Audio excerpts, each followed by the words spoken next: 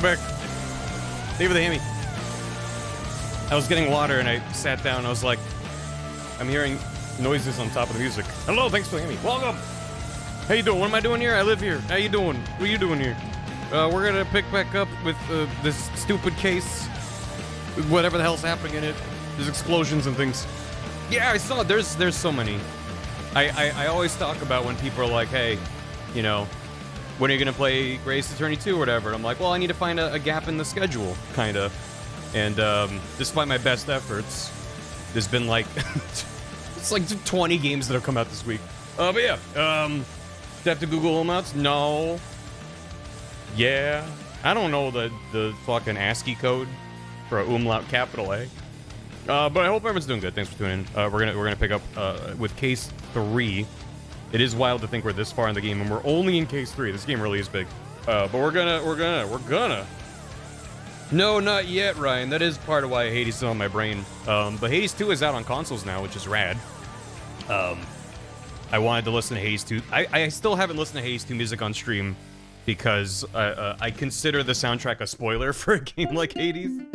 Supergiant uses music very, very well, and I want people to experience that. So yeah, I'm gonna probably get to it at some point. But yeah, it doesn't seem to be a ton of new stuff for the PC release, but it might be enough for me to download and hop into it. But anyway, yeah, that's what I did. I did hear they stealth dropped more than just like a tiny thing, but I want to check it out at some point. It's very good. Umlaut stand keyboard. Yeah, typically you have to hit like Alt and then on the numpad a bunch of keys, but don't know. Anyway, some things like that are easier just on a mobile device because you can just have an international keyboard. Posting the vibes, hell yeah. I'm all about the vibes. So yeah, let me get caught up so we can hop back into it. I don't remember what I remember like things were going on and then there was a time bomb that we defused and then a real bomb that exploded. So who the hell knows what's gonna happen in court today? But I appreciate you tuning in. And we're gonna get back to it. So mobile shitty. Yeah. I mean, I every time I see like an article or a survey, I feel like as someone who prefers, I mean, I recognize I'm in a privileged position that I have a desktop computer. Not everyone even has access to such a thing. But for people that have the choice, it seems like younger and younger people reasonably, it makes sense, just prefer to do things on mobile devices. Whereas, and then it's like increasingly a boomer mentality, including myself in that, where it's like any big purchase goes on the big computer. Like if I'm booking airfare, if I'm booking tickets to something, like that goes on the big computer to do that. I'm not doing that on my phone. And I just thought that was normal. But kids, young, I say kids, just like people in their 20s, are like, no, I just do it on my phone. Bank stuff, big piece, exactly. The big screen. Not big. I mean, my monitor's like 20 something. Whatever. You know what I mean, though. It's just like, why would like everything that I try to do that's important on my phone is just a worse experience.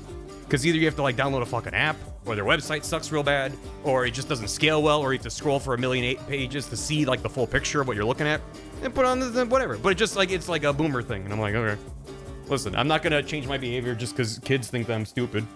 That's what part of getting older is embracing that kids think you're cringe. So it's just like something you take for granted that is suddenly flipped in your head and you're like, wait, I never thought twice about that, but that's true.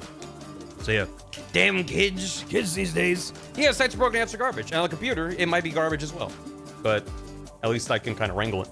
So I fucking hate mobile devices.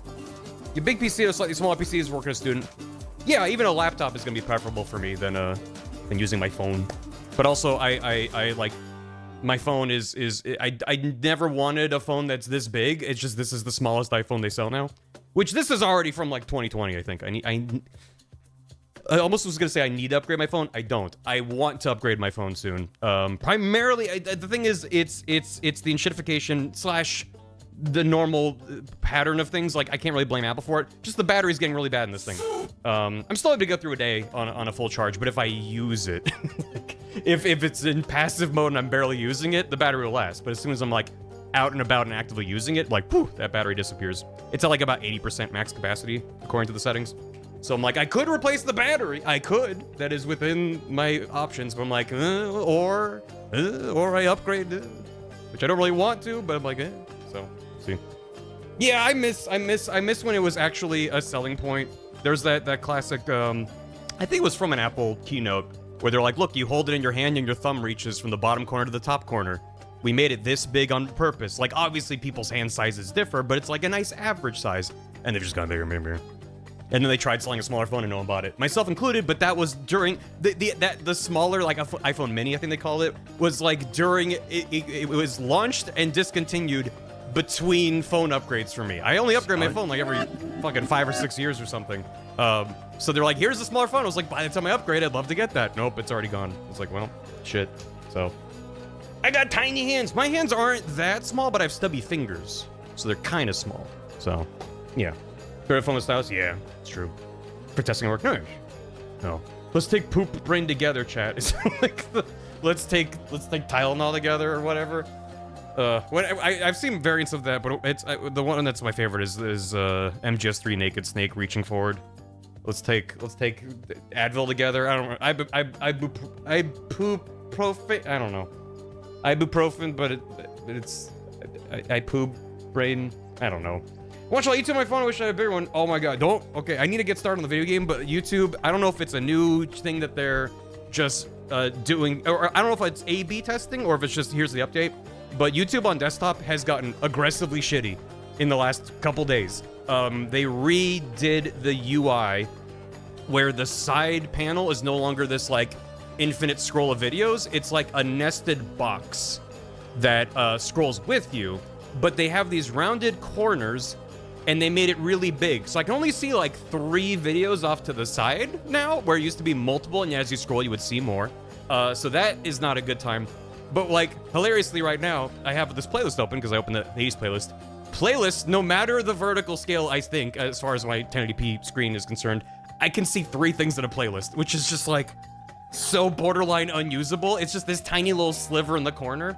Also, this has been a while with YouTube, like since like at least a year or 2 ago, that I've noticed sometimes I like to watch videos in theater mode, where it like pushes away the recommended views and kind of gives you not full screen, but just like it's within the window, but it's theater mode. They rolled that out many years ago.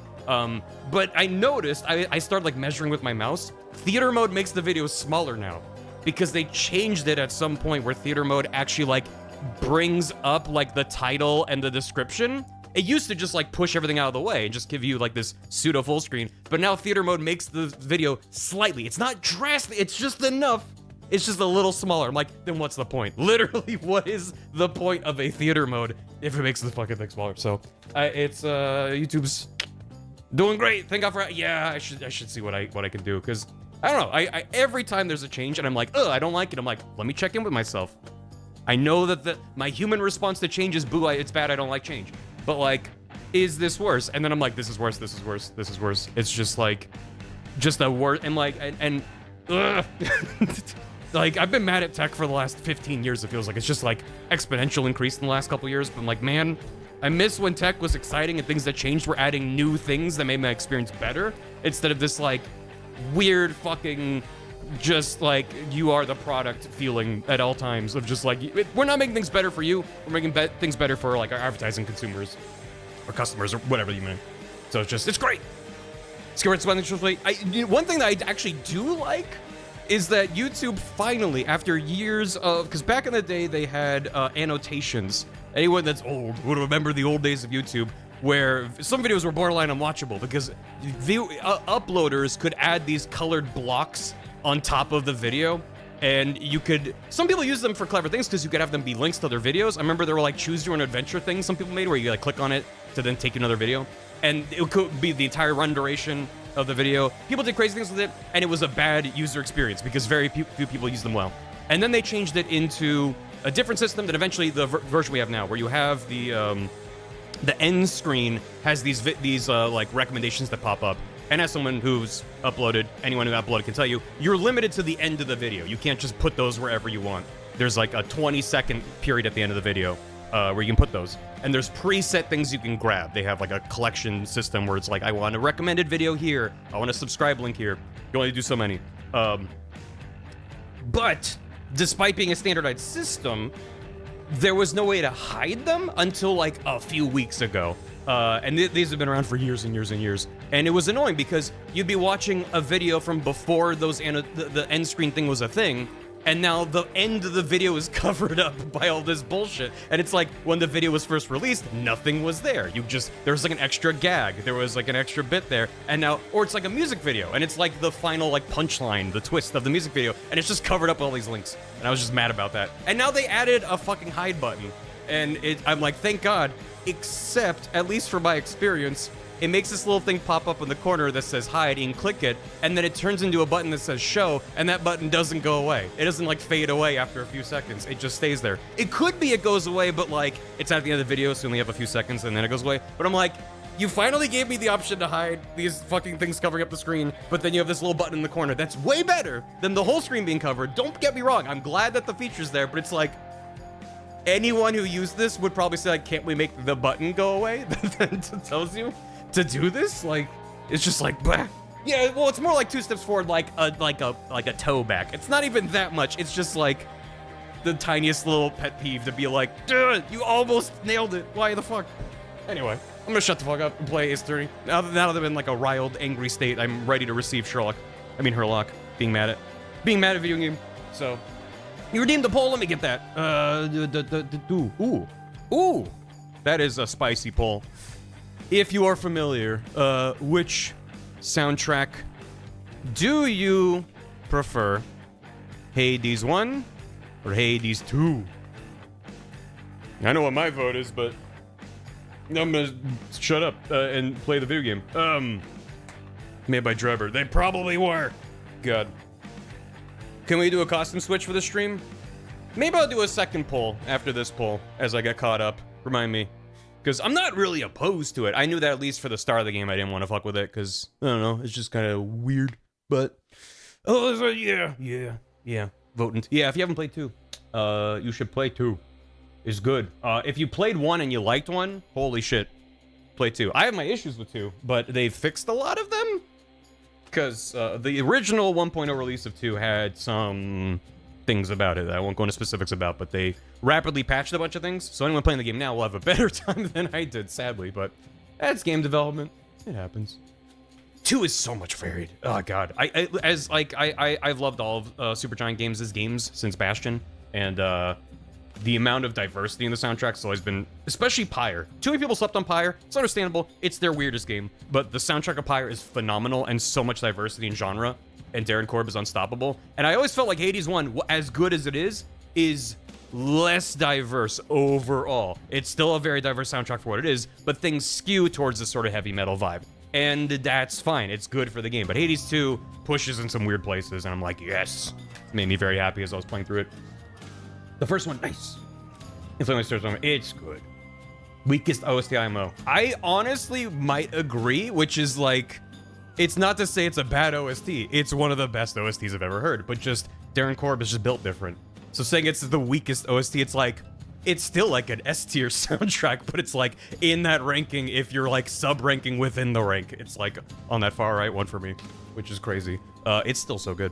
Afterglow, thanks for the raid as I was being late, boys. Smash thanks for 96 bits. I didn't know Wario was in this game. Also happy launch for Tomodachi Life, yeah. If I wasn't playing Ace Attorney, I'd be playing that, but I didn't want to get even more distracted than I already am. Also, I should get caught up on the between streams before I get to that. Wiley Doctor resub between streams. Tallball Thundershield, Fighting Polywog Team, Artemis the Raccoon with 17 months, and Joshua Jacobson. Appreciate it. Joshua Jacobson art specifically, which does remind me, I was this is a very, very, very brief tangent, I promise you, but I've been recording and working on more audio for my Metal Gear video that will happen within the next decade, I promise. I've been recording Metal Gear 2, and one of the members of the support team that talks to you on the radio in that game, I realized I've said his name on stream before, but then as I sat down and recorded, I had this moment of like, how do I pronounce this? His name is, I think the way I'm gonna pronounce it, and if anyone's like, that's correct or wrong, let me know, I can re-record it. Johan Jacobson, because his name is Johan J. Jacobson. And I'm like, I don't think it's Johan Jacobson. I don't think it's Johan Jacobson. It should be consistent between them. So it's probably Johan Jacobson. but then Jacobson sounded weird to my stupid American brain. So I had like, there's like 5 minutes of audio where I'm like Googling, because I think it's a Danish name, and I'm looking up like how are letters pronounced in Danish, and it's like the J letter is Y, except for specific circumstances, and I was just like, I think it's just Johan Jacobson. I think if I say it fast enough, it'll just sound genuine, and I won't be like, huh? Is it Johan Jacobson? Feels stupid, but I'm used to Jacobson being pronounced like that. So anyway, I can put it in the chat. It's like this. I think it's S-E-N. It might be S-O-N, but Jakob. Is it Jakob? Johan Jakobsen? That also might be it. Jakobsen. Take it back to the brief tangent. Thank you, Todd. Yeah, more like a, okay, not Jacobsen, more Jakobsen. I did a number of takes, and some were more Jakobsen. I think as I was getting comfortable with it, I was like, Johan Jakobsen. So I'll have to listen to the take I landed on and be like, did I say it Jakobsen? Closest, yeah, thank you. Like the Jewish pronunciation? Mm-hmm. More of a ya. Yakko. Yeah, like the Warner brother. There you go. Because listen, my goal, if nothing else, is to have more people fall in love with Johan from Metal Gear 2. Because I haven't even played Metal Gear Water 2 myself, so I'm a poser. But just from doing research for the video and looking at the gameplay and the conversations, I'm like, not a single fucking plot summary of Metal Gear 2 that I've seen is like Johan's the best character of all time. He literally just has all my favorite lines in the game. So yeah, I want to do him justice, and that means pronouncing his fucking name right. But it's a fucking text game. I don't have voice acting. If they make a remake of Metal Gear 1 or 2 with a modern engine, it's gonna be fucking weird. There's another poll. Let me get that. Did you put Miku on your island?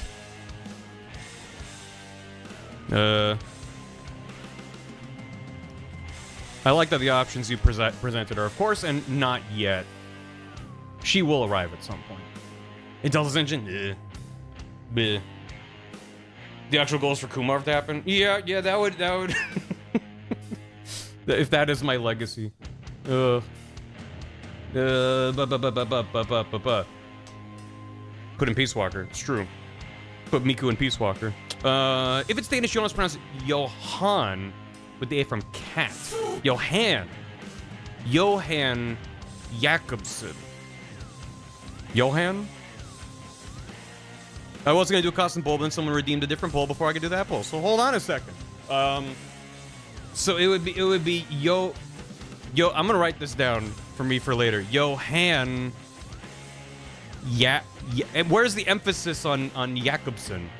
If it's Johan Jakobsen. I mean, I'll just do a bunch of takes and it's fun. Also, like, I think the only person that says his full name is the Colonel, and if the Colonel pronounces it wrong, that's not on me. That's the Colonel's the one that said his name weird, so it's fine. Yik Yak. Oh god, don't make me think of Yik Yak. In current year, just call him JJ. Johan Jakobsen. Being brief. I mean, the tangent was brief, but now chat's helping me figure it out. I don't know. Yeah. His name's just Yeah. Arlo, thanks for 27 months. Today's my birthday. Gotta pay my birthday tax with a primer. Stay entertaining. I'll do my best. Enjoy your birthday. Happy Prime. Thank you. And here's to many more. Hope you're having a good birthday, Arlo. Captain Disco, thanks for 91 months. Zekro with the hammy. Hey, you whomie get. I think you mean this case is full of lag. Show us your shooters and DACA. I don't know what any of that meant, but thank you. Thank you. Thanks for 43 months. I missed every stream of these, and I'm on Tugga 1 VOD 4. So I'll poof for now, but have a good court. Hope you enjoy the VODs. Appreciate it. Ophidian Ren, thanks for soup. I'm still watching the VOD of Game 1. Did Ryo Nosuke never have to go to the bathroom in the boat? And he didn't shower for 2 weeks. See you in Vodland. See you then. I mean, did he go to the bathroom? Probably at some point. Did he shower? I don't know. Did steamships at the turn of the century have, like, accommodations like that? I mean, they probably had something. I don't know. I don't know what they did back in the day. But he was probably just real stinky. J12, thanks for 96 bits. Let's take poop brain together, chat. Artemis the Glitch, thanks for 53 months. Tina, thanks for Zoop. His name was Albert Einstein. And Tina, I can't stop listening to Vocaloid's help. Miku has held me hostage. Jokeside, did you know that you were a cool dude? What? I disagree, but thank you. Let me get another final poll. Are we gonna turn on the costumes in this game? At least temporarily, just turn them on. Or nah. Yeah or no? For context for the poll, if you want to wait, I can just show you the, this is what they would be. This for Ryonosuke, this for Susato, this for Herlock. So, that's what they are. I think they're cute, but I'm also fine with their sort of standard look. So, Ryu does have a rat. I'm kind of distracting. Audio jungle. He does have a tiny mouse. I can show you. It's subtle, but he has a little rat on his shoulder. And we can also turn it on and then turn it back off. A permit, sure thing. I think this is something we've already looked at on stream, but whatever. It's fine. There you go. Not for this case. Your vote is not for this case specifically. Yeah, this did come up. This is very good. Oh, I just now that I know Toby as well, just more of them, please. It's good. Merry Thursday. How you doing? We're gonna get into the video game, which is great because I'm giving myself time to try to remember the 50 million details about what's going on in this case. Because everything that was happening up to that point blew out of my brain the moment we found a robot man who made Herlock think he could turn the room upside down, which was good. And then he blew everyone up. So I'm like, I don't remember what else was happening. It's fine. Cause it's too silly. I'm over first playthrough. That's right. Untie. Is chat tying it? Oh, chat is tying it. 51 to 49. 51 to 49 with a few seconds left. Well, while that's going, Caddis, thanks for 84 months and a tier 2. Enjoy a monkey. See. Put the name Google Translate to the language the Danish avid pronounce it. It's actually accurate. I didn't think to try. I think you can forgive me that I've been increasingly resistant to using Google products as of late.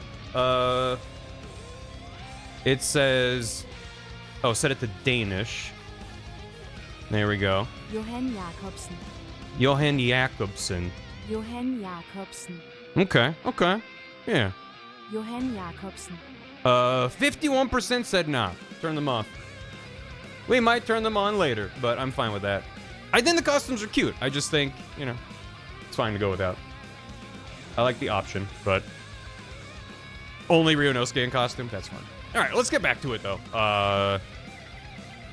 I'm in an unhealthy and enmeshed toxic relationship with Google Suite. I wish you luck with that. That is rough. I think, honestly, the biggest things that I'd be like, oh, if I have to actually stop, or would be Gmail and YouTube. I think everything else, although I am currently, if anyone has any suggestions, Google Maps has gotten increasingly stupid. Like, I want to play the video game, but just like they added a giant AI button where it used to be the shortcut to go home, which is like the most fucking toxic fucking pattern bullshit. But even just like going to, like I want to learn about this place that I'm gonna go to. Let me scroll down. There's like 50 fucking like paragraphs of AI summary bullshit. I have it set to dark mode, but then certain panels will just be in light mode and it's just broken and it looks like ass. It's if I want the address, I have to scroll like all the way fucking down. So if anyone's like, yeah, here you go. I have an iPhone, so I'm like, maybe it's time to give Apple Maps another go. Fuck. Genuinely, it might be better. So yeah, if anyone's like, I use this map and it's great, let me know. Let me if I can get back into it though.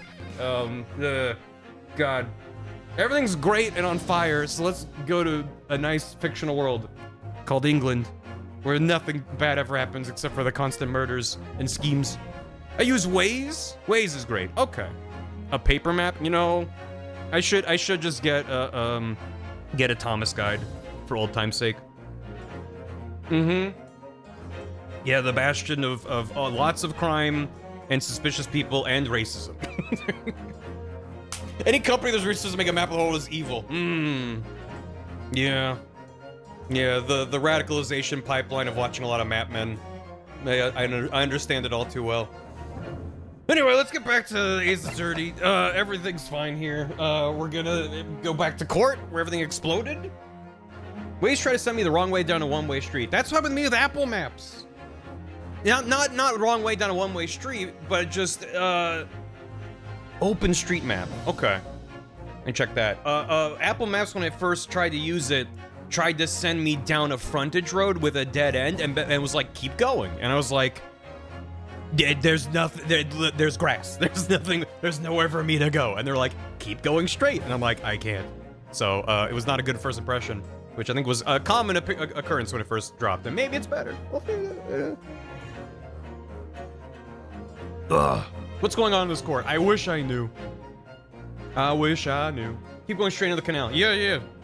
Your car is a convertible aquatic vehicle, right? Absolutely. Right, the mast, right. That's literally one of the more important plot beats so far. And again, the explosion blew it out of my mind that I guess, possibly, theoretically, potentially, fucking Kazuma is alive? Which was not on my bingo card. He seems well and truly dead. I was very much like, well, Mia died and came back like as a ghost, I guess, but she was dead. At no point did I even so much as theorize, oh, what if he wasn't dead? And then they're like, oh, but then if he is alive, that means Holmes lied to us. And he's like, I didn't lie. I was just struck up by the drama of the scene. Like, everyone was like, oh my god, he's dead. So I just played to the room. Like, this fucking man is gonna kill me. I had a theory on that. Yeah, I don't know. Yeah, no, I didn't see any spoilers. No one in chat spoiled it, so I appreciate it. But yeah, also the coroner's daughter, my Scythe, she has a daughter or apprentice. No, she did call Scythe mom, right? Mama, something like that. But maybe that, you know, maybe that's just her thing. I don't know. Don't know who she is. Maybe that's a time traveling Suzato. But yeah, Cosmo's maybe alive, and if so, has amnesia, because of course he does. That is like the most important thing to be happening for our characters, and I was like, everything exploded. Nothing else happened, right? Oh, let's go. Let's fucking go. I don't know. Don't ask me any questions. Don't look at me. I'm gonna sit here and silently read. I'm not even gonna read it out loud. I'm just mad. I'm just gonna be here, mashing A and getting upset. Good morning, Mr. Naruhodo. You! Good morning, Professor. Ready for today's proceedings? I hope so. I should be. Even I, with nothing left to... Good morning, my dear fellows. Case 3, am I right? Mr. Sholmes, you're here. Why, naturally, a true gentleman stands shoulder to shoulder with his friends in battle at all times. Thank you, I really appreciate it. I'll see you later, then. Now, Professor, we really need you to remain calm in the courtroom today. Yeah, stop trying to sabotage us. Do try your hardest not to enter the witness stand uninvited again.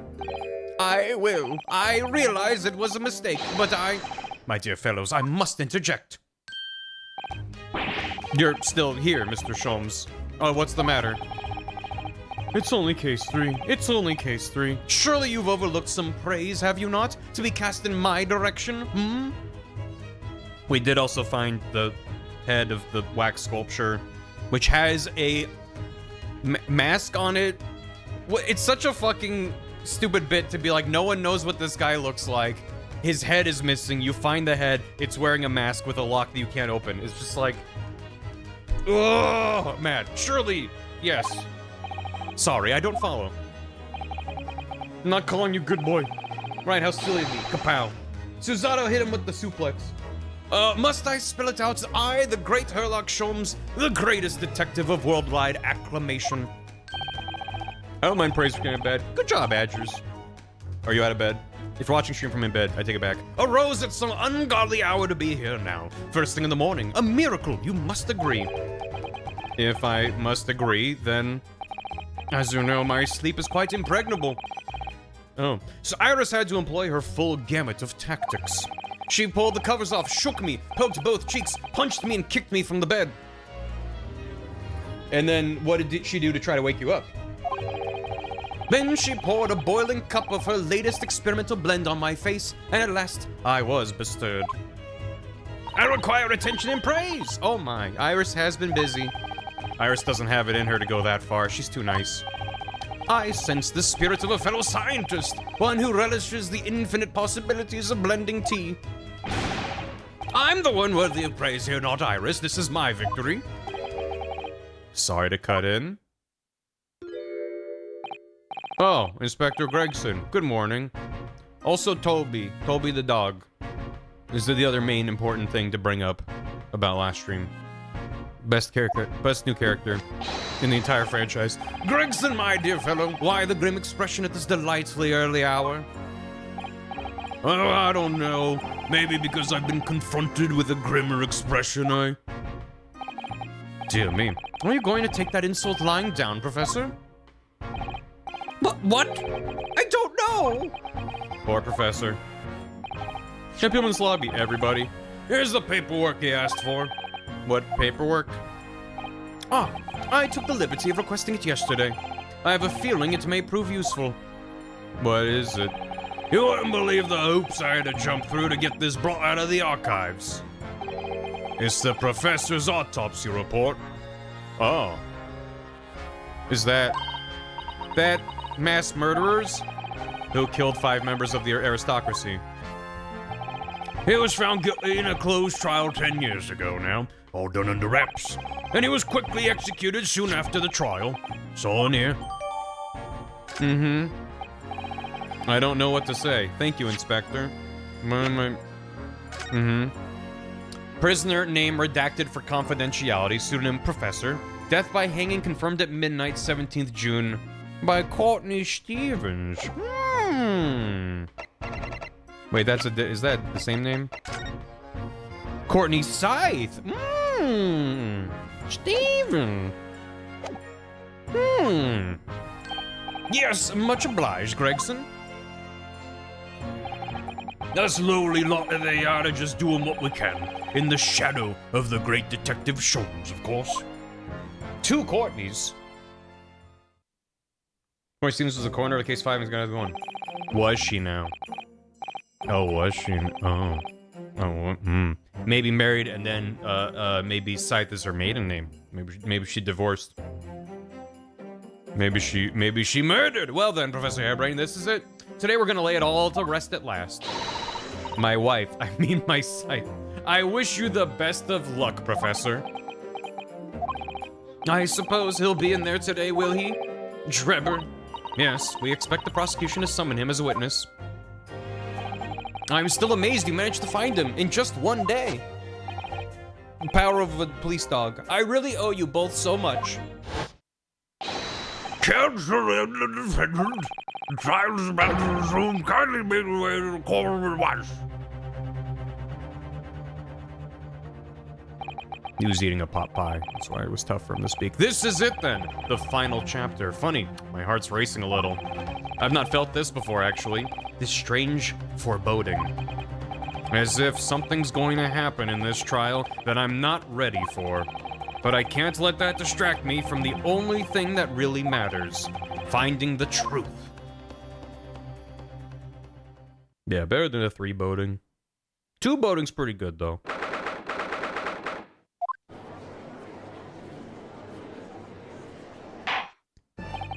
In the name of Her Majesty the Queen, Queen Missy Elliott, I hereby declare this court to be in session again.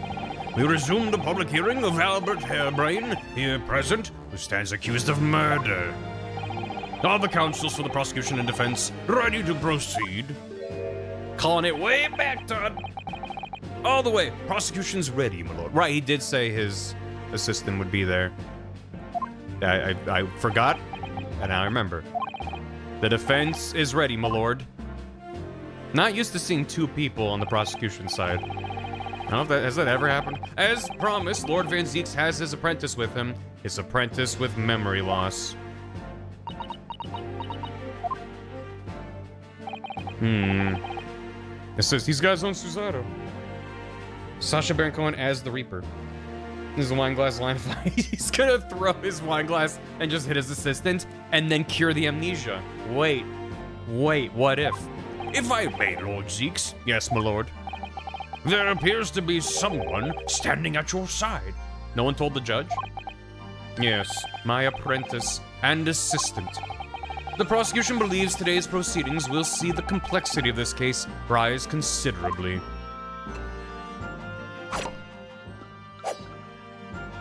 Oh shit, they're a good team. I therefore instructed my assistant to attend to ensure the smooth running of the trial. Not in legal matters, just in grape juice. And the smooth running of liquid refreshments by the look of it. Gotta stay hydrated in court. The way he holds himself, the way he moves. It couldn't be anyone else. No. Whenever Susato gets the two-frame eye shine, I just go, oh no! But he's still suffering from amnesia, so there's really nothing we can do at the moment. I know, but... oh, this is so very hard. If you thought I couldn't get more extra, I really didn't. It would appear the prosecution has done a fine job in responding to the demands of the court made yesterday. I understand you've successfully secured the engineer who disappeared from the scene on the day in question. Yeah, the prosecution did that by themselves. Yes, my lord. I intend to call him as witness shortly. Very good, very good. Now then, ladies and gentlemen of the jury, who have been chosen at random to represent the will of the people in this courtroom today, are you ready and willing to proceed? Of course, my lord. I'm sure we all understand the importance of doing our civic duty. I do so despise deception and deceit. I find it so very wearing. To take a man's life with a conjuring trick, it is against the magician's code, not to mention the law. Any fake scientist should feel the wrath of God, if you ask me. We have to listen to what's said on both sides of the fence, and, then settle on one. That's it, isn't it? Yeah, you got it. I'm waiting for Korn to come up in the trial. Wasn't like this in my day, wasn't like this at all. If all parties are ready to proceed, you may begin, Lord Van Zieks. Magician's code is more important than law. Before I do, my lord, there is a report I must read to the court. Yesterday, at the Great Exhibition Grounds, the evidence of primary importance in this case, the super high voltage instantaneous kinesis machine, which was installed on the experimentation stage, was deliberately destroyed in an explosion effected by an unknown person or persons. It was what? An explosion?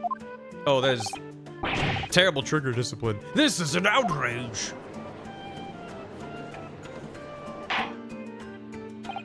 Yes, I heard this grave news yesterday. Scotland Yard submitted a report to my office in the evening. I read that the machine was blasted to smithers and the wreckage reduced to ashes in the flames. There were at least 2 officers standing there. Maybe they did a Superman dive and had iframes. I have here a photographic print of the scene taken in the wake of the explosion. Wow, look, there's a big hole. It shows what little remains of the machine. Yes, a terrible business. Smithers? Who is this judge? He did it to destroy the evidence, did he? That's Enoch Drebber. The court would take this print as evidence, counsel. They both hit their dodge roll. Nice, they weren't overly encumbered. Late yesterday afternoon, the protection afforded to the machine by the Special Dispensation for Scientific Equipment Act was revoked. However, before a thorough investigation could begin, the invention was obliterated from existence. As such, this will become a very different trial. Yeah. Like in a fun way? As it stands now, with no evidence on which to draw meaningful conclusions, the authenticity of the kinesis machine will remain forever in obscurity. Indeed. Most unfortunate state of affairs. However, one thing remains clear. The victim's death was the result of the actions of the accused. Of that, we can be certain. For it was the accused himself who was operating the machine, and who ultimately caused its loss of control. Objection! Nuh-uh. As Lord Van Zieks rightly says, this is a very different trial now.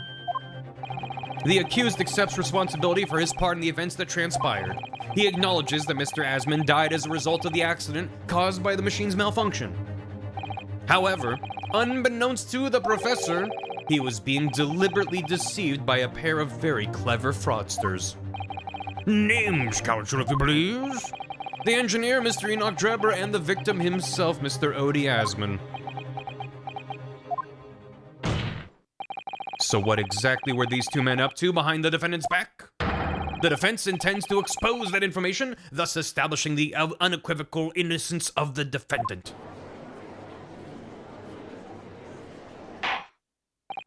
Thank you, counsel. The positions of the prosecution and defense have been made clearly stated. Lord Van Zeeks, summon your first witness, please. At once, my lord. The prosecution calls the engineer, Mr. Enoch Drebber, to the stand. This fucking guy. This fucking guy. State your name and occupation for the court. Name, Enoch Drebber. Occupation? Hard to pin down, I would say. See that black monocle? Yes. Why do I feel as though I've seen it somewhere before? Oh, you too. I had exactly the same feeling myself. That's how you pronounce ass man. Yeah, you know. He went, very good. Your file indicates that you're currently being investigated in connection with another case.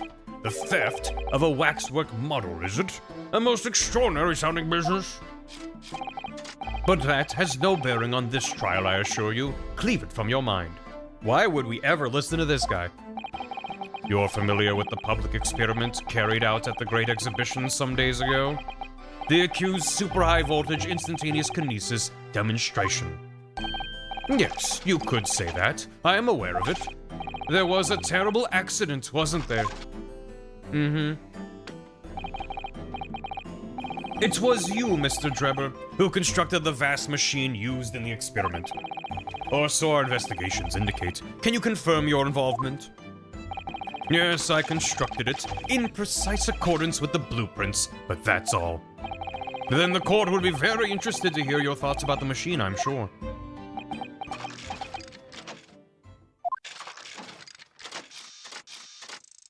Name, Enoch Drebber.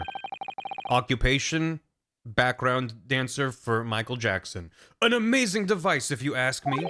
The pinnacle of modern science, making instantaneous kinesis a reality at last. But, good gracious, do you mean to say that the experiment was bona fide? Is that your belief, sir? Occupation popping and or locking. That is very much my belief. Such a waste that it blew up. You blew it up! Objection! It's your fault. But we've already established the machine was nothing more than a prop for an elaborate conjuring trick. Objection! You've established nothing of the sort. Yeah, I did. All that was shown during yesterday's proceedings is that the same outcome could have been produced by means of stage trickery. The defense merely proposed a method and demonstrated its feasibility, nothing more. But it took all day to do that. We've procrastinated long enough, I feel. Witness, you will now give your formal testimony about the machine that you constructed for the purpose of the demonstration at the Great Exhibition. Understood. I keep thinking of, it's by the band Styx, right? Welcome to the Grand Exhibition. Come on in and see what's happening. Name your price, get your tickets for the show. I met the young professor approximately 1 year ago through Mr. Assman's introduction. Better? He provided me with the blueprints and I constructed the machine to his precise specifications. It was no trick. The highlight dialogue was written in katakana, often used to indicate robotic speech. That's fun. If the whole show was a fraud, it would have required a body double. Tell me, did the victim have a twin? So remember that missing wax sculpture thing that you mentioned we're not supposed to talk about? All the spectators saw the birdcage appear above their heads and then crash headfirst into the crystal tower. A terrible accident, I grant you. Perhaps the science on which the machine was built was flawed somehow. Oh, so it's not my fault, it's the scientist's fault. A body double? That goes without saying, surely. To give the impression that something has moved when in reality it hasn't. It's a basic conjuring principle. The deception cannot be achieved without substituting the original with a fake at some point in the performance. But would I be right in saying you haven't managed to establish anything along those lines? Incidentally, the prosecution has already confirmed that Mr. Assman had no twin siblings. It's my understanding that this witness is well versed in conjuring artfulness. but such talents do not indicate that he was actually able to accomplish what he claims. Namely, the construction of what, by all accounts, must have been an extremely complex scientific machine. Whatever do you mean? Yesterday's proceedings brought the true nature of your past exploits to light, Mr. Drebber. Indeed it did, my lord. As a swindler who preys on innocent scientists to elicit government grant money through conjuring know-how. Yes, it's true. I possess considerable knowledge of stage magic. But crucially, my scientific knowledge more than matches that of any academic in the field. Investigation of the witness's workshop attests to that claim, my lord. As evidence, the police found this Royal Society trophy for young talent in science there. Yes, that's true. We spotted it there ourselves. If a hypothesis is sound, it can always be forged into a physical manifestation with sufficient skill. Though I may have sold the secrets of some deceptive wiles to sniveling talentless scientists in the past. Would you therefore assert that the explosion of the machine was an unfortunate accident? Or, of course, a deliberate act of murder carried out by misuse of the science?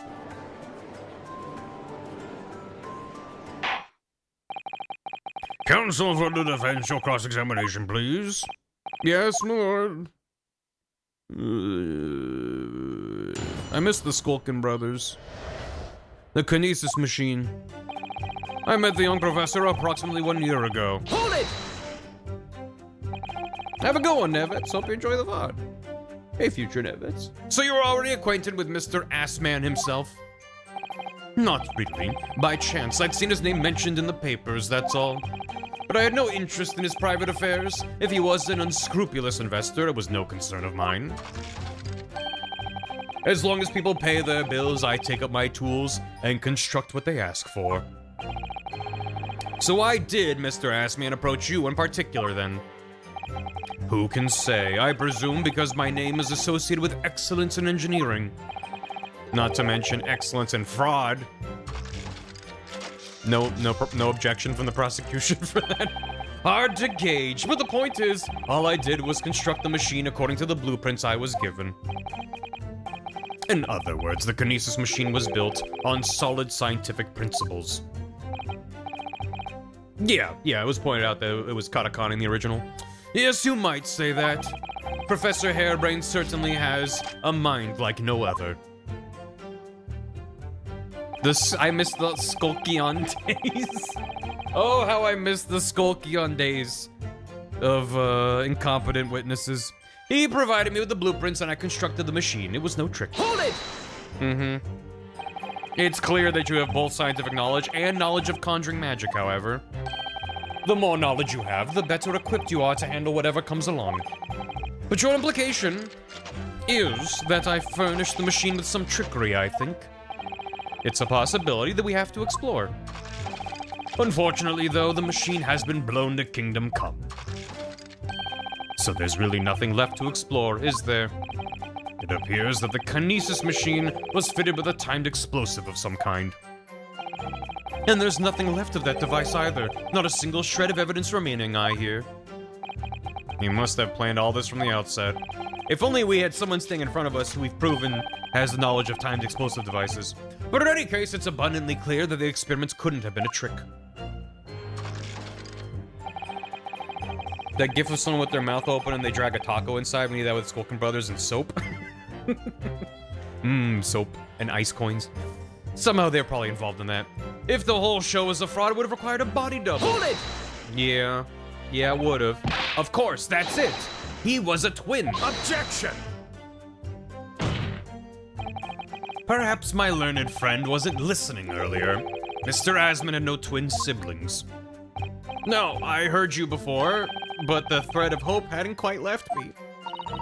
The demonstration could have been a trick if there was somebody who looked sufficiently like the victim. But Dr. Syed absolutely ruled that out as a possibility. It is beyond question that the victim himself, Mr. Asman, did move from the stage to the Crystal Tower.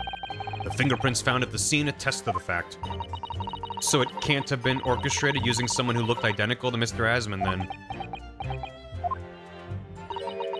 What are you thinking, Mr. Naruhodo? Oh, no, nothing. The idea of someone who looked identical to the victims playing on my mind. So all this time, and this is because the game said this, and I believed it, which was my fault. I thought, even though we saw a figure walking around the stage, they're like, this is a dead body on the tower, and it's Mr. Asman. So if the dead body is Mr. Asman, that means the body double is on stage. And if we saw it move around, maybe you can explain that through some bullshit of like it was a wax sculpture, but he just kind of like moved it around, and we didn't see it. However, it's looking, if they're like his fingerprints match at the scene of the experiment, then that was the real Asman. The real one fell through the stage, which makes more sense. And then the body double in the tower is not a real body, it's a wax sculpture, and the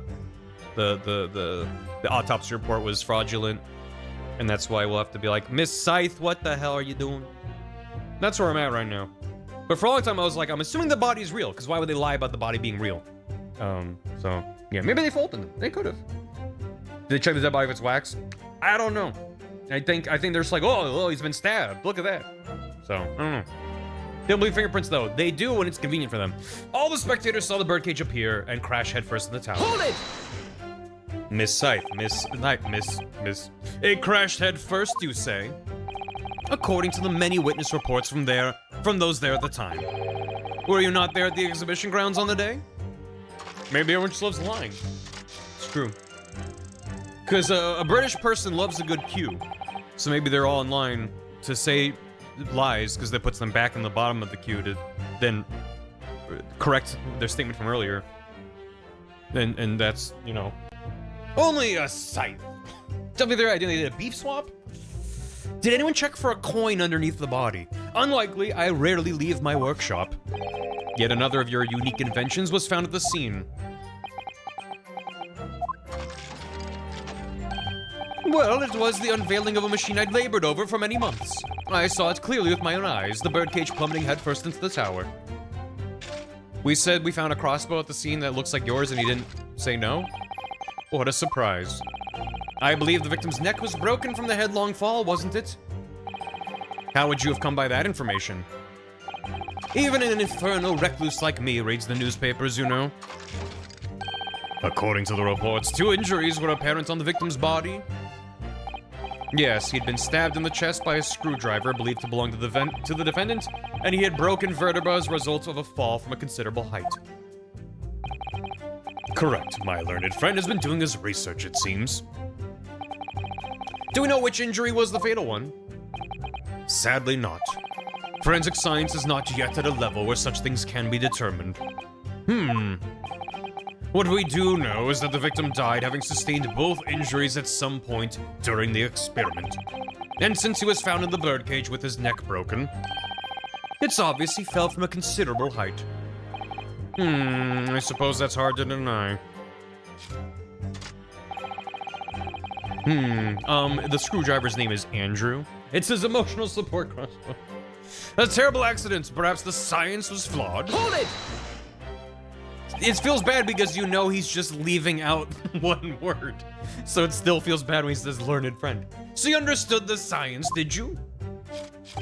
Not in the slightest. Oh, right. As I've said a number of times, I'm an engineer. My job is to manufacture according to the blueprints I'm given. I would be inviting manifold problems if I foolishly allowed my brain to digest the ideas behind them. I could be accused of stealing those ideas, for example. But how is it possible to construct a machine without understanding the principles it relies on?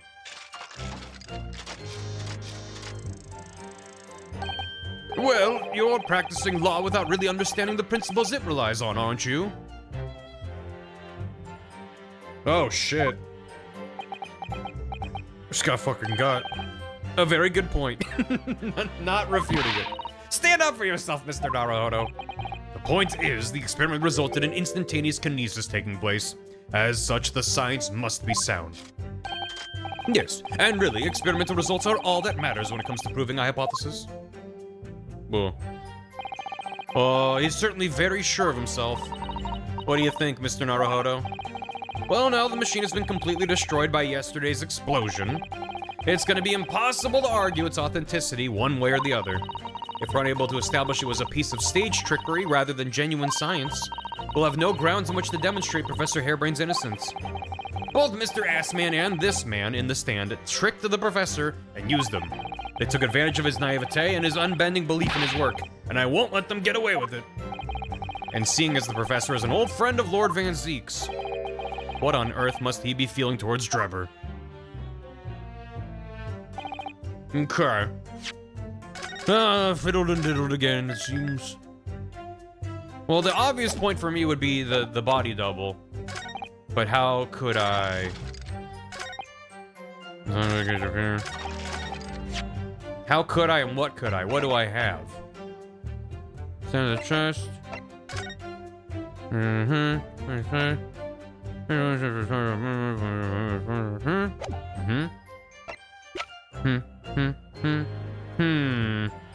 Another balloon. There's that. Don't know what this is gonna be used for. Clearly seems to be him. Crash down, causing damage to its base. Oh. Not the top, but the base. Oh. Oh. Nah. Objection! Okay. I finally paid attention. We've examined the birdcage that crashed into the crystal tower ourselves. All about the base. As you can see, the cage, which is a wooden construction, has sustained damage in one particular spot. Following the explosion, it fell some 30 feet into the glass of the crystal tower. That level of damage is to be expected, surely. I agree. The damage itself is entirely understandable. What doesn't make sense is the location of that damage. I didn't remember, I was reading. Mostly it was that I don't think I have what I need to present a wax body double hypothesis. So it was like, maybe there's something else, and there was. All the breakages in the wood are at the base of the birdcage, not the treble. What are you saying? That's the opposite of where they should be. That's right, my lord. The birdcage that was at the scene is damaged at its base. Thanks. I mean, listen. For every 9 times that I have poo brain and don't put 2 and 2 together, I'm allowed one where I'm allowed to be like, wait, hold on. So we have reports of the birdcage falling headlong into the crystal tower, yet the damage is at the bottom. The only way to reconcile these two facts is to accept that there were 2 birdcages in play that day, which were at some point switched.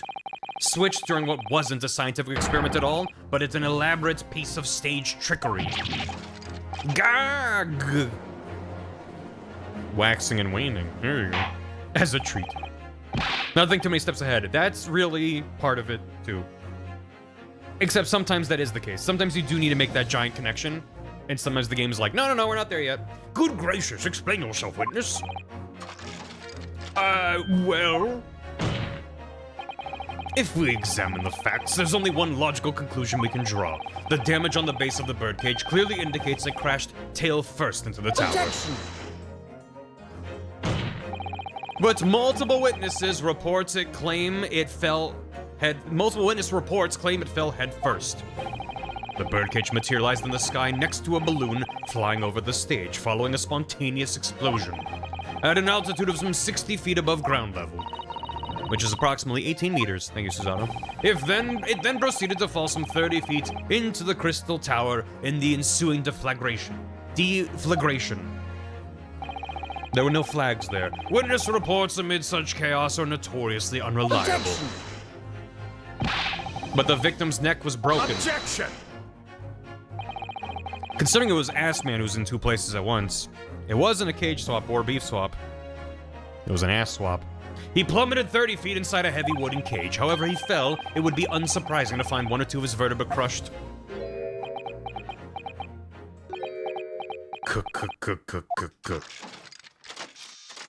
A ham swap.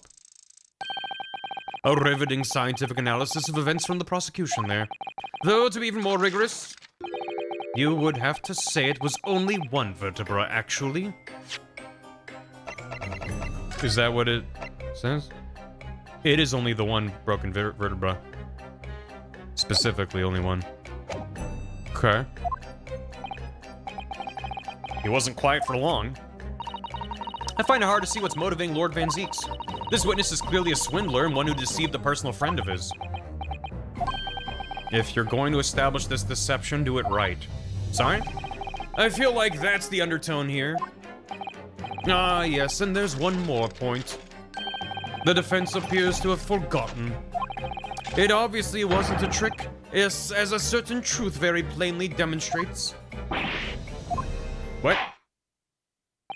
It seems to me the cross-examination had better continue to resolve this matter. Mr. Trevor, you will amend your testimony with details of this truth. All of that was for one line of testimony? We must treat the matter scientifically, after all. I nearly had him. Is he okay? He's fine. I really hope he's not a robot man. He's just the inventor of the robot as a dance move. The kinesis clearly took place because there's nowhere else 30 feet high for the birdcage to have fallen from. Hold it! You got a power cycle. What do you mean? Well, before the demonstration began, the victim was alive on stage in front of the audience. Yes, there are lots of witnesses who saw Mr. Assman on the experimentation stage. That's true. And the victim's neck broke as a result of an impact following a fall. Logically, therefore, the victim must have fallen from somewhere. The balloon that exploded was at an altitude of 60 feet. The point of impact on the tower was 30 feet up. That difference of 30 feet is therefore the total distance the birdcage fell. And there's no other location from which the cage could have fallen that distance if it didn't drop out of the sky. Ergo, the victim himself must have been beamed from the stage into the sky above the crystal tower. A trenchant scientific analysis. Dear me, every time I hear it explained, it sounds increasingly plausible. Ergo mention. Is Henry 79? Oh yes. It's all very well thought out. Certainly all the spectators on the day saw it. The birdcage plummeting 30 feet through the air, I mean. Irritatingly, yes. So, terrible accents. The science which Freeman's bill is flawed. But,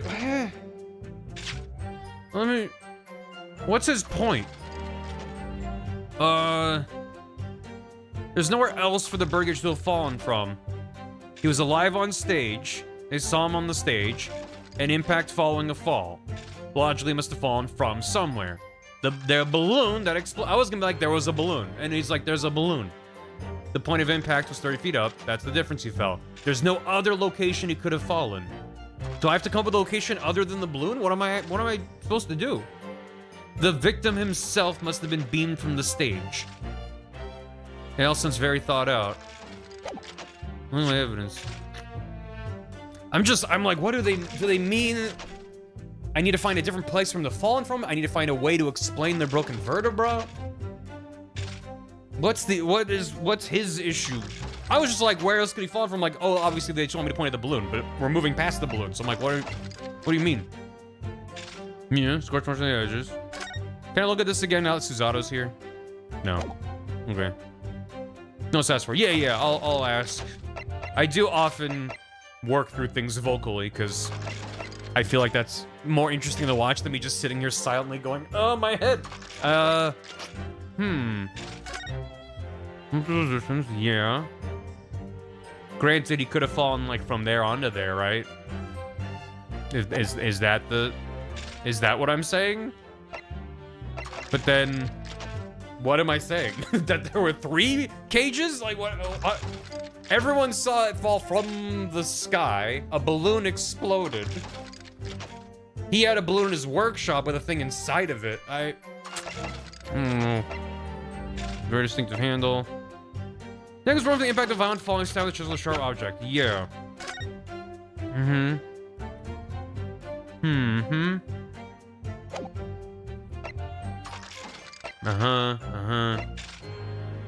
There was glass in the waxwork. Yep.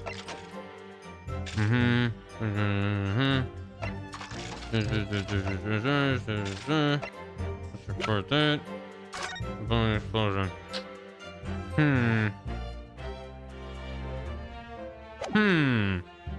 I'm gonna save. I love my safety saves, even if I don't need them, because the game is nice about checkpoints. I'm gonna present the photo. Objection! Okay. This is a diagram of the experimentation stage and its surroundings. So he didn't fall from the balloon, which is what I spent all day yesterday trying to prove? But what? Well, you know that somehow the birdcage appeared in midair before falling down into the crystal tower. A fall of about 30 feet, or 9 meters. However, if you examine the diagram carefully... Yeah, no save rotations. No. I don't think this is the kind of game that really needs it. Especially because in Grace Attorney specifically, if you game over, it just like gives you right back where you were with full healing. It's more just for convenience to just load a save real quick.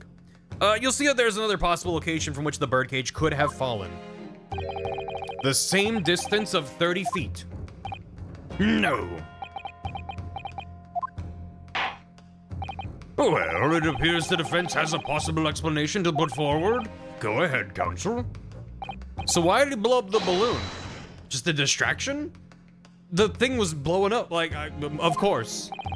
You will indicate the place to which you're referring on the same diagram. The alternative location which the birdcage could possibly have fallen with the requisite 30 feet. Can I move it up? What? Huh? What? Oh, I was mistaken. Okay, I'm glad that it's so zoomed in. Okay. From here. Take that! Okay. That was another theory I had, but I'm like, then which one was the wax sculpture? What's the person? Like, my theories are getting intertwined? But okay, that makes sense. I'm referring to here, but that's... I love getting it right for the wrong reasons. Where the birdcage would have been to begin with. Which is exactly the point, my lord. The birdcage was in the machine on the stage. And then that's also consistent with the damage being at the tail of the thing. But what we must also consider is the height of the stage itself. Maybe the balloon exploding was to distract from the scene, have everyone look away, see something else, and also to go over the sound of a man going, ah, and falling 30 feet. Go on, counsel. It turns out the experimentation stage was built at a considerable height above ground level. I think I was, yeah, Yoda death screen. I should put that on my soundboard. If you look at the diagram, in fact, high DC sleight of hand, you'll see it's about the same height above the ground as the balloon was above the crash site. But then when did the body get moved and how? We don't have any reports of, like, people moving a large thing into the tower. We know that the cage was at the experimentation stage later. It showed up later. Body swap. Maybe? Because if it actually was his body at the scene later, when did that happen? Or was that the wax sculpture, but then the real body was then sent to the corner? Maybe Courtney Scythe isn't part of it? She isn't part of the ruse? She's just wrapped up in other bullshit? I don't know. The birdcage was engulfed in steam.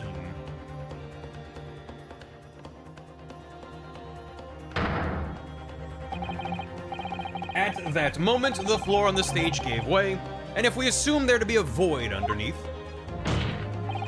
this birdcage and the one seen by the audience would have fallen almost exactly the same distance.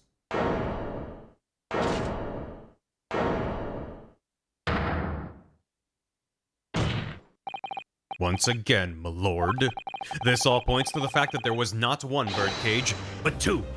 Objection! The cage was down at the tower, was stuck in the tower. Yeah, but later, the one that we inspected was at the experimentation stage. That was the one that we then added to evidence that had the damage of the tail. There was the one that was at... the one that he was inside of at the tower. And then there was another stage. This cage we got from the experimentation. This wasn't removed. Well, the idea was it was removed, but no one mentioned it. It just was there, so... I don't know. My learned friend, there's no evidence the stage had such a contrivance in its design. Okay, true colors. Maybe misremembering. I could be as well. Someone is responsible for the criminal destruction of the kinesis machine itself. It's true. However, the stage still stands. And take a moment to look at the photographic print of the scene following yesterday's explosion. It very clearly shows a giant void there. Good lord, the metal grill that formed the floor of the machine is undone. Most likely blown open by the force of the explosion that destroyed the rest of the machine. So this explosion helps to prove our point. The defense calls for the space below the stage to be investigated immediately.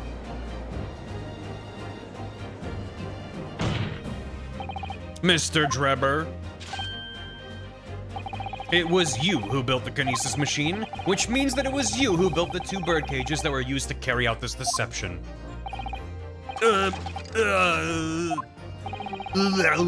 Whether Professor Harebrain's hypothesis is sound or not makes no difference, because it's the construction of this machine that matters. A machine designed to take Mr. Assman's life. And lay the blame firmly at the professor's door, something that could only have been carried out by you, Mr. Enoch Drebber.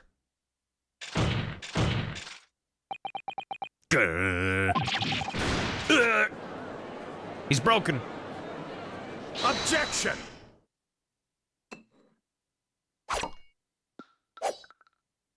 Like the cork sound as it bounces. If my learned friend has reached the end of his wild assertions... No! The prosecution would like to crush the defense's arguments slowly, but surely. Well? Your argument fails to hold water. On 2 counts. 2? Firstly, before and after the experiment, this witness went nowhere near the kinesis machine. Every relevant member of staff from the exhibition has attested to that. And I believe members of Scotland Yard have also been on watch duty at every public experiment. In other words, Mr. Drebber had no opportunity to switch the alleged pair of bird cages. Objection! But I've already explained why he wouldn't have needed to. The nonsense with the crossbow, that doesn't bolster your case at all. The man who disappeared from the stage and the man who crashed into the tower are one and the same. The forensic investigation team's report is unequivocal on that point. And the second flaw in your assertion is a distinct lack of motive. Why would this man have wanted to take the victim's life? He had no reason to do so. A motive? Do I have to think of everything myself? I have here a contract provided by the witness. What contract is this, Lord Van Zieks?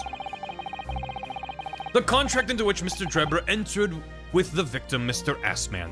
It reads, Mr. Drebber is to receive 30% of all remunerations from government grants or other income.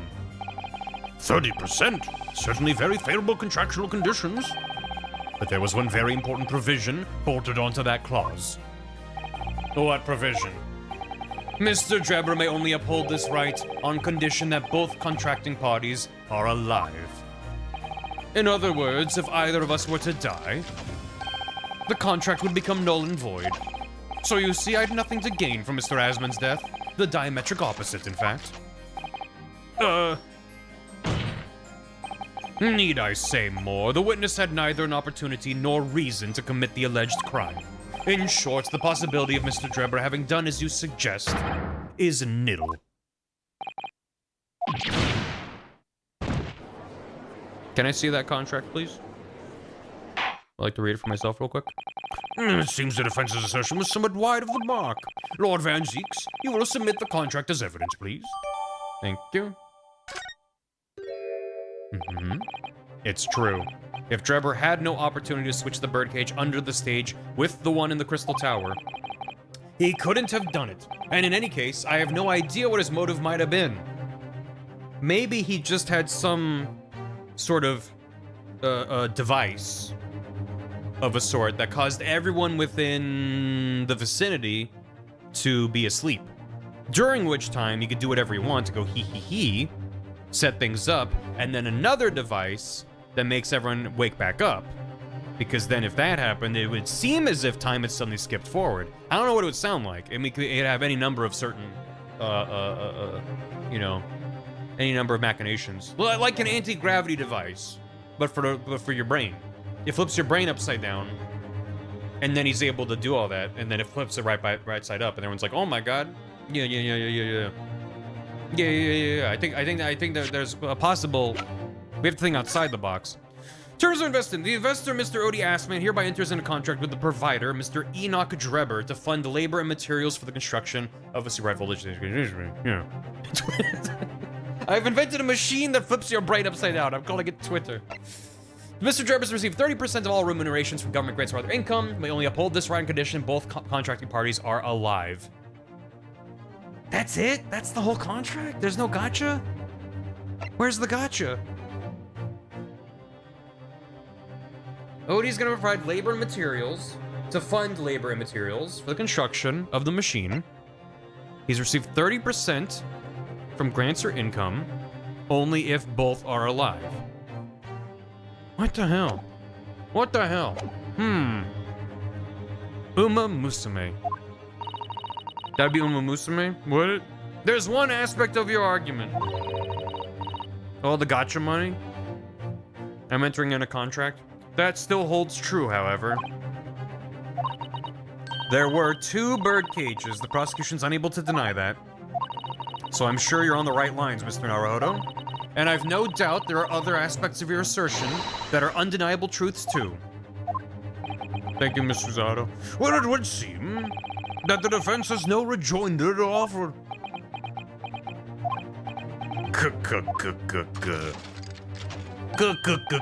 Well, I must say I'm a little surprised.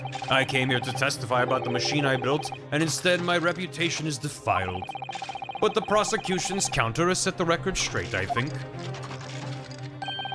It's impossible that I'm the culprit.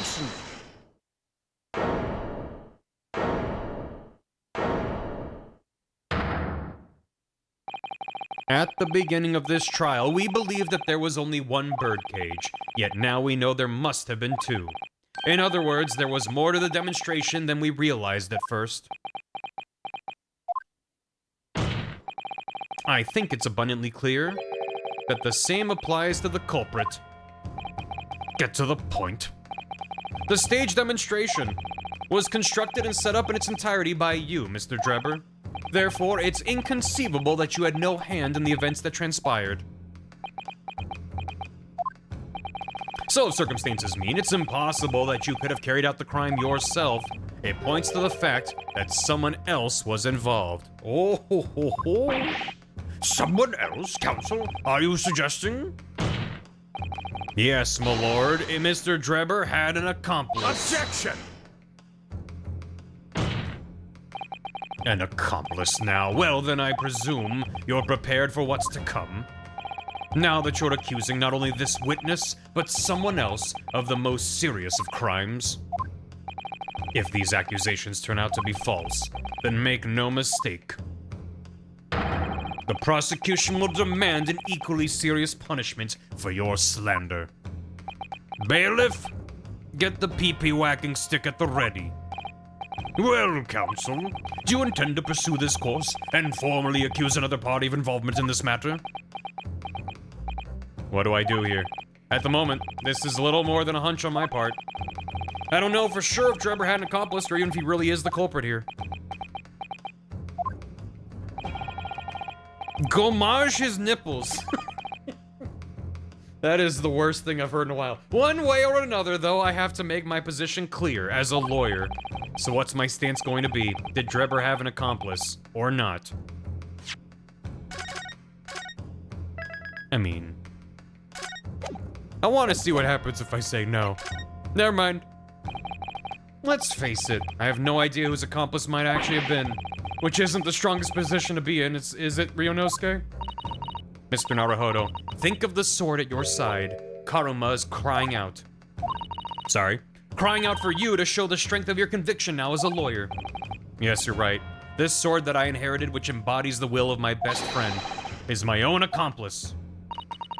I'm not sure that's quite the right word, but that's the spirit, certainly.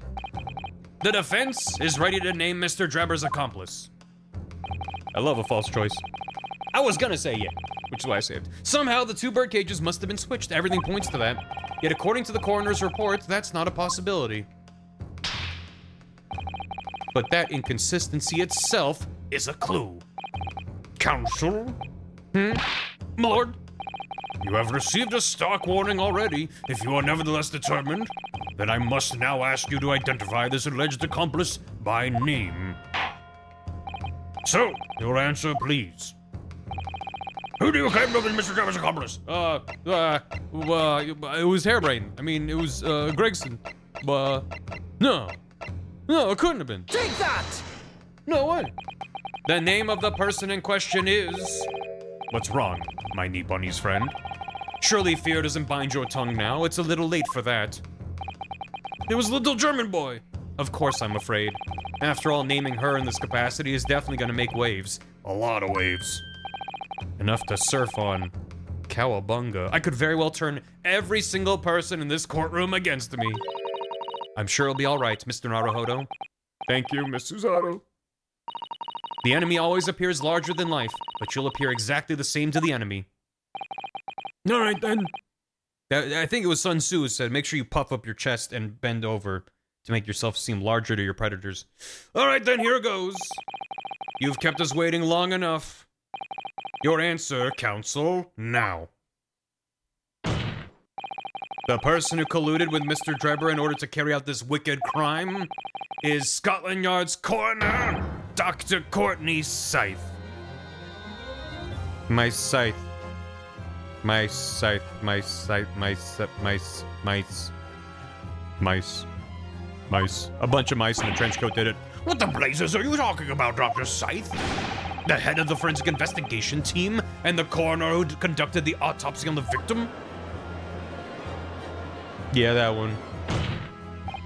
We know there were two bird cages, so who could have carried out the switch to complete the illusion?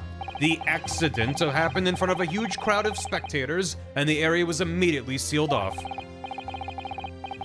Sun Tzu was a power bomb. Everyone, police officers included, were banished to make way for the forensic investigation team. When else could the switch have occurred? It can only have been in that team's presence. It's essential that the court determines exactly what happened following the incident. The defense demands Dr. Scythe be summoned to the witness stand at once to testify. How's the corn? It's good. She's the only character with an immaculately detailed model, Your Honor. What nerve, lad, standing up there dragging the yard's name through the mud? Can you get your finger off of your trigger when you're waving your revolver around? I didn't mean to. I know the woman very well. There's no better dead room worker out there. How dare you call her a criminal? I feel like I'm slowly turning him into Klungo from Banjo. My learned friend's imagination appears to be wilder than the East End at night. But the recklessness of your accusation aside, there's another grave problem with your argument. Sir, go back to sleep. That's why the coroner's relevant. It was the coroner. Oh. It was a clue to point at the coroner. Oh, Terminate Klungo. One which the prosecution demands you address at once. A grave problem? Oh my word. Oh my word. Who do you claim acted as the victim's doppelganger? What? Certainly if the birdcage containing the body of the victim was exchanged for another. Get that chatter a Nobel Prize. I think Twitch should add a system where I can give a Nobel Prize to one chatter a stream. I agree. That cage must have also contained a body. And yet, no missing persons or accidental deaths of anyone even remotely resembling the victim have been reported. Which means there was no one, dead or alive, who could have fulfilled the role of a body double for Mr. Asman.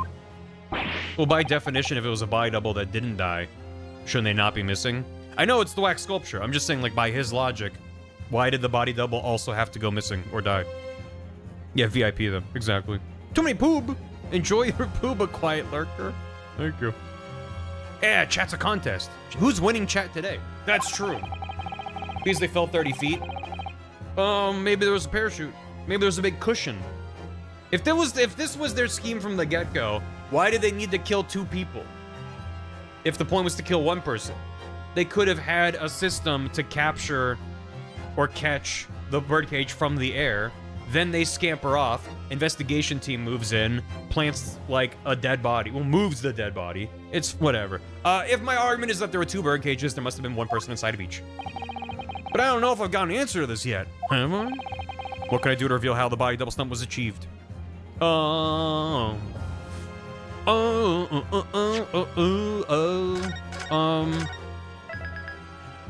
could present. I think all I have as evidence is the wax head, or there's the glass. Would the glass prove that? Because the question is how, not proving the connection. So then wouldn't it be the waxwork head? If it's a person, I don't know. I guess that'd be Esmeralda, but I don't think that makes as much sense as evidence. I'm gonna say evidence. Nah. The defense will address my learned friend's concerns. Yeah, call him learned. Turn it around on him. That's a turnabout. By presenting evidence that reveals the true nature of Mr. Asmon's body double. Good gracious, evidence? I do hope this isn't filibustering, counsel. The court is expecting a name. A name? You'd think you have relevant evidence. Present it now. The body double and the birdcage were hiding inside the balloon that was floating above the stage, which means that any witnesses would only have seen them from 60 feet away. So who was it that appeared out of that explosion some 18 meters above the spectators? Aha. Don't say aha out loud as you're thinking. The body double inside the second birdcage was... this? Take that! We know that the victim, Mr. Asmon, was in the birdcage that was situated inside the kinesis machine on stage. And therefore, he couldn't have been inside the second birdcage. That contained something else. What's been described as a body double, which is what fell from the sky and crashed into the Crystal Tower. Yes, counsel, according to your somewhat elaborate version of events. And that body double inside the second birdcage was, in fact... It's all right, Mr. Naruhodo. You're ready for this. Steel yourself and come out with it. Thank you, Mr. Zato. I needed that. As I was saying, the body double inside the second birdcage was, as unbelievable as it may seem, that thing there. Why was he pointing with his eyes closed? Also, why is this in the courtroom and how long has it been there?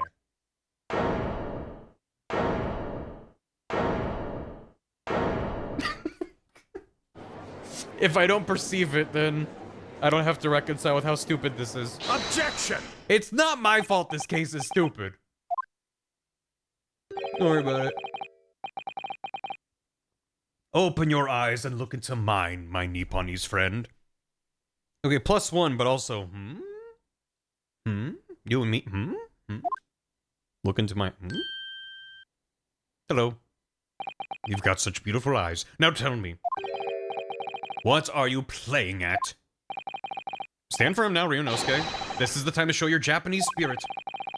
I'm hoping that Holmes wheeled this out really slowly across a silent courtroom. As the court will observe, this is a waxwork model. Same energy. What is... Oh, where is my waste paper basket? It's Bert and Ernie Sesame Street. Very good. I can't put that on stream. Thank you.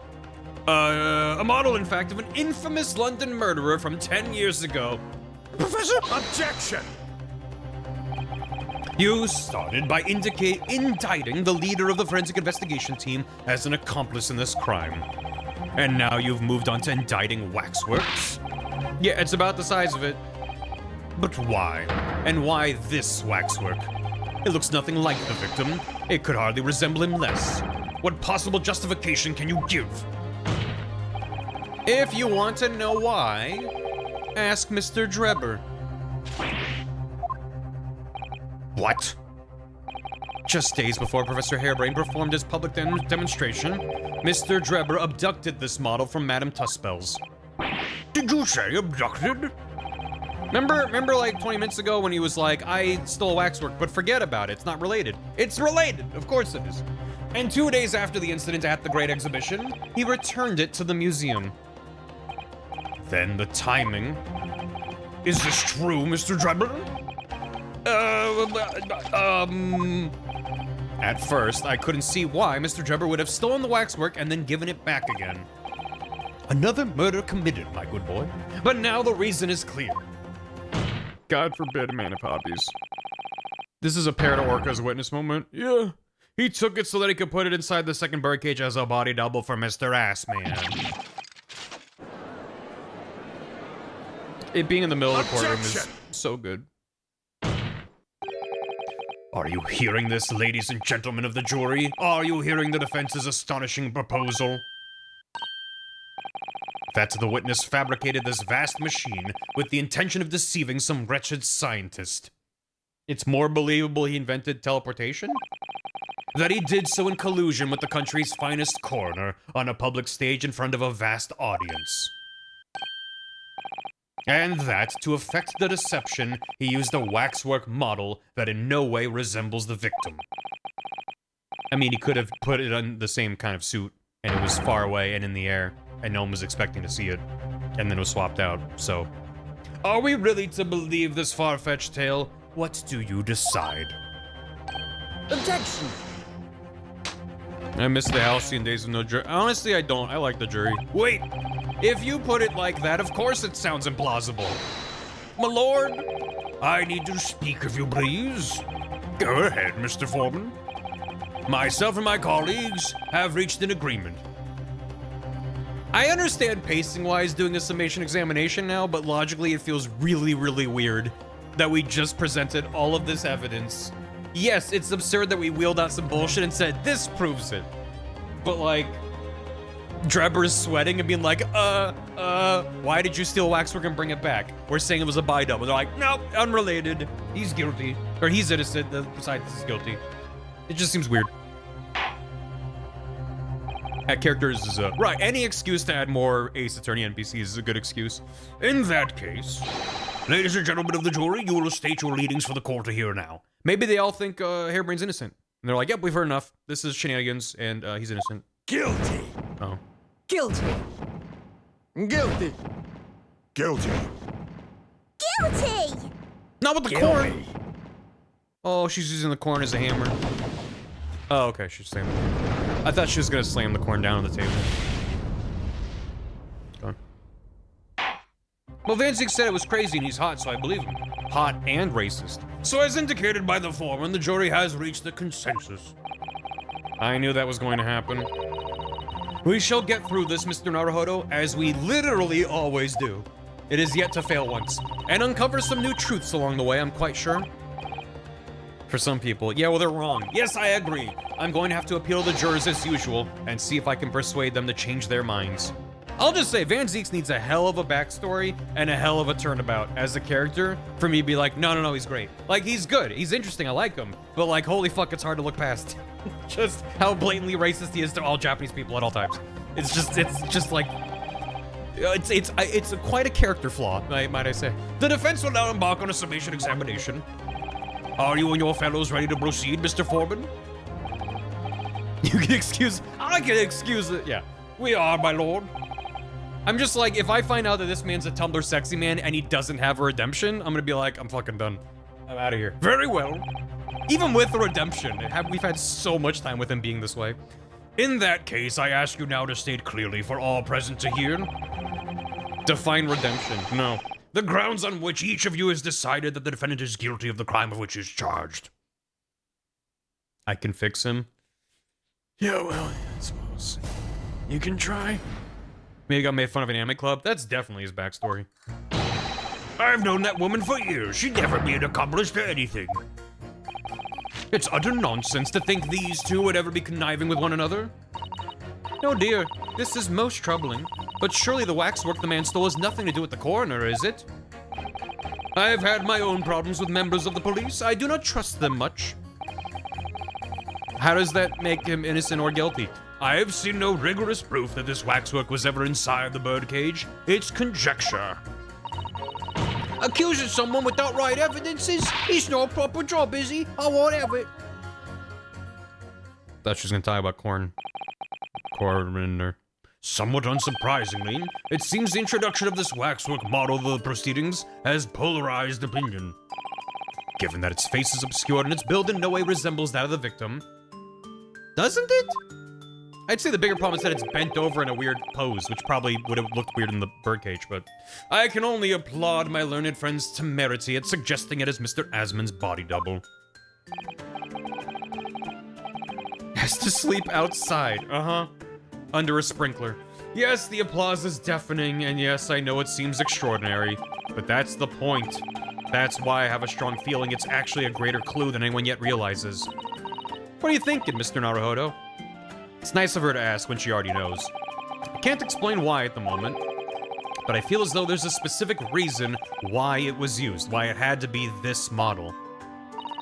A reason why nothing else would do, you mean? Yes, and I'm convinced it's something far more significant than whether or not the model looked like the victim. Was it something like... The only thing that comes to mind is like...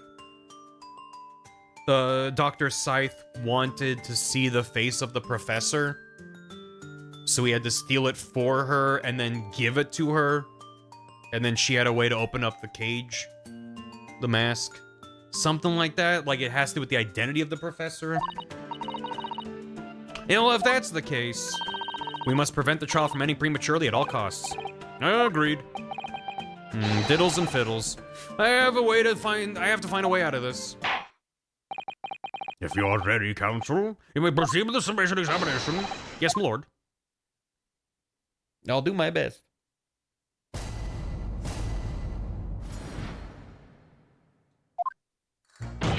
I've known that woman for years. She'd never been accomplished to anything. Hold it!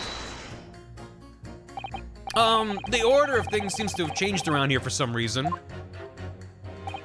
I'm a copper lad. It's a copper's discretion to bend the rules sometimes when needs must. What's wrong with that? Please, I just, like, his finger's not fully on the trigger, but it just feels, I don't know, feels bad. Where do I start? I've been working in the yard for 40-odd years. That's even more than I thought. We've only had a Metropolitan Police Service in town for 70 years, you know. Of course, times have changed. The public didn't trust coppers back when I started. It was rough. And how are things now? We had to fight crime, and we had to fight to win the public's trust as well. And when we did, forensic science was in its infancy too, even more than it is now. And she spearheaded the revolution. Dr. Scythe, you mean? That's right. About 10 years ago now it was, when I was still a youngish bobby on the beat. That's when she started making a name for herself as a top-class coroner. And now look at her, head of the forensic investigator team, and a woman no less. Well, you won't hear me complaining. It's what we all dreamt of back then, I tell you. Could you tell me without holding that gun in the air? We were all out double justice, lad. Full of vim we were, full of vim. That's coming across loud and clear. Okay. A female investigation person. Based. What's the name of the... Abed? In Final Fantasy X. I couldn't like, wait. Based made me think of the name. I haven't played, I don't remember. Someone's gonna know what I'm talking about. Albed, that's what it was. Albed, not Based. Yeah, Albed. It's utter nonsense that those two would be conniving with one another. Hold it! Thank you, chap. But we've only just started to understand this case. Albed, no sheets. Is that something? What are you reading there, sir? The man behind those murders on Solar Pond Street was caught in 2 days flat. That's real policing for you. Waka waka. Yeah. Whack-a jump scare. Throws a ball at you. That's really not relevant to this case, is it? You're wrong there. Because it was Dr. Scythe in charge of examining the bodies. It's funny how the phrase my Scythe makes me think of mice. But she's Dr. Scythe. But that just makes me think of like a rat jam doctor. Just like with a stethoscope. And it was evidence arising from her work that led to the arrest of the scoundrel responsible. Waka laka. I'm all chair? All chair. That's right. Oh, that woman's at the forefront of this country's fight against crime. The idea that she's somehow involved in this murky business is a load of old tosh. Old key. Can't say that in court. I thought it was up to me to press the jurors, not the other way around. The Reaper. There he is. Oh dear, this is most troubling, but surely the waxwork the man stole has nothing to do with the coroner, is it? Hold it! Old Tosh! Why would you assume that? Well, quite simply because that unsettling swindler has no relationship with the woman, does he? True. As it stands, we don't know of any connection. Oh gosh, but it would be delightfully romantic if they were somehow to have a mutual interest in the waxwork. Romantic? A woman of society such as myself views everything in terms of relationships, you know. Well, you learn something new every day, even if you don't want to. One might wonder about a possible relationship between the defendant and this coroner woman. Or perhaps between the defendant and the handsome prosecutor over there. This woman may be more astute than I've been given her credit for. If that's the woman's stance, then perhaps demonstrating some connection between the waxwork and Dr. Scythe would be enough. Do I have any such thing? I don't know if I do. I mean, I have the glass, but that was found in the waxwork. That doesn't tie her to it. Finally, representation for me. Finally, I have a Joshi. Jiroshi! Oh, yes, I agree. As soon as we have seen a whiff of connection, she'll be the first to know. So maybe through the summation examination we'll get something. I have had my own problems with members of the police. I do not trust them much. Hold it! What sort of problems? Let's just say we have run into each other on numerous occasions while I've been performing on the street. Right, I see. Obviously, artists such as myself cannot appear on stage as we work in close proximity to our audiences. So we perform our great magic in parks, on street corners, and the like. But the police use any excuse to make our... The police use any excuse to make our lives... Oh. Not next to Cornchild. Okay. Sometimes they even cook up a story to extort monies from the poor. Well, that's definitely not right. Yes, and it is why I say that if you trust the police, you will have trouble. But here you are, claiming this waxwork model was stolen to start an illusionary spectacular. The idea is so wild, I think I'll take my chances and believe the authorities on this occasion. This is how the public at large views Scotland Yard, is it? Our own police force in Tokyo is not even 20 years old yet, is it? Perhaps we should view what's happened here in London as a measure of what may happen at home. Yes, like a Scotland Yard stick. I wonder how a policeman would feel listening to the way this juror speaks about the force. I'm sure he'd have a word or two to say in response. Acknowledging the relationship a little. The Popo did a no-no? No, never. I've seen the rigorous proof that this waxwork was ever inside the birdcage. It's conjecture. Hold it! But you claim the whole instantaneous kinesis demonstration was a trick. That I did, but there's more than that than one way to pull a rabbit out of a hat, isn't there? Sorry? I grant you, given that this cage appeared from amidst an explosion, there'd have been no need to use a real person. But if a waxwork had been used, the culprit could at least have had the decency to make it look like the victim. I'm not sure exactly how much criminals are governed by decency. The point is, if you're going to make a claim about that waxwork being inside the birdcage, you need to give us some evidence. Without that, it's just not science. I suppose we should expect nothing less than a logical argument from a fellow of the Royal Society, but that perhaps means his mind could be changed if we manage to present suitable evidence. Evidence that the Professor Waxwork was inside the birdcage. Can I produce that or not? Yeah, but I'll come back to it later. Or, no, I'll do it now. I don't want to go through all this dialogue again. I have something I'd like you to see, sir. I must warn you, I firmly believe it's only wise to trust men in white coats. So given your jet black outfit, I don't mind admitting to a sense of trepidation, huh? So you don't trust anyone in black. Looking in the mirror must be very trying. I do have some evidence that proves the waxwork was inside that birdcage. Take that! Is that a +1? I think it's more of a fashion +1 than a racism +1. A piece of glass, though it's unusually thick for glass. Yes, a piece of broken glass that we found inside the jacket on the waxwork. As you say, it's not ordinary glass, though. It's very thick and clearly made for extra strength. Much like the special glass that was developed for the construction of the Crystal Tower. The Crystal Tower? Holy smoke! Exactly, the centerpiece of the Great Exhibition where the very incident we're talking about took place. On the day in question, the birdcage fell from above and smashed through a window of that special glass. From whence this small piece originated, is that it? Precisely. So, what do you say? Now that clear evidence in support of the assertion has been placed before you. Well, as I said, I only trust men in white coats as a rule. However, when the reasoning is sound, it's fair to say color shouldn't come into it. Yeah, in light of what you've shown me here, yes, I feel obliged to change my position on the matter. In that case, juror number 4, you will amend your statement now, please. There you go, chat. Perfectly balanced. The presence of that piece of glass leaves me in little doubt the waxwork was indeed inside that birdcage. Hold it! Thank you for reconsidering your position, sir. Your words are misplaced, boy. My opinion is governed by logic and science, and nothing else. Yes, science is where you should direct your words of gratitude. Thank you, science. What's the matter with you? Too good to say some words of thanks to the mother of all academic subjects? What is it about scientists, honestly? I agree. Accusing someone without right evidences is not a proper job, is he? I won't have it. Hold it! I've got to ask, why have you brought that corn into court with you? Colonel Cobb? He's been growing back on the farm. Picked him up on my way into town. He's a proper nibbler, he is.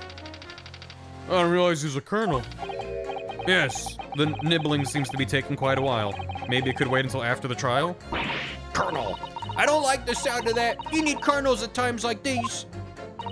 Whenever I've something big to decide, the colonels always point me in the right direction, see? You're talking about your cob of corn. Nibble, nobble, guilty, bobble. Nibble, not guilty, out. Nibble, nobble, guilty, bobble. Nibble, not guilty, out. Nibble, nobble, guilty, bobble. How many times are you gonna do this? This is the rest of stream. She's just gonna keep doing this. Perhaps it's akin to fortune-telling with flower petals like people do back home. So Professor Hairbrain's fate is to be decided by a cob of corn. Could you not at least wait until we've had more time to find the truth before deciding on the defendant's guilt? Oh, I don't know about that. My tome's awfully full already. Amazing. Boo. I know it seems a little far-fetched to think that the waxwork model the professor was in that birdcage, but on the other hand, it explains a lot. If there really is a reason why that particular waxwork had to be used as Mr. Asmund's double, we must do everything we can to make the jurors understand it. The truth is, I'm sure that's the key to this, but it's the most puzzling part of it, too. In that case, you should see what additional information you can glean whilst trying to change the jurors' minds. If you can read a book while eating a rice cracker, Mr. Naruhodo, I'm sure you can do this. Right. Yes. That's the same. Back to you. Hold it! Yeah, Susano's back. In case you missed it. She had a dramatic return mid-trial last stream. Not in my day. Excuse me. Do you have something to say in response to that, Mr. Ottermole? Who are you calling a mass murderer? But, sorry, my mistake. I got confused because I heard you look like him. I don't look anything like the man. You ought to be locked up, sonny. Thanks, Mr. Sholmes. Perhaps we could move on. I was really wondering if you had something you wanted to add in response to what juror number 3 just said. And clearly you do. It's not really good to be like, juror number whatever who looks like a mass murderer. Back in my day, back in the good old days, it wasn't like this. What was it like, sir? We worked our fingers to the bone to earn the public's trust, we did. And by Jove, we earned it. People respected us back then. Respected you? No one would have called a coroner into question in them days. A coroner's report was the hallmark of an investigation done right. Especially when Dr. Courtney Stevens put her name to it. Boom! She was the best of the best, and the apple of the force's eye. Hold on a minute. My Stevens? That's not right at all. Who's Courtney Stevens? Ah, sorry. Got a bit carried away there. Stevens is Dr. Scythe's maiden name. Her maiden name? So that was before she was married. Of course, yes, silly me. It's Scythe now, isn't it? Stevens. I'm sure I've seen that name somewhere recently. Anyway, the point is, those were the great days of policing, not like now. Sorry to interrupt, sir. But do you think you could change your statement to include that name? Well, yes, I don't see why not. My Stevens can still be shortened to Mice. My Stevens, my Steve, my Steve, my Steve, Mice. Mice. Miced. She was Courtney Stevens back when I knew her, of course. Legendary coroner even then. Hold it! And Steven. She was legendary, was she? What did you say? That woman is still the best coroner in the land. Head of the forensic investigation team.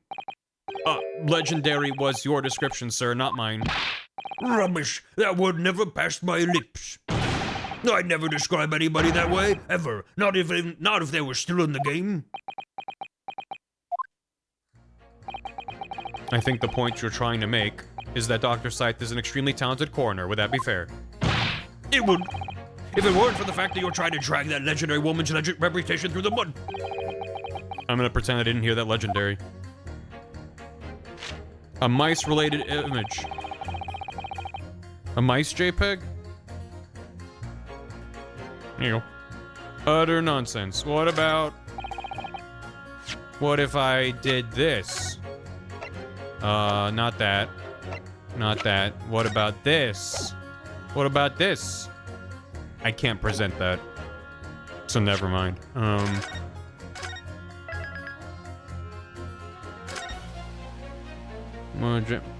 Oh, shit.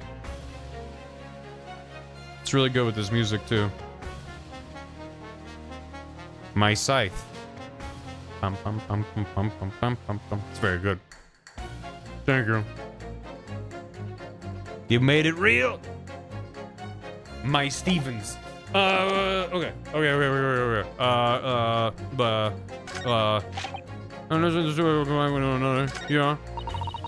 Yeah. The corner, is it? Trust as much. Right. Smythe's jam. I would upload it to BTV, but I'm just gonna remove it as soon as I'm done with the game. But I still adore it. Thank you. God. I thought I was gonna get something more, but I don't know how to use this.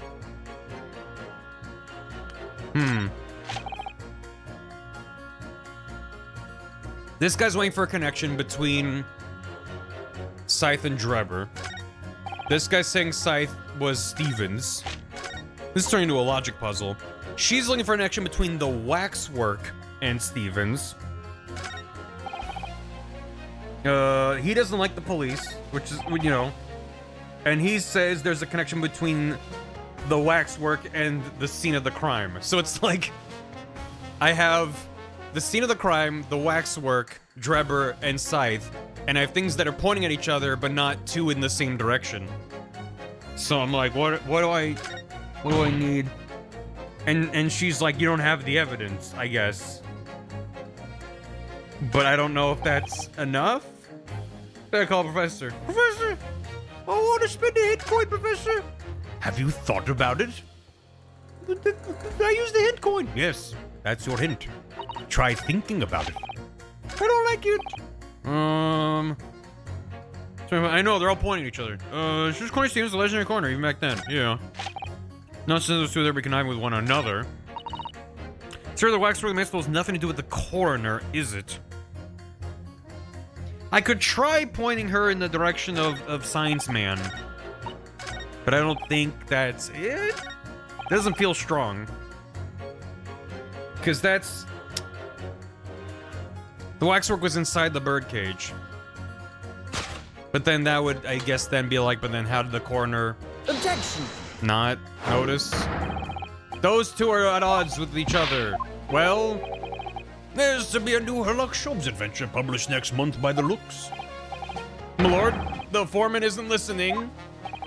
Is that so? Well, I shall have to reserve myself a copy at the local newsagent in that case. Miss Suzato, no one's listening to what I'm saying. Perhaps it'll be a good opportunity to have a rethink then, Mr. Naruhodo. Fear not, my learned friend. I heard every sorry word. It sounds like I'm on the wrong track here. I better think again. I should have tried thinking. Constantly my cats to try thinking, they owe me so many hint coins. Get a job. That pays in hint coins. I don't think I'm missing any testimony. I don't think anyone else was like, "Ha," when I was talking to someone. So I just have to use my brain about it? Right? Evidences.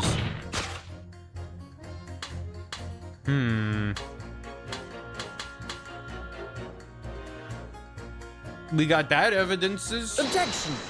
Really? Really? That, okay, alright.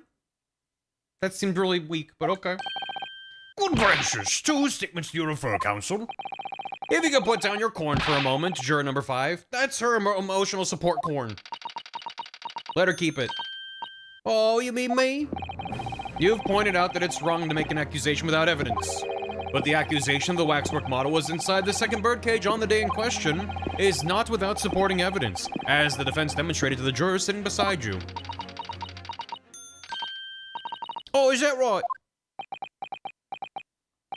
Would it be fair to say you didn't follow the argument?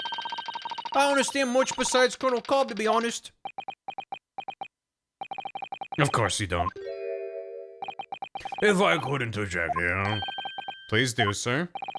Now that this assertion of yours about the waxwork has been backed up by some solid evidence, it would be wrong of me as a man of science not to pursue the matter further.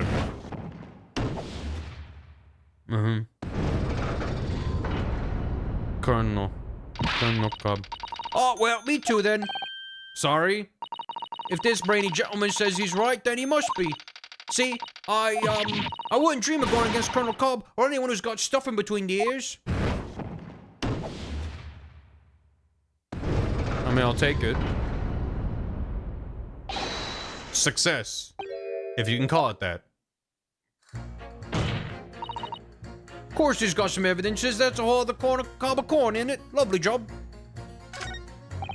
The possibility has been established reasonably and logically and now warrants further research. Okay, so then just with these 4? Nonsense, those two would be conniving with one another. Is it? She was a corner back then. What was the... Because she was the coroner on this case with the professor. And Drebber was the one that saw the professor come out of his grave. So that is like an extremely tenuous link that I don't feel at all confident about, but maybe it's something. Objection! Let's go. Well, Mr. Foreman, there's a new story. He's not listening to me. The other statement of his mind that changes my very good corn roller than I guessed. It was a little bit weird. I want her corn cup turned to popcorn. She slides next to the fire. Good. Sure the wax still has nothing to do with the coroner. I've had my own problems with the police. I don't know if there's anything I can do with that.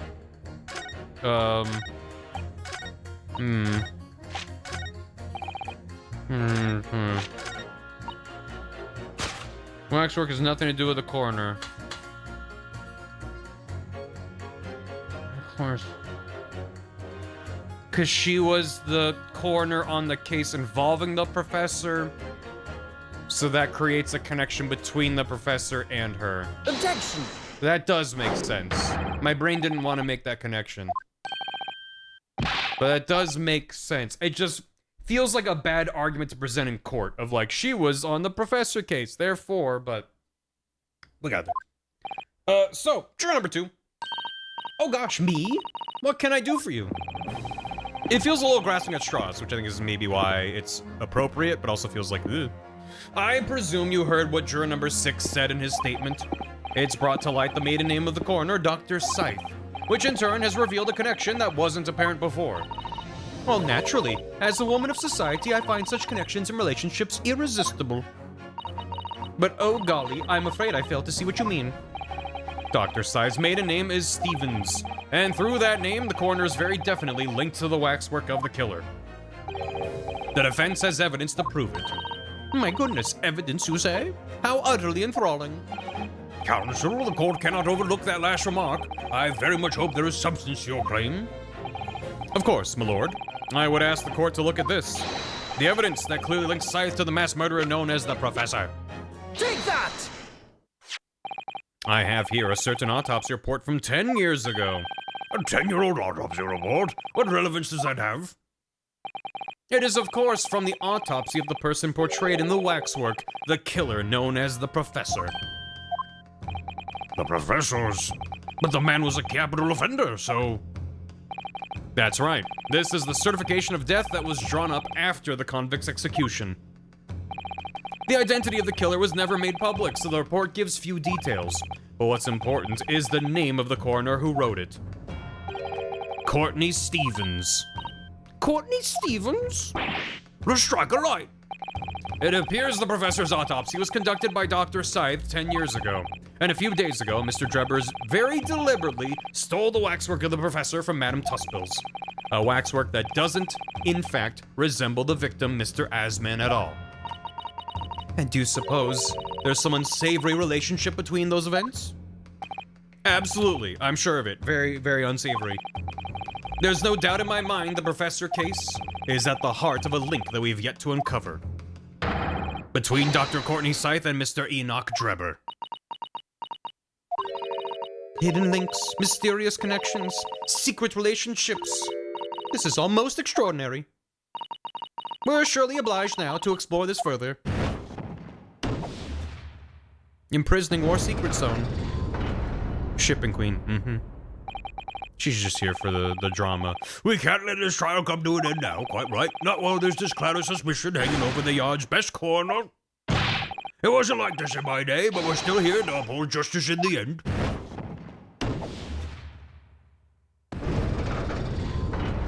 Yippee. Hooray, yippoo. She's gonna invent fanfiction. Thank you, counsel, that will do. As a result of the summation examination, the jury's overall leaning has changed. 2 jurors now call guilty against 4 who call not guilty. Accordingly, the court has failed to reach a consensus at this time. And the trial must continue.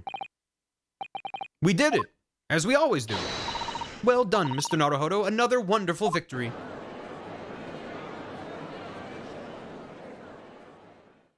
Nice. The food juror. She really is.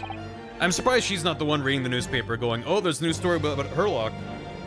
You know, Herlock and this John Wilson character really seem to get along well, if you know what I mean. A waxwork of the despicable professor. At least this time he didn't call it useless. Not yet. Used as a body double for the victim in this quite extraordinary case. She was doing that, But the guys from Star Trek over to their houses for cooking this show? That happened? Jesus. I must say, it's extremely hard to believe the assertion could possibly be true. That's wild. That's so wild. John H. Wilson. However, it would appear it does at least warrant further investigation. It's the waxwork of the professor that links Drebber and Scythe. And I'm convinced that there's a special significance to that link. I don't know what you're hoping to prove, Brad. I really don't. The truth, sir. By using evidence and testimony. Back in my day, we didn't use evidence and truth and testimony. We just blocked them up.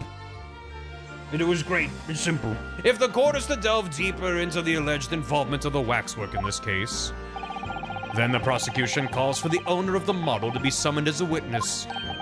The owner? Why not Dr. Scythe? I mean, listen, I and the rest of chat are happy to see Madame Tuspells again, but shouldn't we be talking to Dr. Scythe? I really thought that Lord Van Zeeks would object to this whole line of inquiry.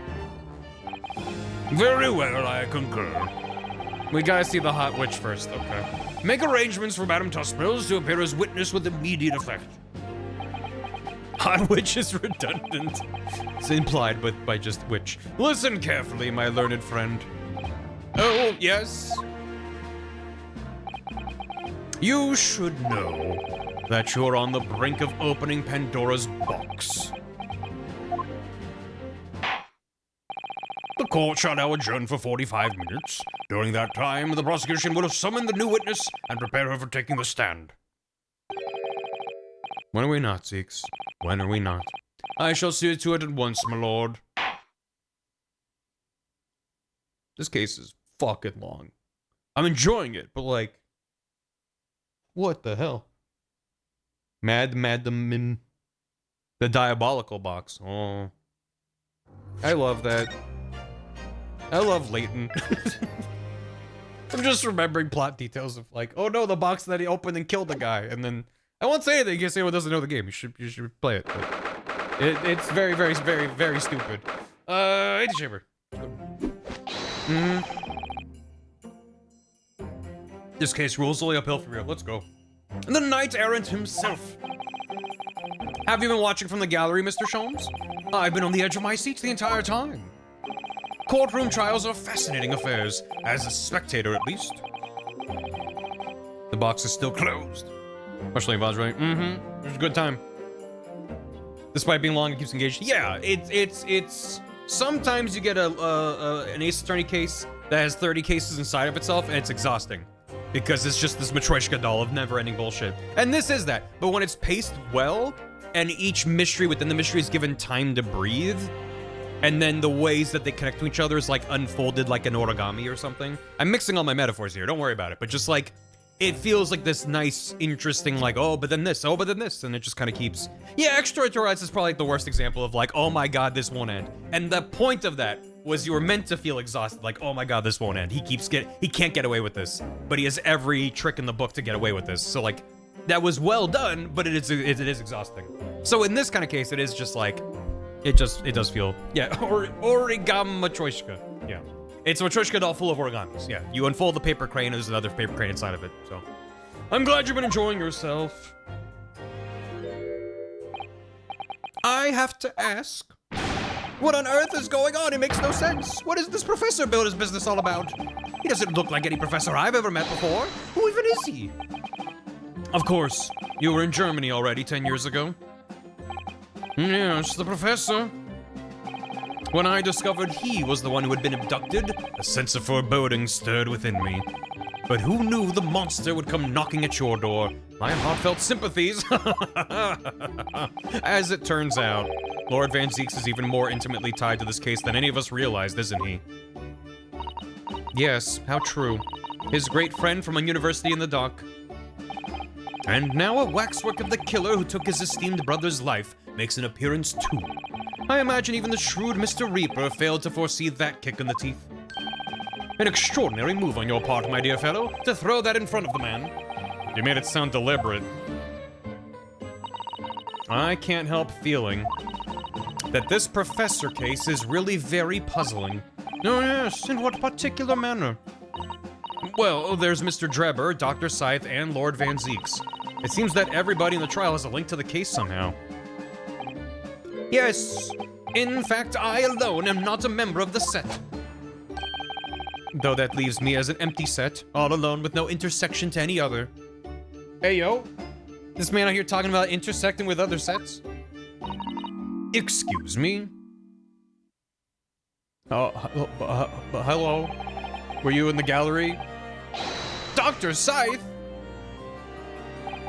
Ah, Dr. Courtney Scythe, nay, Stevens. Good day to you. Hello, Sholmes. That was very shrewd of you. What in particular, pray? You requested that 10-year-old autopsy report from Gregson, didn't you? Why would you assume such a thing? Because Gregson told me.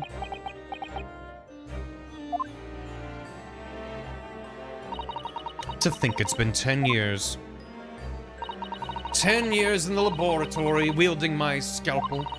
I smell of nothing but corpses and disinfectant. Policeman on the jury had a lot to say about you as it happens, Dr. Scythe. And I've accused you of being complicit in what happened. I'm hoping that you'll take the stand and tell the truth about what really happened. That certainly won't be possible. Why not? Lord Van Zeeks won't be summoning me as a witness. Lord Strongheart has forbidden it. Lord Strongheart? The Pandora's box you were warned about is the Professor case. But please don't make the mistake of thinking you'll get any information about it out of me. Oh. Asked and answered. Yeah. But attempting to hide from the truth, that's cowardice. No. Get bonked. Is the defense not allowed to call witnesses? Apparently not. It's always the prosecution. I've always fought crime in the way that I see fit. I have no regrets. None at all. That makes you sound really innocent. And that's all I came here to say. So, good day to you. Okay, well, cool. She mentioned it too, this Pandora's box. Whatever does it all mean? There's really no cause for concern, I assure you. When the trial resumes, the meaning will become all too apparent, whether you'd like it to or not. Eh? Now then, I believe it's almost time. I must make my way back to the public gallery. The edge of my seat awaits. I think maybe you're enjoying yourself a little too much. Ah yes, one word of warning before I go.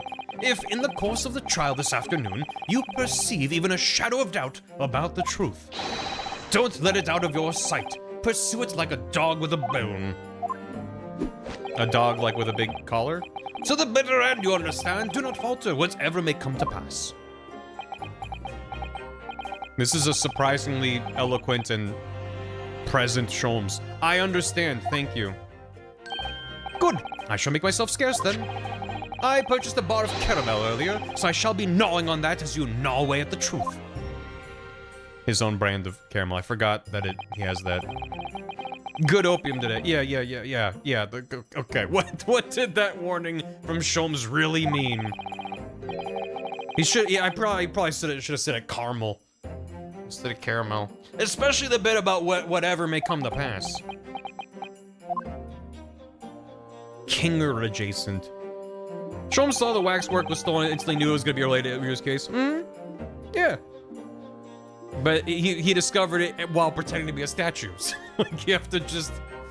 You can't give him too much credit. It's good. Time for the final chapter, then. Final chapter. Version 6? I'm determined to find the truth. No matter what. They do pronounce caramel. Okay. So caramel's an American? I want to pull. Let me get that pull for you. Do you pronounce it caramel? 2 syllables or caramel? Which is also 2 syllables. Caramel is 3. You pronounce caramel with 2 syllables or 3. That's what I meant. Or both. I can throw in a both. Caramel. Caramel. I'll give you a both option. Both would be a depends on the situation answer. Or Kermit. Like it's spelled or not. Yeah. Boom. I say caramel. I definitely knew people who said caramel growing up and it always felt weird to me. In the context of corn. Oh, like caramel corn. No, except I say caramel corn. Not caramel corn. Yeah. Caramel. That's it. Caramel. Tasty caramel. In the name of Her Majesty the Queen, Missy Elliott, I hereby reconvene the proceedings of the court. English is phonetic, they say. Who says that? Show me someone who says English is a phonetic language, and I will point to you a liar. Caramel's a name. Yeah, like Carmel San Diego. I pronounced it. That's good. That's a good bit. That is vile. Yeah, counsels for the defense and prosecution. Are you ready and able to continue? Ay caramba. The prosecution's ready, my lord. Caramel. Yeah. Which is like caramel. That's the hybrid. Caramel. My lord, the defense is also ready. As the court is aware, the case under our scrutiny began with a damaging incident at the Great Exhibition. And yet we now find ourselves embroiled in the details of a convicted felon sent to the gallows a decade ago. I was wondering, she's 39, okay. I'm like, if she was a top coroner 10 years ago, they can't do their like, she's 22. I mean, they could have had a 12-year-old coroner or something, but okay. Yeah. Thank you, Apertures. What the fuck is that emote? This trial has certainly defied all expectation. Caramel in German. Like caramel dancing. It's as seems to be the fate of all trials in which this Nipponese is involved, my lord. Doesn't seem necessary. So then, let us begin our exploration of the defense's assertion that the waxwork was cardinally involved in this matter. 56% of chat says caramel, 32% both, 13% caramel. Famously age prohibits characters they serve in certain professions. That's why these games have been better, Todd. These games have actually had a range of characters. Not everyone is 18 years old or 21 years old or question mark. They've actually had a spectrum of ages that makes sense. Well, Iris is meant to be a precocious child. She's kind of the exception to the rule. They've actually been pretty good in The Great Ace Attorney. Susanoo is also young, but it's not like literally everyone we meet is a child, 20, or ancient, and that's it. It's like there's, yeah, Gumshoe the oldest being 28. It's just like crazy. So, it's nice. It makes sense. So I'm like not assuming when they're like, this happened 10 years ago. They're not like, oh, I was a baby with a lollipop. Lord Van Zeeks, my lord. Are we still awaiting the arrival of Madame Tussbills? I almost makes me wonder if that was feedback that Shutakumi received. They're like, why is everyone in your fucking games like 21 years old? Exactly. No, the oldest person is like almost 30. Not at all. She is in the antechamber as we speak and ready to be summoned. Maybe him being older himself, maybe. Bring in the witness. Don't you bring back characters 10, 20 years like regular story? Except they weren't, I don't think they were planning a time skip when they were working on the first couple games. If I'm wrong, let me know. But it just seems like even in the original trilogy, you had tons of just really young characters. At once, my lord. Bailiff, show Madame Tussbills to the stand. Things are about to become a lot more intense. If Drebber is responsible, as I'm sure he is, it means he must have had an accomplice in Dr. Scythe. Yeah, that's where I'm at, here. And what connects the pair of them is the waxwork. The model of the professor. Logan's run system. That's the key to the link between the otherwise unrelated individuals. It's a tenuous link, admittedly, but at present, it's all we have to go on. Oh, good. State your name and occupation for the court, please. I, too, wish I had a slightly larger than scale model of Holmes that I could then toss in the microwave. My name is Madame Esmeralda Tussbills. I am a waxwork artisan and the proprietress of the Madame Tussbills Museum of Waxwork. You will have to pardon me for working as I testify. My new exhibit must open very soon. Stab, stab, stab. Yeah, if you make it, then you can just stab the shit out of it. Oh, so he finally gets a statue, does he? Now, there are 2 of them in the world. This is getting out of hand. What expression is she carving onto that face? A number of days ago, a particular waxwork model was stolen from your museum. Can you confirm this? Oui, that is true. At first, we believed it had been kidnapped. A waxwork model? Kidnapped? Yes, my lord. There was a demand for ransom money left behind by the culprit. However, according to what I have just been told outside the courtroom, that was not the true reason. I understand it was utilized as a substitute for the body of a murder victim. At present, that is no more than conjecture proposed by the defense. This is the victim of the case in question, Mr. Odie Assman. But of course, I know him well. He is a part of my odious personages exhibit. I detest to say what is evident, but Mr. Assman does not resemble the professor at all. Yes, but perhaps. Their faces are very similar. Are you suggesting that we should see now the demasked visage of the professor? I have here the key, but it is strictly forbidden to open the lock. No one is allowed to see his face. His identity is secret. But I'm holding the key right here. Oh well, I guess we'll never know. This is absurd. Pardon? I don't know what face you've carved onto your fancy figure beneath the mask. But clearly it won't be that of the actual killer. Indeed. The man's identity was never made public after all. The trial took place in a closed court. The proceedings were strictly confidential. The condemned man was summarily executed. His identity remains a closely guarded national secret. There is no possible way that a repository of tawdry exhibits could get its hands on that information. Unless... Quel dommage. It would seem you are unaware of the Tuspel's principles.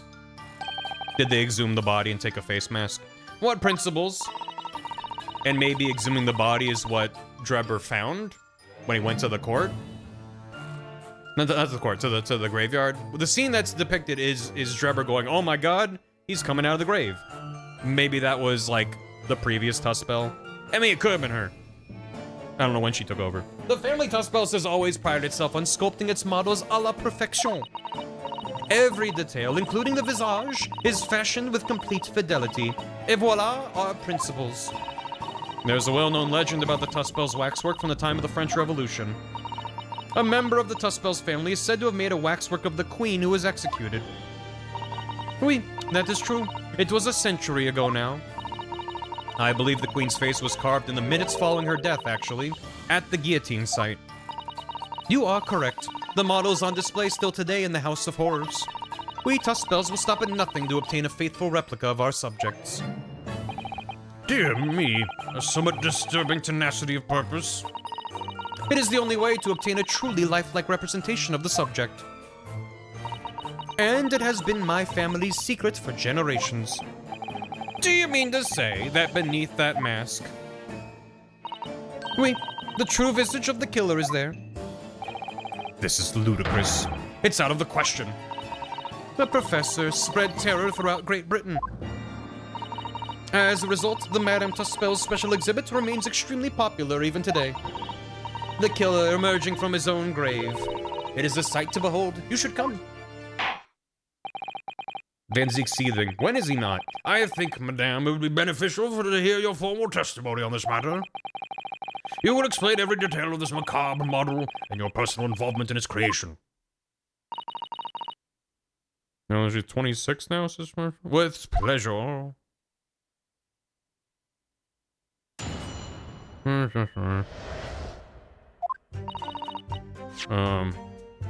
She is 26. The special exhibit in the House of Horrors is based on a rumor that shocked society in London. An impression of the visage was taken directly from the corpse in accordance with Tuspel family principles. Is that not a crime? I enlisted the aid of the gravedigger and created a mold for the head in the cemetery just before the interment. When she was 16 years old, got it. I hid myself until he gave me the signal. I was there for a very long time that night. As dawn approached, I was very worried that I could be discovered. Basically, I don't. Yeah. The gravedigger, the man sanctioned this? Oui. I will do it all that is necessary to achieve the true resemblance my family is celebrated for. Nobody else knew, only the gravedigger. What harm did it do? So you truly saw it? The face of that monster? Naturally, I was aware at the time that his identity was a secret. But Tuspels would not be Tuspels if we did not insist on absolute fidelity to our sculptures. I don't believe this. I myself have seen the special exhibit at your museum, madame. A truly blood-curdling scene in which the murderer is emerging from his own grave. The scene it depicts was the subject of many rumors in London 10 years ago. I have here a newspaper from the time. Just happen to have it lying around. Whoa, neat. That is such a cool drawing. It was drawn by Odie Asman? Huh. Was the ball mask to blame for the Great Blaze? Her Majesty Queen Victoria herself visited the Royal Italian Opera. This style of drawing is so cool. Rises from the grave. Look at a young man who was witnessed was on the verge of raising a shriek. A gunshot rang out suddenly from behind. The bullet pierced the something man's chest, whose breath then stilled. Wait, what? The corpse was shot? Is that? Wait. Hold on. Can I have this? I want to read this article. The special exhibit was based on the picture of this article. It was the most detailed account of what happened, as reported by the eyewitnesses who saw it. Also, it does seem to say the great stink. Problems finally addressed the foul issue. Good. 10-year article. Yeah. Man rises from the grave, too absurd for words. But he was shot? Just by the president on the night of the foul demon's execution, the newly interred professor forced off his grave cover as he clawed free of the earth. The young man who witnessed the scene was on the verge of raising a shriek when in the next second, a gunshot rang out suddenly from behind. The bullet pierced the resurrected man's chest, whose breath then stilled once more. The youth then finally released the scream he had been holding and ran for his life. He's university student Enoch Drebber, a disciple of science, University of London, resident of its student dorms. Mad sheep rampage? That reminds me, I just learned yesterday that they're making a CG animated film adaptation of Animal Farm, and I watched the trailer, and it seems like they missed the point of the story, which is very funny. Interesting. Oh, that, yeah, it's interesting. A man rises from the grave. The public enjoy absurdity, monsieur. With modern interests, yeah, they kind of made it where, like, they get more corporate as they take over the farm. Which is like, yeah, you can change what the metaphor of Animal Farm is about, but if you change the metaphor, there's a lot that needs to change, and they still have this, like, social class undertone, but then this, like, capitalist on and it's just, like, kind of, and then it's, like, a comedy with, like, gags, and it's like, I don't know, okay. That's why I've reproduced the scene as carefully as possible in my museum. What about a man shooting the demon corpse? Yeah, Andy Serkis is directing it, but, I don't know, maybe it'll come out and it'll be good, but if you want to have a laugh, but not with the trailer, but at it. I saw poster was scared. I just had no idea it was gonna be a thing. The line just change accordingly when the tone demands it. Yeah, you know. Also, we're in an era of CG where, like, there's, like, a tactile nature to a lot of the CG. Like a brushstrokes kind of effect. And I'm glad to see that. It still doesn't look great, but I'm glad that things don't have the same super generic look. Even this more kind of generic produced one is, like, there's little things in, like, the fur that's, like, got a texture to it. I'm like, okay. Still looks like ass, but it's fine. Missing the mark of... I know! Missing the mark of a George Orwell book? I can't believe it. And it's a waxwork from that exhibit that was stolen some days before the incidents at the Great Exhibition, wasn't it? That is correct. The professor you see before you here. Most puzzling. It looks like Ass Man. Counsel for the defense, proceed with the cross-examination. This waxwork links Drebber to Scythe, and there has to be some reason for that which hasn't come to light yet. But I'll find it. I'll get to the bottom of what really happened. I'll prove that Dr. Scythe and Drebber were in on this crime together. Well, somehow Asman was responsible for the drawing. Who we get to? I'm back. Welcome. She's here, and we're talking about the wax sculpture. The amount of rolling he's doing in his grave, yeah. The special exhibit is based on a rumor. Hold it! A rumor? And that rumor would be a 10-year-old tale now, but one that no Londoner would ever forget. Right, I know just what you're talking about, I think. Of course, it couldn't be anything else. Yes, that story will never disappear. I want to hear what Cornchild has to say about it. The tale of the condemned killer rising from the dead. That is the central attraction of my house of horrors. The rumor was whispered all over the city, and it was like this. It was in Lowgate Cemetery behind the prison in the dead of night after the execution of the killer. The interred professor slid back the stone slab covering his tomb and emerged from his grave. What do you think the corn enthusiast would say? She'd probably be like, I'm 8 years old. What are we talking about? A young man who witnessed this felt a scream welling up inside him. But an instant later, he heard an ear-splitting gunshot from over his shoulder. The bullet struck the emerging corpse, and he fell motionless once more. The scream finally found its way from the mouth of the young witness, who turned and ran for his life. So we don't know who shot, or why he was at the graveyard ready to shoot anything. The corpse climbed out of his own grave? And then somebody shot him? Who was it? Nobody knows, even today. But remember, it was just a rumor, perhaps nothing more than a ghost story. The good people of London, they love stories like this. That is why it was in every newspaper across the capital. But was it just a story? I mean, this is exactly the scene that can be seen today at your museum, isn't it? Oui, the special exhibit was modeled on that very illustration. For a while afterwards, the contents of that article were reproduced in every newspaper imaginable. Madame, might I say something? Please go ahead, mademoiselle. When something is described as a rumor, it doesn't necessarily mean that it's entirely made up. I believe that often, rumors contain elements of the truth. Ah, I see that people from the East can be just as astute as the people of Europe. Can we be sure, for instance, that the professor's execution was successful? It is not possible for the dead to come back to life. Sorry?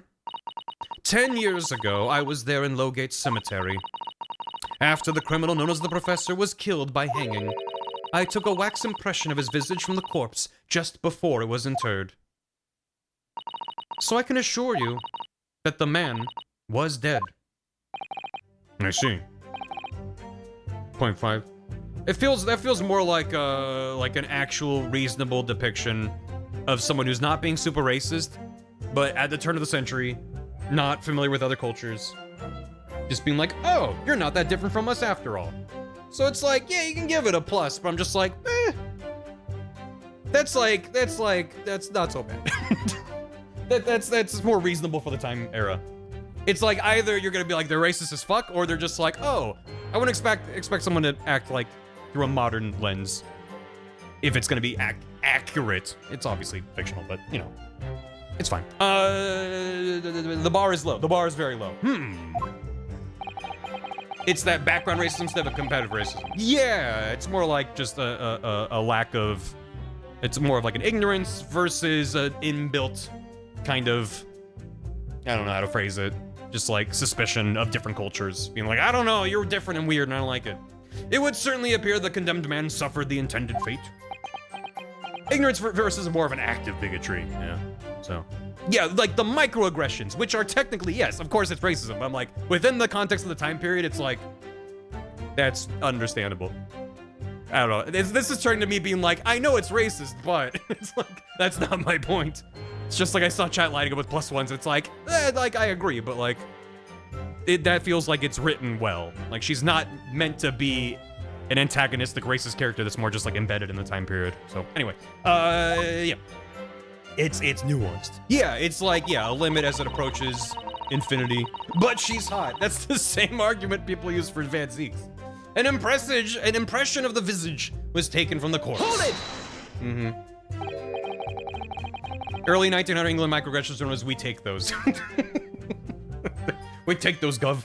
Is that true of every waxwork in your museum, then? Yeah, I'm not. If this was modern day, I'd be like, what the fuck? It is assuming the subject is dead, of course. Live subjects have to cooperate in a similar way. In Amsterdam, there's a look between trading between Netherlands and China and Japan. A lot of that kind of thing. The Dutch are just like us with bigger noses obsessed with cheese. They're just like us. I have letters from imprisoned criminals at the time, all the time, you know. What sort of letters? When my time comes, please make a waxwork of me. Comme ça? I don't know how to pronounce French. No! My museum is famous, monsieur. To be made into a waxwork is an honor, and for some criminals, a symbol of status, even. Comme ça? Comme ça? Comme ça? Como está? Because nothing says hardened criminal better than wax. And as it is thanks to one killer in particular, that my museum has gained such popularity in London. Assats. Yeah. I'm used to seeing the droopy S, droopy C, like midway through a word. But anyway, I don't know. Maybe I should sit down and learn another language. I refer to the star of the special exhibit, of course, the Professor. Languages are neat. Without like an active reason to learn it, it's hard to find the time or justification. Whose form you claim to have captured by taking an impression from the actual corpse. Yo bien, como estás tú? It's becoming... But languages are so cool. There are no exceptions to the principles of Tuspels.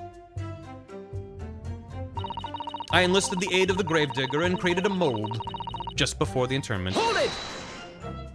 What is it? R after its accent? Oh, surely that's illegal, isn't it? Thank you, Ryunosuke. It would seem the proprietress of this repository of novelties was blinded by monetary greed. It had nothing to do with money. The man is part of London's criminal history. That is why I had to sculpt him to record this history. It is the raison d'etre of the Tuspels Museum. But if the man was convicted in a closed court and sent for immediate execution, then surely nobody but the members of the judiciary present know the killer's true identity. I assure you, behind that mask is hidden the true face of the professor. Do you realize what you're saying? The professor's identity is a national secret. I understand. And now that the truth about the special exhibit has been revealed, it must perhaps close. Of course it will, as will your entire museum if you don't tread very carefully, madame. That could be another interesting chapter in the history of my family, I think, don't you? So 10 years ago, on the night of the professor's execution, you took a wax impression of his face from the corpse. Oh god, I hope it's Layton's face. Oui, exactement. I hid myself until he gave me a signal. I was there for a very long time that night. Hold it! You were there longer than you expected to be. We can be national secret buddies. I had some difficulties in capturing the subject's form correctly. As I removed the mask, the mouth of the cadaver fell open, and I had some problems with the chin. Dare I ask? The man had been dead for a short while already, so you see, his muscles were relaxing, and consequently, his chin would not align itself correctly. Why is Drebber's theme playing? Oh dear. This is Drebber's theme, right? What a horrible thought. This is the face of that man. Layton with the duck mask. Under normal circumstances, I would have an assistant with me. Oh, that's her theme. That's her theme, thank you. I couldn't remember. They both have spooky themes with, like, clockwork noises in them. That night, I was alone, and as a consequence, I missed my preferred window of time. Something, something. Mewing and mogging. No. What do you mean? When I take the impression of the visage of a cadaver, I always wait until 3 hours after death. Why 3? Is that amount of time significant? It's because of rigor mortis. Oh, Wrigley Mortis? It's the name given to a phenomenon that occurs in recently deceased bodies. As a rule, 3 hours post-death, the muscles in the body begin to stiffen. By approximately 10 hours post-death, the entire body is completely rigid and inflexible. And then from that point on, the muscles slowly start to revert to their relaxed state. The effect is often used to estimate the time of death when a body's discovered.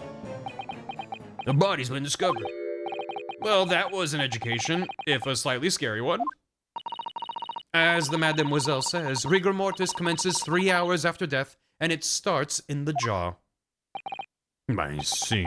So that's why you wait. Before that time, the mouth falls open, and it is very difficult to do my work. It's getting hard for me to do my work with all this talk of corpses. I wonder about that information the courts just heard from Madame Tuspels. It's significant. Yeah. What's it called? Is it torpor mortis? I forget. Jello mortis? Information about rigor mortis you shared with us. Would you mind including it in your testimony? I believe it could be significant. Of course. I do not mind at all.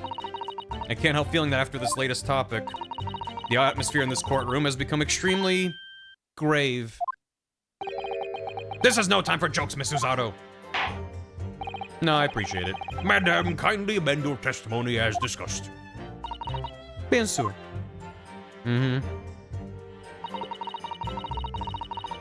It took me a very long time because it was before the onset of rigor mortis. Rigor mortis being the phenomenon you described whereby the corpse becomes stiff after death? I think you said that it starts at the jaw about 3 hours post-death, is that right? Oui, c'est ça. Of course, the exact duration depends a little on the season. I didn't realize a waxwork artisan would be so well versed on the subject. No, that is only elementary knowledge in the field of legal medicine. Well, I had no idea about it. Maybe I won't admit to my ignorance about forensic science. I could ask my father to give you a very simple primer if you like.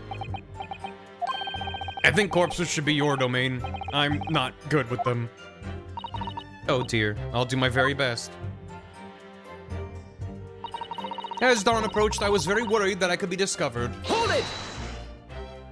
I knew what that was in middle school. I feel like I knew about, well, not the specific thing about 3 hours in the jaw and stuff. I knew about rigor mortis. You say that dawn was approaching? What was the time of day then, approximately? Well, I could not say. But when I left the cemetery with my utensils and wax, the morning light was becoming visible. The execution took place on 17th of June, which had the earliest sunrise of that year. Indeed it did. First light would have been at around 4:40 in the morning. That really is early. The fact is, I had very little time, so I finished my work in a half hour. It was necessary to complete the impression and bury the body before daybreak, of course. Did we have a time of death? From the autopsy report. Hanging confirmed at midnight. And she's saying that rigor mortis hadn't set in by 4 a.m., give or take. So it's like, this is kind of borderline, but I can see what they're leading me towards. If somebody discovered me there, it would have been a catastrophe, so I had to hurry. Is it me, or does Mr. Sholmesy be taking shape more quickly now, too? You certainly appear to go to extraordinary lengths for your work, madame. I wonder, is what she just said particularly significant? I'm curious how time got standardized. Well, you see, they made a really big clock. They called it Big Ben. And Big Ben would go, "Oh, it's 3:30." And everyone went, "Oh, I guess it's 3:30. Madame, those details about how long it took you to complete the sculpture and the early sunrise, could you include them in your testimony? Of course, if you would like me to. It's always a clock. He went bong. You're quite right, it is intriguing. A sunrise at 4 in the morning would be absolutely unimaginable at home, wouldn't it? That's not quite what I meant by significant.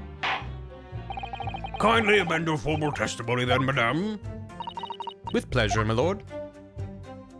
3 bong, I'm late for tea. I hurried to finish my work in the half hour before sunrise, then I left as soon as the corpse was interred. Hold it! Did you have reason to believe you might be discovered once the sun came up or something?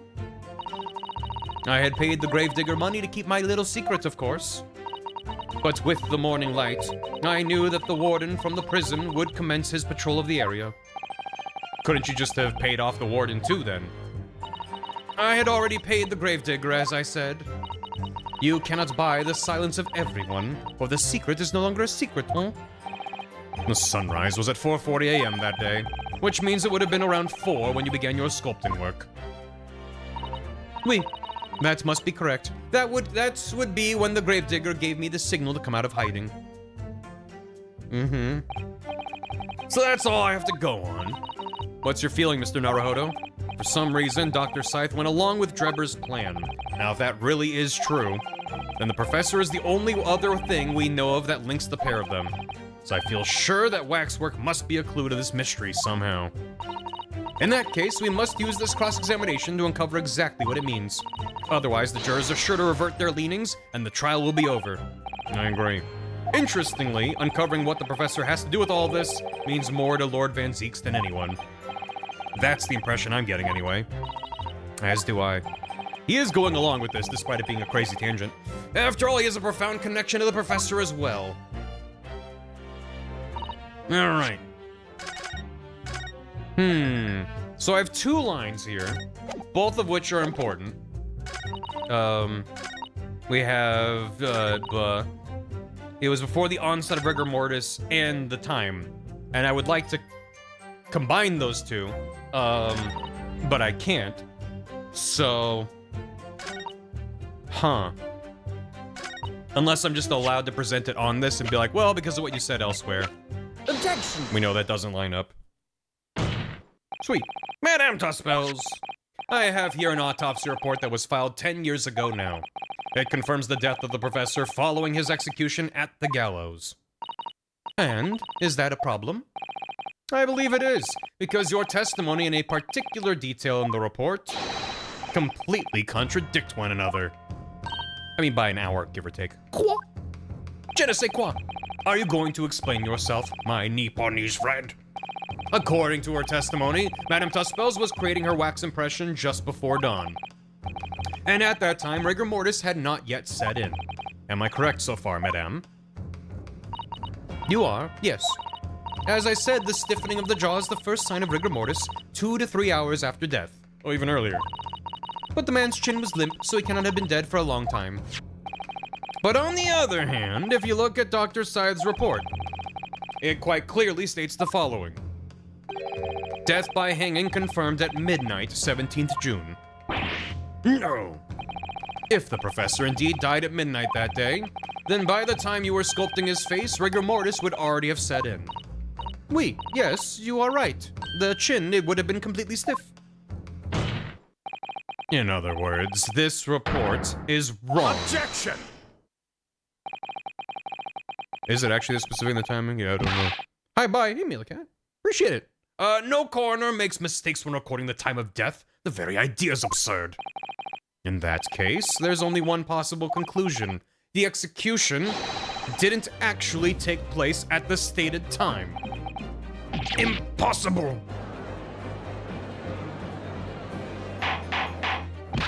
Order, counsel, this is beyond folly. Not only do you indict the author of the report, Dr. Scythe, but you implicate members of staff at Barclay Prison, where the execution took place. By heck, extraordinary. Not on my name. Objection!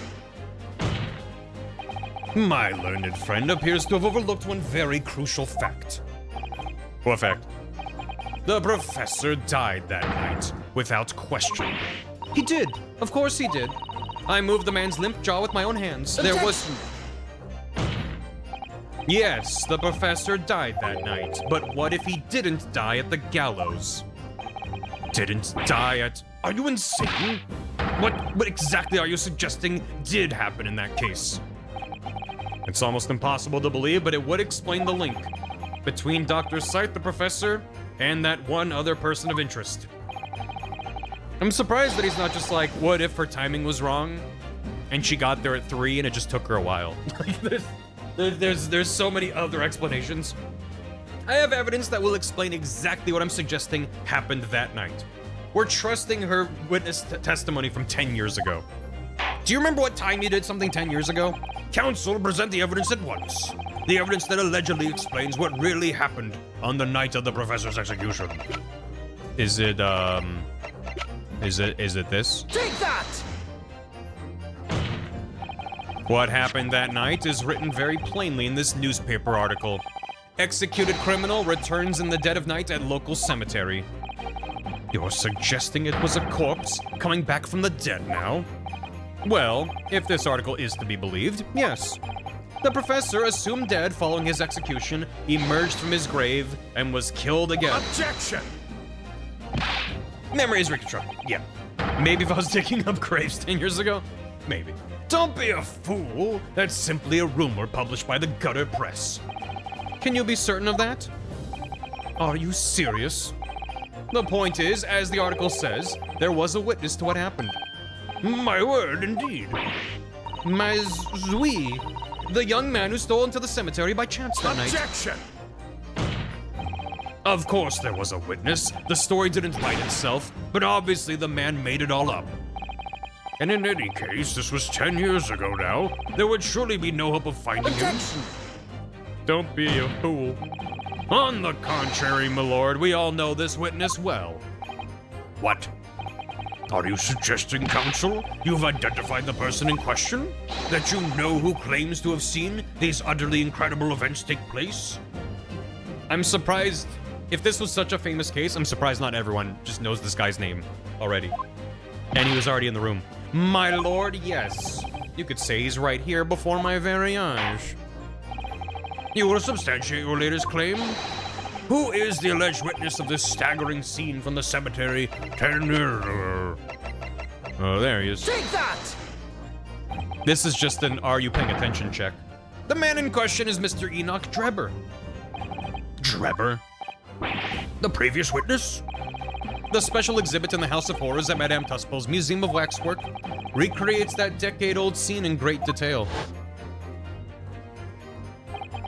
The condemned criminal emerging from the grave, and beside the tomb, a young man with a lantern stumbling upon a terrifying sight. And that young man is a 10-year younger Mr. Enoch Drebber. They recognize the monocle, but couldn't remember where from. That's fair. Surely not, Counsel. Drebber was there in Lowgate Cemetery. What is all this talk about Mr. Drebber? Is the name significant? Of course, Madame Tuspels doesn't know, does she? Yes, it's extremely significant, Madame. To your situation as well, in fact. What situation? The theft of the Professor Waxwork from your museum some days ago was perpetrated by the very same man. No! But that would mean... Madame Tuspels, it would appear you know the name Enoch Drebber. Oui, yes, I know it. But from long ago, in the past. What? Oh my. Good gracious. Explain yourself. Tell us everything you know. Yes, of course. He went very fast. They said that the shock of this night made him go white instantaneously. So, you know, whatever that might be. Or he dies because he's emo. The story of the young man and the terrible sight he witnessed in the ceremony in the cemetery 10 years ago. It is a good bit. When prosecution's like, wait, what? Hold on, keep talking. Was published in every single newspaper in London and throughout Great Britain. Steampunk Sephiroth. However, in all of the articles, the witness was described as a certain young man. Well, at least in this one paper, it very clearly says his name. But maybe this paper was special. No details were published about his identity. His name was never revealed. That is, apart from in one newspaper. There we go. The Daily Circus. It is the paper from which comes the article I've already shown in court. That's not how it works. It's, you know, it's... Mo? Yeah. Mo from the Barry Circus. You're saying his full name was only publicized in that article. Okay. And then that helps when I was like, why wouldn't everyone know his name? If only one paper had his name and it wasn't widely spread, then okay. Yes, here it is. The university student who experienced this shocking event is Mr. Enoch Drebber, a disciple of science, University of London, as resident of the student dorms. Unbelievable. Mo from the Three Stooges. Oh. When I read the article, I went to meet with the man. His discovery of the condemned criminal coming back to life in the cemetery in the dead of night would make a perfect exhibit for my house of horrors, whether it was the truth or not. I see. So you went to meet Mr. Drebber in order to sculpt the waxwork of the man, did you? Exactement. He was studying science at the University of London in those days. He was just a poor student. I paid him £5 to model for the waxwork. And since that time, it has been in my museum to recreate the scene of terror from the cemetery.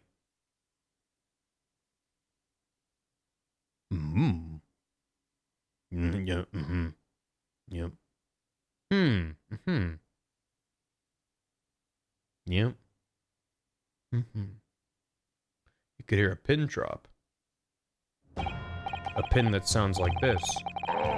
So 10 years ago, a young man appealed to the public about an extraordinary event he'd witnessed. A criminal who had been put to death, re-emerging from his grave in the middle of the night. Kremling.web shouldn't put you to sleep, chat. But the public treated his claim as nothing more than an amusing anecdote that was soon forgotten. Shake Shack, wake. Chat, wake up! 10 years later, the same man steals a waxwork model of the executed criminal, ostensibly to use as a body double for the victim in the case we're discussing here today. Wrong bit. You know what, while we've been drinking, chat, drink some soap. Even though the waxwork's build is a poor match for the victim, and its face is obscured by a mask. So the question is, why would the man do such a thing? Which brings us to 3 days ago. when the birdcage crashed into the crystal tower. If the birdcage had in fact contained not the body of Mr. Assman, but that same waxwork, the coroner from Scotland Yard who investigated, Dr. Scythe, would have noticed immediately. And yet, she submitted this autopsy report for the victim, which the court has seen earlier. Why?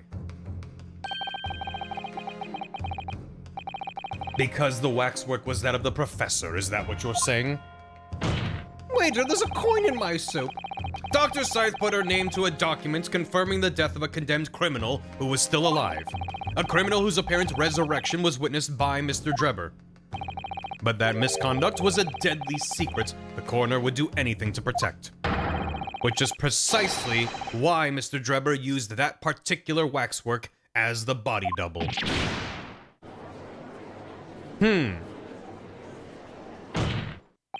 My lord, this court must summon Dr. Scythe to the stand. The defense is determined to find out exactly how the coroner and Mr. Drebber are connected.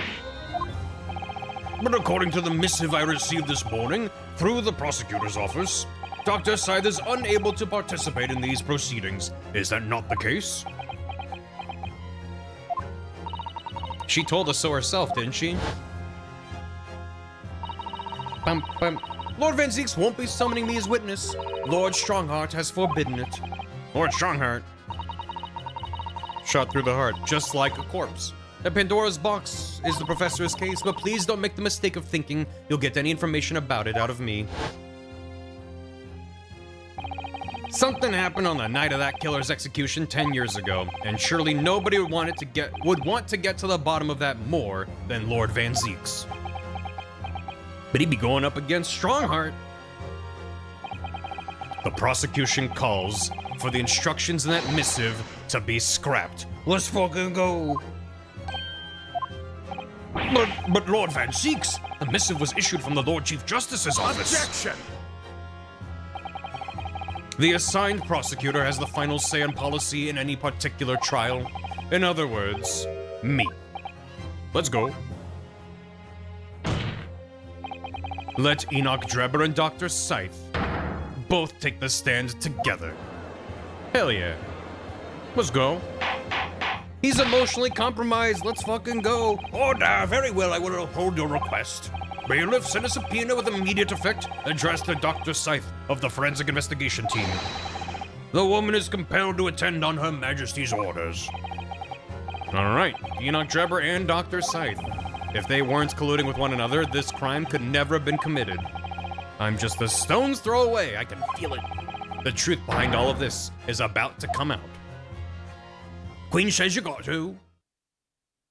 You make the queen sad if you do. Oh. The way that panned over was terrifying. Thank you for your attendance at such short notice, Dr. Scythe. I'm disappointed in you, Lord Van Zeeks. Appreciate it, huh? 6 months long of his punishment as long as you don't uncover state secrets again. I had the chance to do something really funny. Real. You've completely betrayed the agreed policy of both Scotland Yard and the prosecutor's office. Betrayal is not in my nature as long as the truth isn't compromised.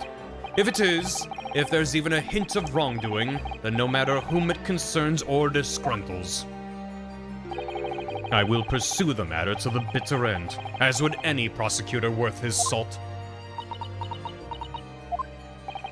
Mr. Drebber, you took the victim's life by means of a machine that you constructed in your workshop. Not denying it, good. And Dr. Scythe, as the investigating coroner, you were the first on the scene to examine the victim's body. It is the belief of the defense that you collaborated with each other and were both complicit in this crime.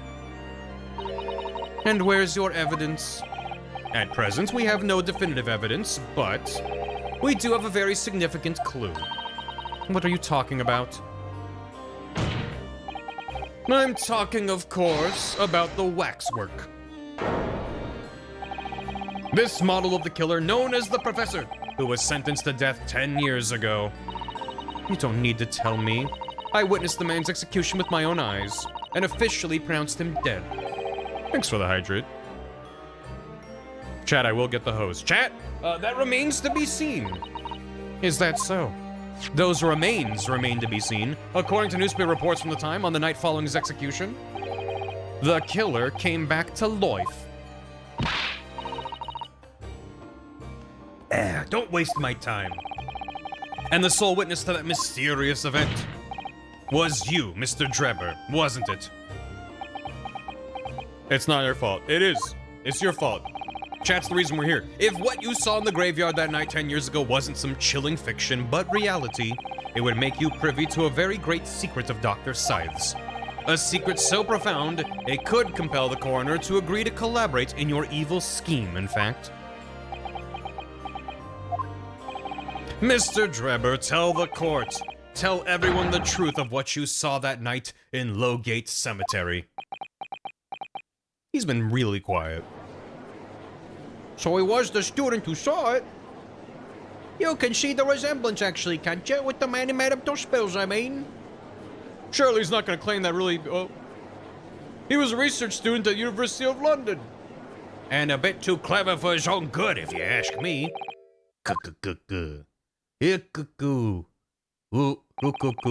What an interesting twist. Huh? When at the time, not one person would take me seriously. She's not claiming everything we saw was that's what he really saw after all these years. Yet now here we are 10 years later, and suddenly my story matters, and in a court of law, too.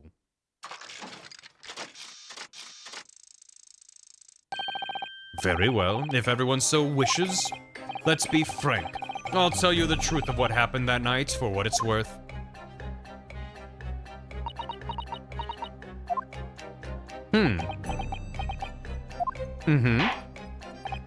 So, Mr. Drebber, your testimony, please, about the events of that night 10 years ago. How much is a machine, you think? I think 0. I think he's gonna have a breakdown where all of his machine parts blow up and he's just a normal dude. That's my prediction. You will tell the court exactly what you stumbled across in Lowgate Cemetery. Yeah, the stenographer has a button that's just an ellipses. Of course, as you wish. War criminal princess, what a phrase. Witness testimony. In the cemetery 10 years earlier. Yeah, he's just really good at breakdancing. He's inventing it right now. The reason I was in Lowgate Cemetery at all 10 years ago was for a spot of moonlighting, shall we say. The illustration of that newspaper article was based on what I witnessed that night. But thinking back now, I realized that I never actually saw the professor. Soon afterwards, I was visited by a young woman who sculpted a model of me from wax. Then I gave up on my dream of becoming a scientist, and it was all because of that newspaper article. Oh. Final Fantasy 14 characters. Wait a minute. You're claiming you didn't actually see the professor? Of course. You'd have to have a screw loose if you believed the corpse could come back from the dead. But, so you're saying this article is not worth the paper it's printed on? I think that would describe it perfectly, yes. But if the details in the article aren't true, it nullifies your arguments for why Mr. Drebber and Dr. Scythe would have been working together. So he's discrediting himself to cripple my argument. Tell me, witness, you claim to have been in the cemetery on some auxiliary business. Can you elaborate? That's right. Grave robbing, to be precise. As you know, Lowgate Cemetery is at the rear of Barclay Prison, the hams of the facility. So among students at the university, it had a reputation for being haunted by the ghosts of condemned convicts. Grave robbing, you say? Yes, exhuming fresh corpses to sell is reasonably lucrative. Of course, I never laid a finger on any valuables buried with the dead, just the bodies. So you were one of the so-called resurrectionists, a particularly unpleasant scourge on society. Thanks, Azul. I'm innocent of this crime and I approve. You see a star when I took part in a bit of late-night grave robbing. There's a lot of that in this game, across the board. I'm innocent. Because I did these other crimes earlier. My alibi is that I was busy doing these other crimes. Actually, my fellows and I went by another name, the Repurposers. That is quite beyond the pale. You would invite divine retribution, sir? Yes, well, I think I suffered retribution enough. The Daily Circus eventually unearthed my name and put it to print. It caused me a great many headaches. In the end, I had to leave the university. That was the only paper with the bad grace to identify me unambiguously, I might add. I see. Is it the Daily Piccadilly Circus? Out of interest, who drew the illustration for this article? Yes, that was the reporter who exposed me. Oh, he sketched that right in front of me as I described the scene. Obviously, as time ticked on, I bitterly regretted what I'd done. Claiming to have seen something I never truly saw. Foolish, very foolish. Remember this case was Funny Bohemian Balloon Boys? I miss the little German boy. I hope he comes back. Well, counsel for the defense, you may proceed to the cross-examination now. At once, my lord. Oh my god, this story is full of bullshit. In the cemetery 10 years earlier. The reason was for a spot of moonlighting. By moonlighting, you mean grave robbing. The halcyon days of little German boy. Surely you only need to look at the graveyard scene in my appearance to gauge the answer to that. We good? The lantern and spade. It's really more of a shovel. But who on earth would want to buy a dead body? Any major hospital. A hospital? In order to better understand the human body, the study of anatomy is crucial to medical science. But there isn't a hospital in the world that has enough specimens to work with. Though obviously they can't openly express an interest in obtaining more by dubious means. As aspiring scientists, we young research students had no money to work with, as I'm sure you can imagine. So we made surreptitious arrangements with hospital via some of our medical student acquaintances. We would never take anything of value from the graves. This was all for the furtherance of science, you see. That's what we all told ourselves every time we stole into the graveyard at night, spade in hand. It's more of a shovel, really. You realize body snatching is a serious crime. If you were caught, you could expect the gravest of consequences. We students were caught between the hammer and the anvil. We needed funds for research. Professor Hairbrain said exactly the same. Real practice at the same time. Oh yeah. I'm quite speechless at the apparent levity with which you've revealed this abhorrent behavior. Well, if you wanted to know why I was there at Lowgate Cemetery, that's the reason. I never expected it to end the way it did. That I regret to this day. The illustration of the newspaper article was based on what I witnessed that night. Hold it! Oh, I assure you it was based. The strange happening at Lowgate, which you now deny. Not entirely. I ran to fetch the police at the time, you know. I was shaking like a leaf. But they didn't believe a word of it. In fact, I was very nearly arrested myself. So you went to the papers instead. I started big with the London News, but unsurprisingly, they didn't want to know either. In the end, though, it was reporters from the gossip rags, the gutter press, that came to get my story. And it spread like the plague through the capital, as gossip-hungry Londoners lapped up the tale. The story was in every single paper at the time, with the exception of some broadsheets. And yet only 2 or 3 of them actually interviewed me personally. Most of the accounts turned out to be very interpretive ghost stories. What about the article in the Daily Circus? That particular journalist found me at my dormitory. I don't know how, but he discovered my name. So I recounted to him exactly what had happened that night. Bah. And from your description, he drew this illustration? Precisely. That's how I learned that the condemned man was the infamous professor. Because the reporter told me so. I had no idea myself, you see. Newspaper reporters are wont to snoop around in matters that don't concern them. That's literally what the profession's about. So the scene portrayed in the illustration is accurate then? Well... Thinking back now, I realized I never actually saw the professor at all, though. Hold it! Their designs play off each other, mechanical versus organic, black suit versus white suit, monocle without. The shared motifs, Trevor's coping like a rib cage, starts to have skull and crossbones head, white hair, white eyes, metallic accessories, color scheme. No connection, but signs are deeply intertwined. What are you talking about? I think I explained already, didn't I?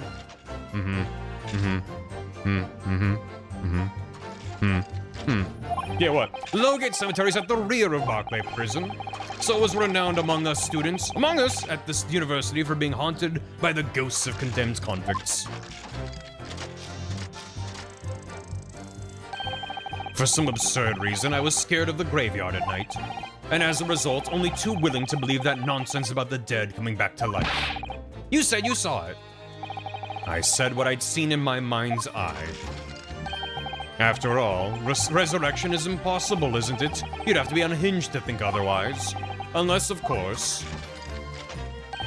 you have some evidence that proves I encountered the professor that night.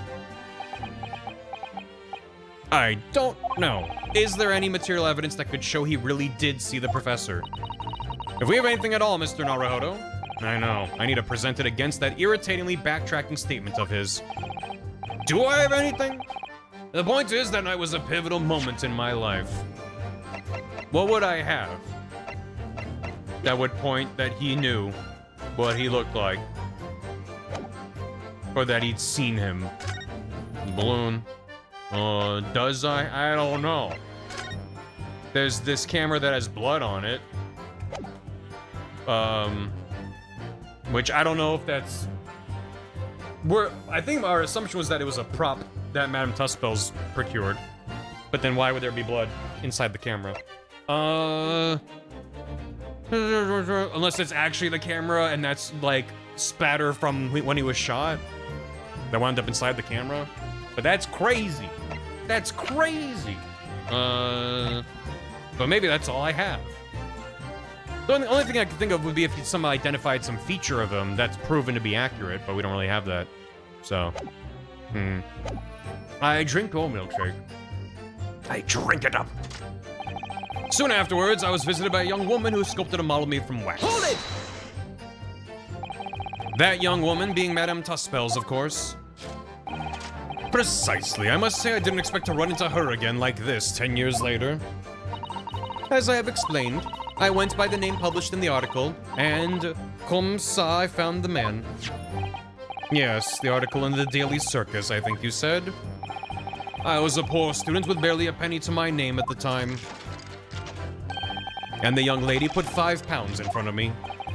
So you readily consented to having a waxwork of yourself made, and gave permission for it to be put on display. I did. I should sell what little I had to sell, I concluded. Ah, oui. I remember now. I purchased something else from you that day, n'est-ce pas?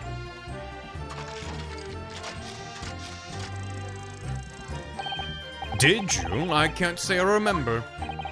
What was it, madame? His camera. There it is. Okay. Ah. Oh yes, I made a point of taking it with me whenever I made an excursion into any cemetery. You took a camera with you, sir? To what end? To record the details of the bodies I disinterred. But I had no intention of ever visiting a graveyard again after that night, so I sold it. I see. But I still have it, monsieur. It is part of the special exhibit in my House of Horrors. I'm very meticulous about such details. It is the Tussbell's way. It would seem, then, that this is the very camera Mr. Drebber took with him to Lowgate Cemetery on the night in question. It was either that, or it's a prop, but it has blood because something else happened at the scene of the fictional reenactment. So, this works. Interesting. Updated camera report. Then I gave up on my dream of becoming a scientist. Hold it! Good. This article, you mean, published in the Daily Circus? Yes, somebody informed the dean that it was my name that appeared in the article. And carelessly let slip that night after night, I was digging up graves, hardly a model student, you might say. And the university's reputation was execrably defiled, and I was expelled as a result. Mon Dieu, I had no idea. And having been run out of university, you found employment in a somewhat specialist trade. You combined your knowledge of science with knowledge of stage magic to create various experimental machines intended to demonstrate never-before-seen technology. Someone. When was the photographer's flash invented?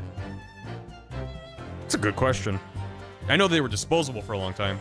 It was like a one-off bulb that would shatter. And you use those deceptive machines to trick the government and private investors into giving you money. Inexorably. Indubitably. Professor Albert Hairbrain was just your latest victim, wasn't he? Whatever are you talking about? I have no recollection of doing anything of the sort. In the late 1800s. With flash powder, gotcha. Like a camera flash. Because he was going into graveyards at night, so if he had a flash, that would make sense. What's Trevor up to? Why would he suddenly change his tune and recant his claim? Perhaps it's because his circumstances have changed. What circumstances? Well, if he admits to having seen the professor emerging alive from his grave 10 years ago, it will expose a secret in Dr. Scythe's past that she would desperately want to hide. Of course, if Drebber and Dr. Scythe are working together now, and if Drebber were to betray her, there would be no reason for her to continue to cooperate. In that case, there's only one way around it. I'll have to prove he really did see it. Prove he did see the professor's corpse coming back from the dead, as he originally claimed. Yes, exactly. Love when she reads all that internal monologue. Hold it! Real quick, just out of curiosity. I want to try pressing the other witnesses. Oops. Oops. What do you think about that? I don't always do this, but sometimes I'm just kind of curious. Mr. Drebber, is there something wrong? Mr. Drebber?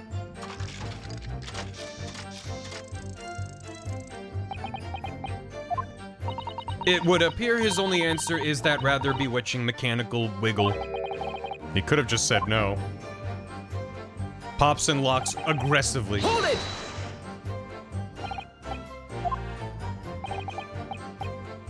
Excuse me. Wiggles mechanically. Dr. Scythe. What? You were clearly just lost in thought about something. Your jet black Japanese hair. Pardon? It made me wonder if perhaps your head was filled with equally jet black Indian ink. And that the only way to know for sure would be to cut your head open and see. That's what I was thinking. Alright. Mental note in black Sumi ink. Never pursue Dr. Scythe again. Mr. Naruhodo, you mustn't be intimidated. Oh. Hold it! And then, well, I'm increasingly regretting doing this. You. Excuse me. Plus 20. Madam Tuspels. Oui. Is there something about that last statement that you'd like to remark on? I am afraid to say that I am rather whimsical at heart. What the fuck does that mean? Oh, really? So when something bothers me, I pour hot wax over it first and think about it afterwards. Oh, the whimsy. Yeah, the whimsy. Whimsical and girly pop. And the boiling kettle of wax. Perhaps a less deadly approach might be worth considering. Go on. Get in. Anyway, I think it was this I was gonna... That's where he says I didn't see him. God forbid a girl have whimsy in her heart. Never saw the professor. Is that true? Then explain this. Objection. Oh. Surely something about that last statement seems odd, doesn't it?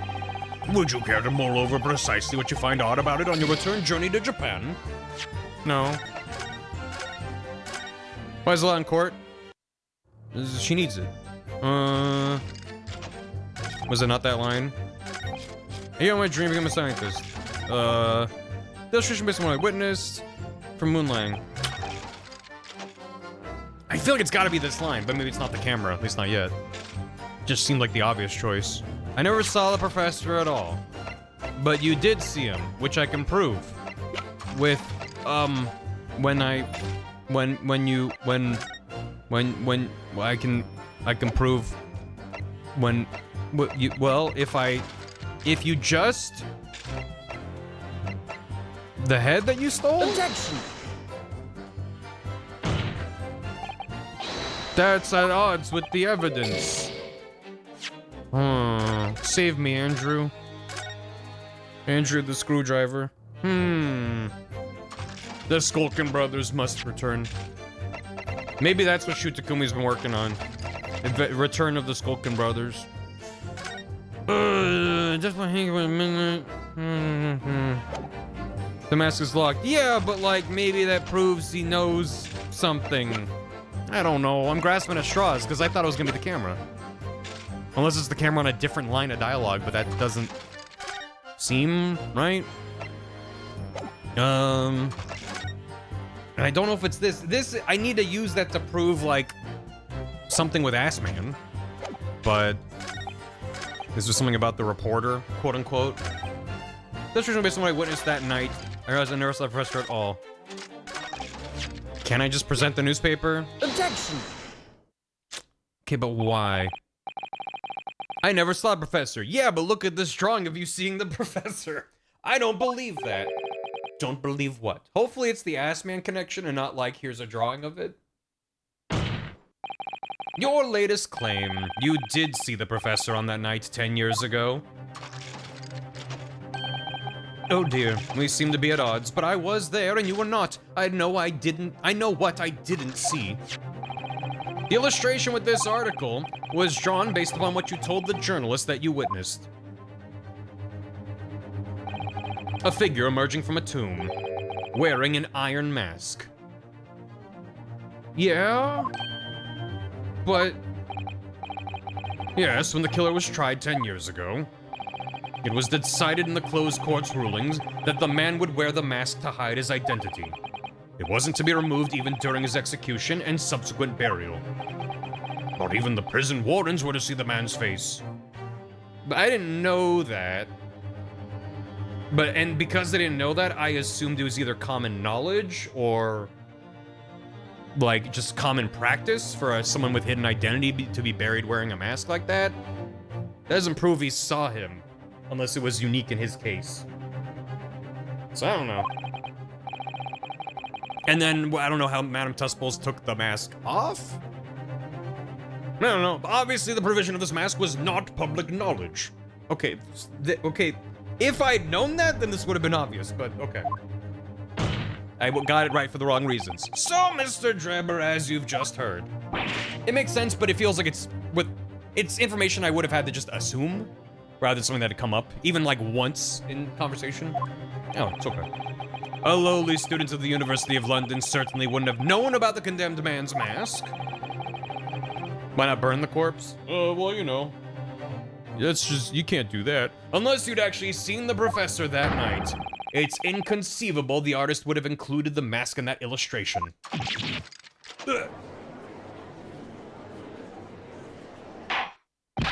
Order! Well, Mr. Drebber. Too much paperwork. It's a vile scene, isn't it? If you look closely. And as I've already been at pains to point out, I was utterly petrified, which is why I had it in my head that I'd seen such a blood-curdling sight. But afterwards, I came to my senses and realized that I'd been mistaken. You're still saying you didn't see it. I look up at that one. Yeah, I'm glad I got it right for the wrong reasons, because I would have been stumped on that for a long time. If you're stubbornly sticking to that story, witness, then amend your testimony to explain exactly how you think your eyes deceived you. Of course. Only too happy to oblige. I can't believe he's still not going to concede the point. I mean, I can. He has every reason to hide the truth, as we pointed out. What I in fact witnessed was a fellow grave robber at work. Hold it! You saw Madame Tussballs? A fellow grave robber? What are you talking about? Well, I wasn't the only one busy in the cemetery that night, you know. Other body snatchers were at work. Of course, when I saw one emerging from the hole he dug, my heart very nearly stopped. So that's the terrifying sight I actually saw, you see. He saw Dampy's hams. Any Dan subs, please. I need you. For visual reference, what did he see that night? Did he see the dumping? You're claiming it was just another student? Yes! Because I dumping. You're claiming it was just another student on equally insalubrious business as yourself? There, that's what I saw that night. The terrible sight. Many of the medical students would wear metal masks to protect them from bacteria during dissections. Ooh, hey, Shiv.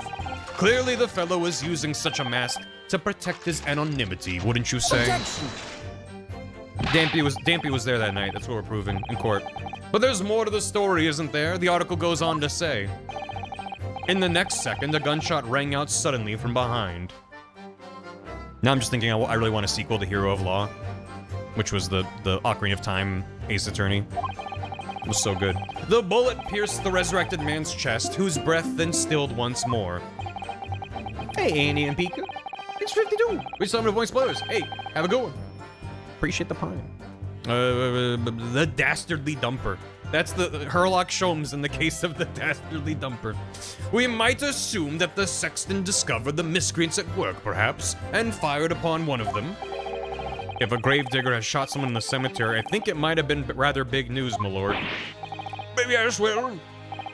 I can only assume it was an embellishment bolted on. Strange. What was her voice there? Oh, that was very strange. I can only assume it's an embellishment bolted on later by the reporter. An embellishment? French! Ah, the French. As I explained earlier, most of what the papers published about those events was fabricated nonsense. Now, I know that she's French. It was just like the tone of her voice. It was weird. The journalist had a great time fashioning it into a horrifying ghost story. So now you're saying there was no gunshot? That's right, yes, I'm afraid so. I mistakenly thought I'd seen a corpse coming back to life and then fled the scene. That's really all that happened. So there's words of his own. Hold it! We'll go back to this. I just like to see it through before we go off on a tangent. Yelling French through a 3DS mic. Objection!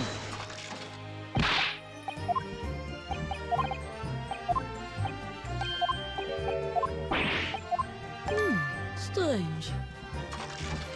It sounds like she's saying strange, but Excuse me! what's going on? Madam Tuspels, don't take it out on Mr. Sholmes. I think she is. Oh. Strange. Oh la la, pardon. I was lost in my thoughts. Would it be fair to say that Mr. Drebber's last remark was significant to you in some way? I thought it was a little strange, that's all. Oh, how Monsieur Drebber could claim this now. If you don't mind me saying, madame, what are you talking about? Well, when I met you 10 years ago at your university dormitory, you recounted to me about your adventures in the cemetery, non? Including the gunshot. Stop.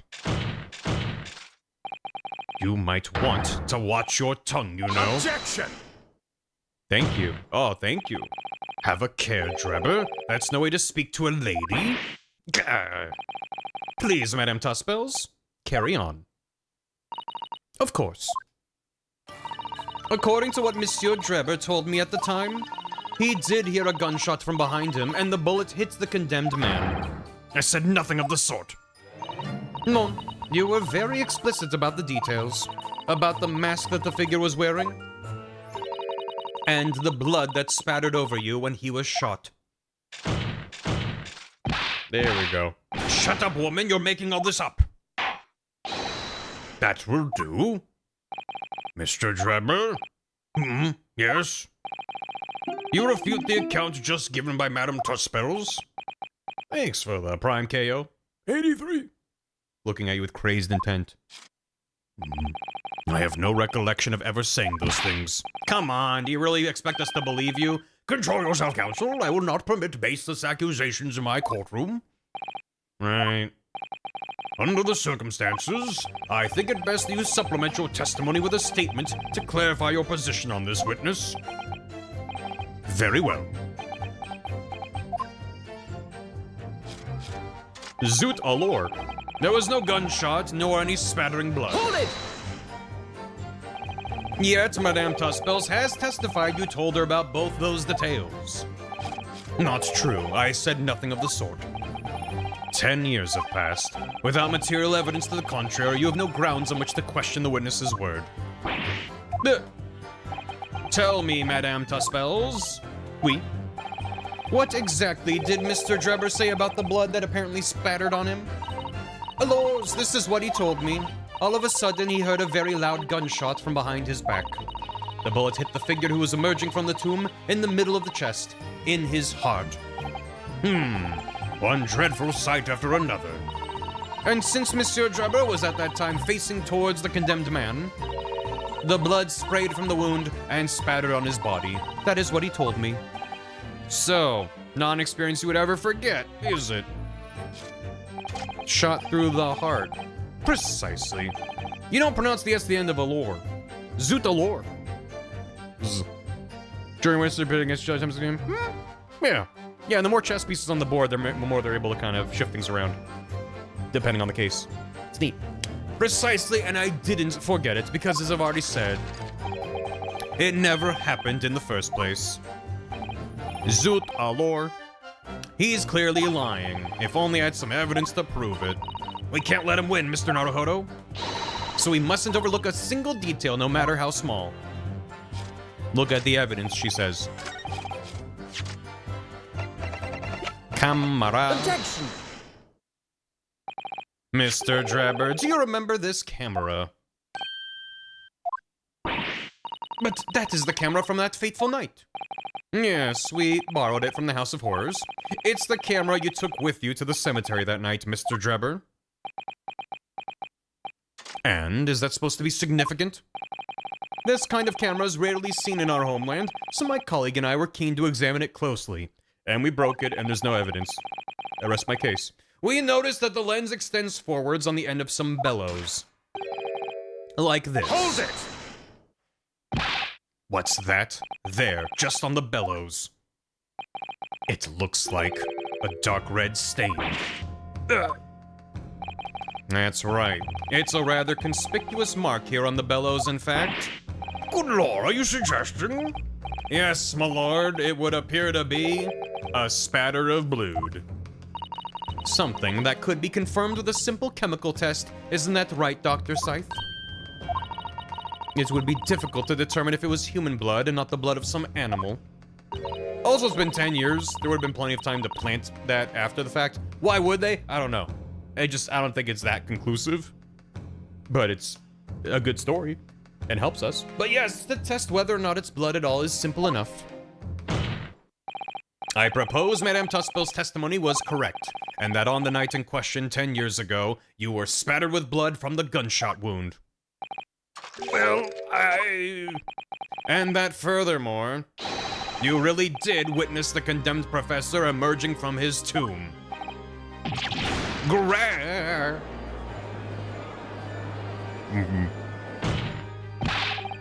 It's not in the laws of evidence. Don't worry about it. There's simply no way you could have forgotten such a traumatic experience.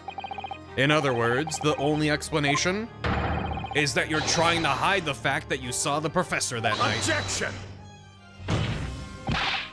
But why? Why would he want to do that? Well, not for his own gain, it would seem. For whose, then? Who could benefit? Mr. Drebber is obviously lying in order to protect somebody. My goodness, is he shielding someone? Looking directly towards no one in particular. Yes, my lord, and clearly it's someone who doesn't want the truth about the professor coming back to life to be exposed. Well, counsel, who is it then? Oh my god, Who is this witness trying to protect by lying about what he saw that night? probably Sholmes. Take that! It's probably Sholmes. The obvious answer is Dr. Scythe. Scythe? Whatever do you mean? Imagine if the convict who had been sentenced to death was not, in fact, killed. Imagine if that was to come to light. What are you insinuating? And imagine if the convict in question was the country's most hated mass murderer. If it was the professor. That would be an unprecedented scandal. Objection! This is beyond a joke. Need I point out that the dead cannot come back to life? What you're suggesting would mean that the execution never actually happened. Or was like botched somehow. Sometimes it doesn't take. If you've read any accounts about it, it's traumatizing as fuck. That's exactly what it would mean. Objection! Didn't happen. Nothing ever happens. Once a man is sent to the gallows, he hangs. No one could escape, not in Great Britain. And people have survived hangings, and it sucks if you read any accounts about it. Objection! At least immediately. Yeah, it can lead to a more prolonged death instead of an immediate death. Which, again, sucks real bad. Or it was all a lie. There was no professor. But the fact is, there was a witness to the fact that the man did escape his hanging. If that were really true, Counselor, the implications of misconduct would not stop at the supervising coroner. It would taint the honor of the entire judiciary from the ground up. Yep. It is hilarious that this is his first case back. After Lord Strongheart's like, all right, I think you learned your lesson. He's just immediately burn it all down. It's exactly because of these monumental repercussions. Big and strong. It's true. You know, the execution was excellently botched, and that's totally affect the coroner declaring them dead as exactly. Yeah. What did she have to gain? So, I don't know. That Dr. Scythe would consent to any demand made of her by someone who threatened to expose the secret. Even if that meant being complicit in a crime. This is why he's a false information, not the secret thing. Was he? I thought it was because of the secrets thing. Oh. I did forget. You mean... I mean that Dr. Scythe wasn't collaborating in Mr. Drebber's wicked scheme. She was coerced into collaborating in order to protect her decade-old secret. She switched the dead body of Mr. Asman with the waxwork model and fabricated the autopsy report. Wax swap. Hams swap. All the foot is back.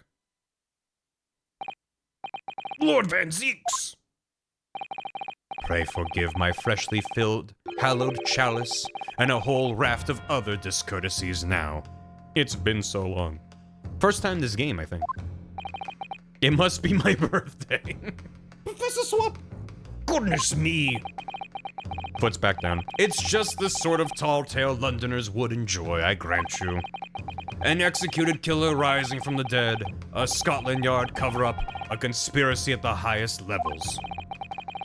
Judge West will deal with the consequences of the McGill conviction later today. Right, that's what I thought, but it's been a while. Let me ask you one thing. What's that? If the condemned man really did emerge from his tomb that night only to be shot in the chest, who pulled the trigger and disposed of him forever? Well, I have no idea at the moment. We have too little information to work that out at present, I think. Thanks, Fiendish Auburn. Give to sub to Mubat. Mubat can point. Thank you. I couldn't agree more. The Old Bailey is no place for wild fantasies.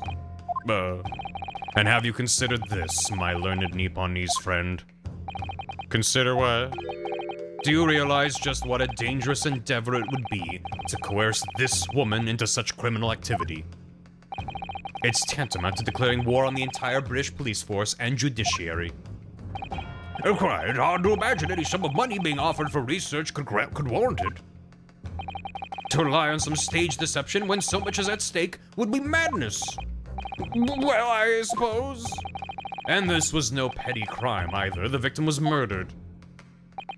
A man who'd already invested money into the venture and would be instrumental in future profits too. Yes, I had no reason to kill Mr. Assman at all. Or are you forgetting that his death results in me receiving not a single penny? Maybe he wasn't supposed to die? The court is already aware of the contract between myself and the victim, no?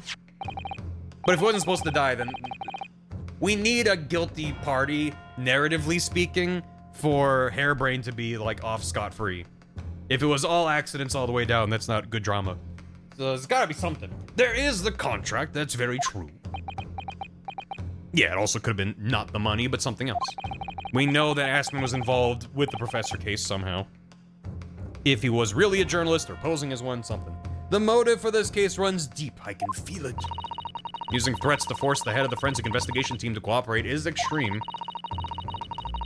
Accents all the way down. Yeah, baby. It's always about the money, Spider-Man. Spider-Man is involved, especially for a government grant he had no guarantee of receiving in the first place. If the research grant was the aim, taking Assman's life would have made no sense anyway. Which means Mr. Drebber's motive wasn't money at all. He was just trying to kill Mr. Assman. But why? What was his motive then? Your time is up, my learned friend.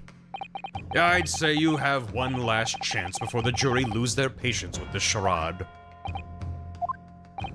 Let's see if you can back up your heady proposal, shall we?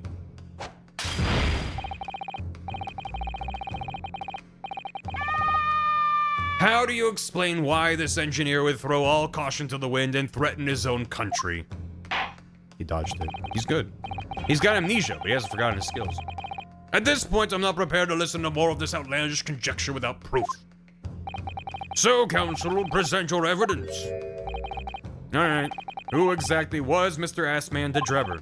There's a connection there that no one's seen yet, and I'm gonna have to present 2 pieces of evidence to show what it is. 2? Ain't no way. 2?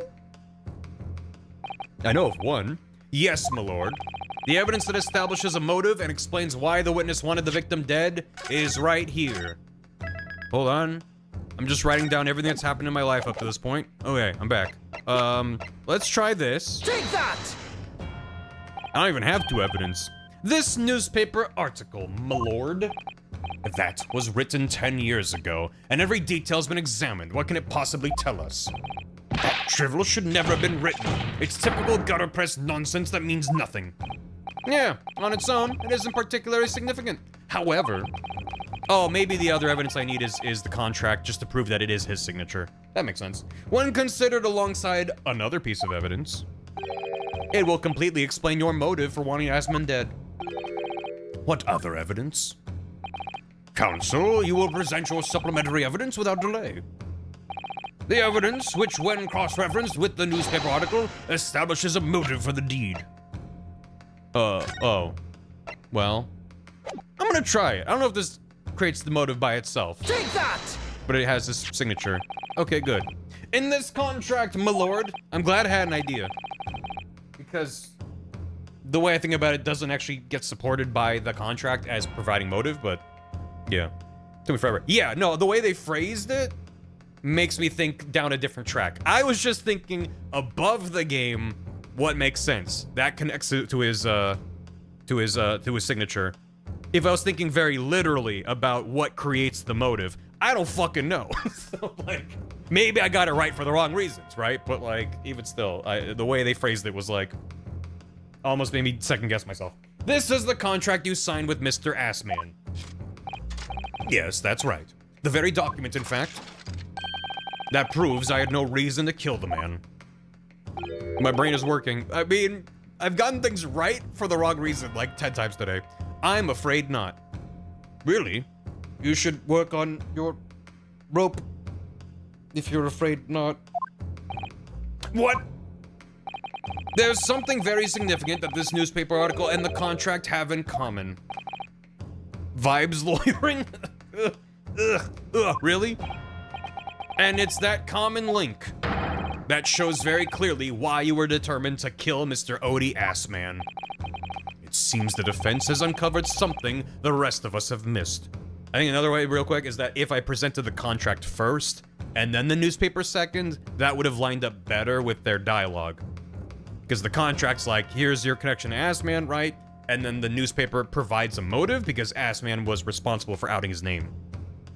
The way that I did it, it makes less sense to be like, here's the supporting evidence, when it's more like this reinforces it, but it's fine. It seems the defense has uncovered something the rest of us have missed. Chat said it's odious, man. I was thinking maybe it's like Ideas Man, but that was before I knew he was kind of just the financier and plotter. I thought he was like involved in the science somehow, which Ideas Man would be kind of fun. But yeah, odious ass man. So my learned friend, point out what these 2 pieces of evidence have in common. Where exactly is the link between this newspaper article and the contract? Well, the zombie, naturally. Take that! I present to the court the song by the Cranberries. What these 2 pieces of evidence have in common? is a signature. A signature? The signature on the illustration that accompanies the 10-year-old article and the signature on the contract belong to the same person. So I was 100% right, but the way they phrased the question made me think I was wrong. That's just... I don't know if I can blame the localization, or maybe the original also is just kind of weirdly phrased, but we got it. And I'm glad. Ugh. As the court has heard, this illustration was drawn 10 years ago. Ace Attorney, baby, yeah. But then by the newspaper reporter who found Mr. Drebber and interviewed him about his ordeal. Ever. Wiggle in both hands. 99 months. I got 99 months and 99 months and a poo brain ant 1. Maybe. In your head. Zombie. If you look closely, the signature can be seen in the bottom right corner of the drawing. And if you look at the contract here, which was signed between the witness and the victim last year, you can clearly see Assman's signature at the bottom. Let me see now. Good lord, yes. They're identical. In short, the journalist who drew the illustration and wrote the article published about Mr. Drebber 10 years ago was the victim of this case, Mr. Odie Assman. Can we just figure it out? I mean, I'm assuming you noticed the signature was Odie Assman's. In which case, it's often just the question is, when do I present this? You sometimes have to kind of meta game the game when it's like, what the fuck do they want from me? Which one of these 5 different things? And I just thought there were like 2 pieces of evidence, and I was like, what the fuck do I have 2? That's the only 2 I could think of that reinforced each other. I did not see that shit. Fair enough. If you got this newspaper and didn't notice the signature, then that's fair. It was the first thing that it's got this like gap around it. It's like very blatant. I mean, there's this cool drawing, right? But like I was just like, oh, immediately locked into that. So yeah, the drawing's eye-catching, but I just it seemed significant for it to have a big signature, and I immediately identified it as the same. It says Assman. Like, they could have made it his signature more of like a blob that you would have to kind of compare to make sure it was his. It seemed very explicit to me. It's fine. I don't know. Again, for every 20 things I miss, I'm allowed a thing that I notice. So, maybe. Or, yeah, I was thinking if anyone played it on like the 3DS, although I don't know if it released the 3DS in the West, but maybe just it was crunchier. Anyway, that's fair. Obviously, it's a little bit different. Yeah, I mean, for the sake of the video game, it's literally identical. There you go. It also when I got this, I was like, the fact that they're signed is probably important. It would have just had their names, but the fact that they're drawn out as like a texture seemed important, so they did not. Right. Yeah, it only released with the collection. Neither game did, which is crazy, because they're solid. But I understand Capcom being like, localizing that's tough. It's very much of the perspective of like Japanese people in England at this specific time. Like, they did a really good job, but holy shit, that must have been a challenge to localize. Explain to the court why. Why would that constitute a motive for the witness to murder Assman? This contract's stupid as hell. I mean, it's pretty good. Well, if you think back. First game sold abysmally. Really? I know people mentioned that like they had to kind of reduce the budget for the second one. Investigations 2 I knew of, yeah. The second game didn't do well. The first reviewed poorly. Interesting. That's a bummer. You'll remember that Mr. Drebber talked about that article in his testimony. Which I guess that makes sense that they've done these collections kind of like... I think they've done a good job with these collections. The way they've spaced them out, the way they've produced them, packaged them up together. I think it's really given an opportunity for people like me to get into these other history games, which again, if they've sold well, bodes well for the potential future of the franchise. Yes, we'll see. It's good. It's good. Grave robbing. Making sure. I did not put together his motivation until nowish, but I knew that there was a connection there. Exhuming fresh corpses to sell is reasonably lucrative. That's quite beyond the pale. Yes, well, I suffered retribution enough. They didn't like I was part 1 of 2. That's fair. I could see that. I don't know. The Daily Circus eventually unearthed my name and put it in print. A great many headaches had to leave the university. I think part of why I didn't put together his motive is because I didn't know how much to believe that part of his testimony. If that was the reason he decided to leave, if it caused him that many headaches. Because I'm thinking maybe he and Odie Asman were in on it together as part of some other scheme, but this has just been 10 years of revenge? Like, I wasn't sure what to believe, so, yeah. We can walk with the question, this is... Well, I mean, it's only really recently that they've finished re-releasing all of them, so maybe that was part of their plans as well. I don't know. We'll see. I've been saying for, like, what, like a year, 2 years now, the joke that they're gonna announce a new Ace Attorney as soon as I'm caught up. And, like, that would be the craziest thing I could think. At the time, you were a student of the University of London who dreamt of becoming a scientist. Nia 37, oh, it would be cool. This single newspaper article changed your entire life. Saga 3, yeah, I mean, I'm gonna finish this thought, and then we're just gonna go back to focusing on the game. But yeah, I've been saying for a long time that, like, whatever Shu Takumi is cooking, if he's cooking, if he's relaxing on a beach, I'm happy for him. If he's still working in games, I just hope he's cooking something that makes him happy. Whether that's more Ace Attorney, whether it's another spin-off in the universe, whether it's a completely different game like Ghost Trick, whatever it is, I want more of his brain. Because that's what my journey through this franchise has been, and Ghost Trick. It's just like, holy shit, he has rapidly become one of my favorite game creators. And I just want more of whatever he's doing. So yeah. Rather new Ace Attorney, the new cast. Yeah, again, I don't need more of this cast. I mean, I'm not done with this game. We'll see how I feel by the end of it. I don't need more of this. I don't need more of Phoenix and Apollo. If he has an idea and wants to do more with them, great. If he has something new, whatever. I just want more of whatever he wants to do. And I'm hoping, my thought is that Capcom is in a position of strength. They've had a long string of hits. They've had bumbles and stumbles along the way, but Capcom's in a really good position right now. They've had a lot of franchises come back, a lot of franchises grow and do better. So I don't know their financial situation, but I'm assuming they're in a reasonably flush position where they're able to invest in some side projects.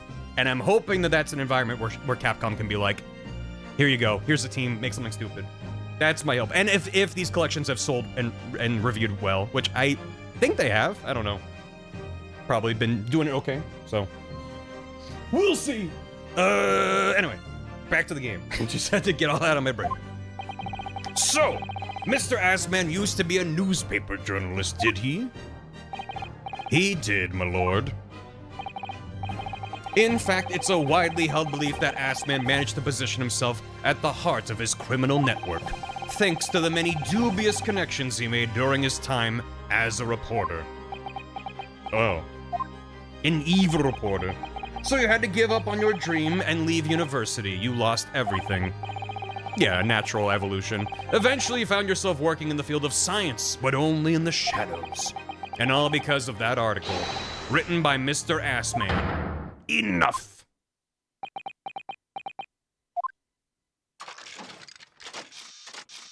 Excuse the discourtesy as I pop it and lock it in court. Stop this endless drivel about my life.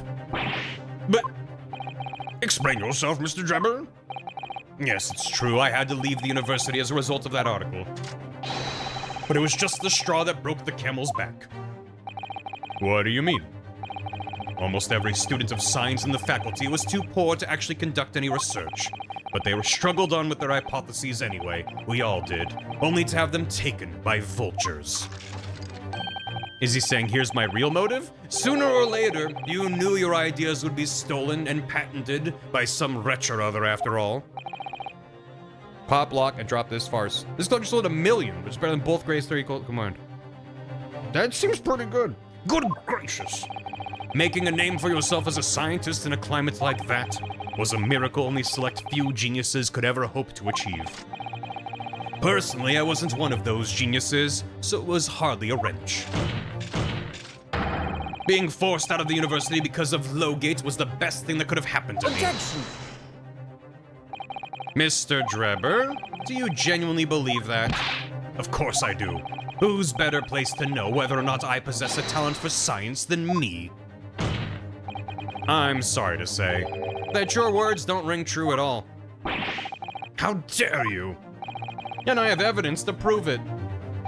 I have evidence that you need to have more self-respect, sir. How are you in a position to say anything to me? I don't know you from Adam. Fine, if you think you have evidence, go ahead, show it. What could you possibly have to disprove the idea that I was happy to leave university because I lacked talent? What do I have? Prove that that my opinion of myself should be higher. Okay, well, happy to leave university that I lack talent. This? Take that! A trophy? Do you remember this, Mr. Drebber? We found it at your workshop. This doesn't prove how he felt about it. I guess it proves that he was good at it. And that's kinda, yeah, okay. Here to cheat, have a trophy. Do you remember this, Mr. Drebber? We found it at your workshop. He kept it. It's true, he did keep it, though it was like on its side in his workshop, but that doesn't prove anything on its own. Is that a Royal Society trophy for excellence in science? What exactly is this trophy, Council? It's the greatest honor that can be bestowed on a young scientist, my lord. Why keep the trophy? Good point. Yes, Revolver Ocelot. There's no higher accolade. It recognizes emerging talent and promises a bright future. Good gracious. Your prospects for the future were excellent, weren't they, Mr. Drebber? Because even then, you were a genius in your field. But you lost everything. You had no more future. Your talents would go to waste. All as a result of this one newspaper article. I don't know when you realized who Mr. Assman was, but when it dawned on you that he was the same journalist who 10 years ago ruined your life, it's abundantly clear that you had no intention of forgiving the man.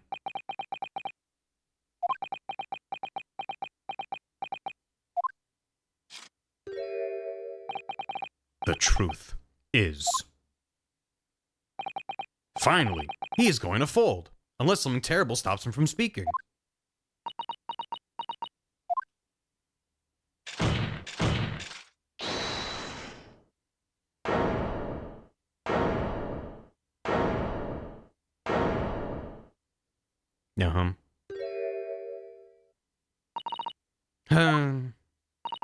Fine.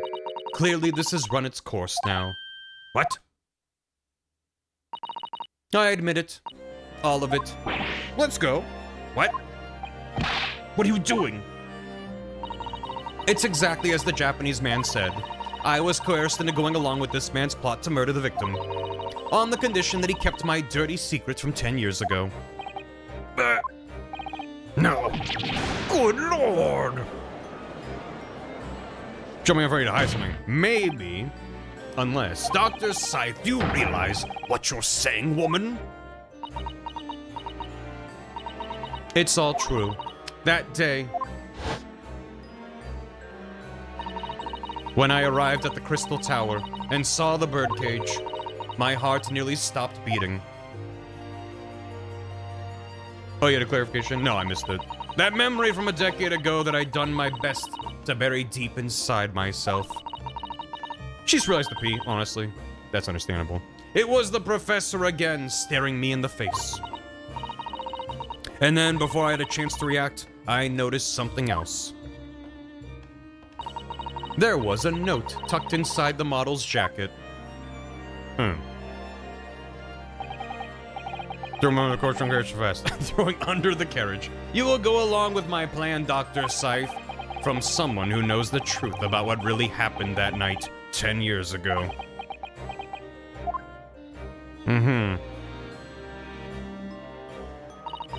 All the instructions were there in the note. Every detail was meticulously written out. I had no choice but to do what it said. I made the necessary alterations to the scene and fabricated the autopsy report as instructed. There was really no other choice. It had to be done to protect the judiciary. I can only apologize now. My bad, teehee. Bleh. Oops. That might work. Why on earth would you buckle now? Well, there's no point trying to hide it anymore, is there? I would have done anything to stop it coming out, even collaborate in a murder.